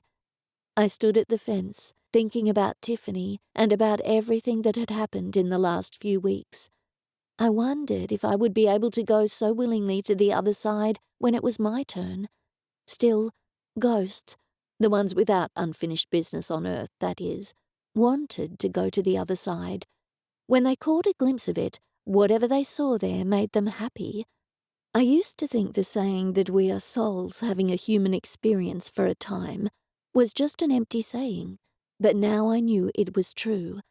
Life doesn't end when we leave our earthly bodies. It continues. I smiled and walked along the fence line. I was back here in Witch Woods, and I was happy. I couldn't believe I thought that being back in my hometown, running my father's business, actually made me happy. It had been a big change, but it had turned out to be a welcome one. I was running a business, and so far, and no thanks to my mother, I hadn't run it into the ground. I helped people daily. I helped people move on. I supposed moving on wasn't the right term. We never really moved on. You didn't lose someone you loved and then just go on with life. There was always a part of them that went with you, and there was always a part of you that left with them. But that was okay, because I knew that the people, good or bad, who help make your life what it is, are the most important people you'll ever know. I thought of Tiffany. I would miss her. I was glad she had crossed over, and I knew I would never forget her.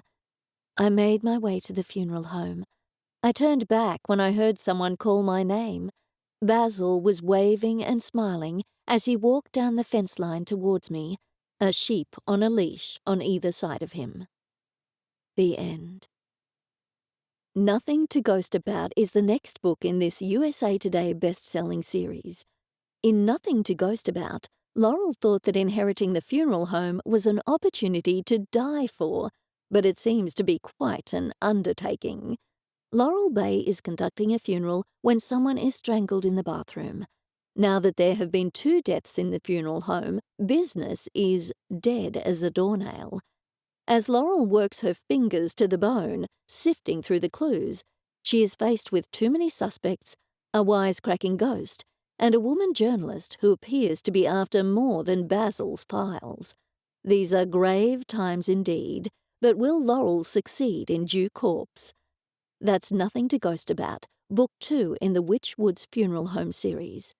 And you can find more audiobooks by Morgana Best at morganabest.com. You've just listened to A Ghost of a Chance, Witch Woods Funeral Home, Book 1, written by Morgana Best, narrated by Amy Soakes. Text copyright 2015 by Morgana Best. Audio production copyright 2023 by Morgana Best. If you've enjoyed this audiobook, please consider leaving a review and recommending on social media or directly to friends and family. And keep an eye out for other audiobooks by Morgana Best. Thanks for listening.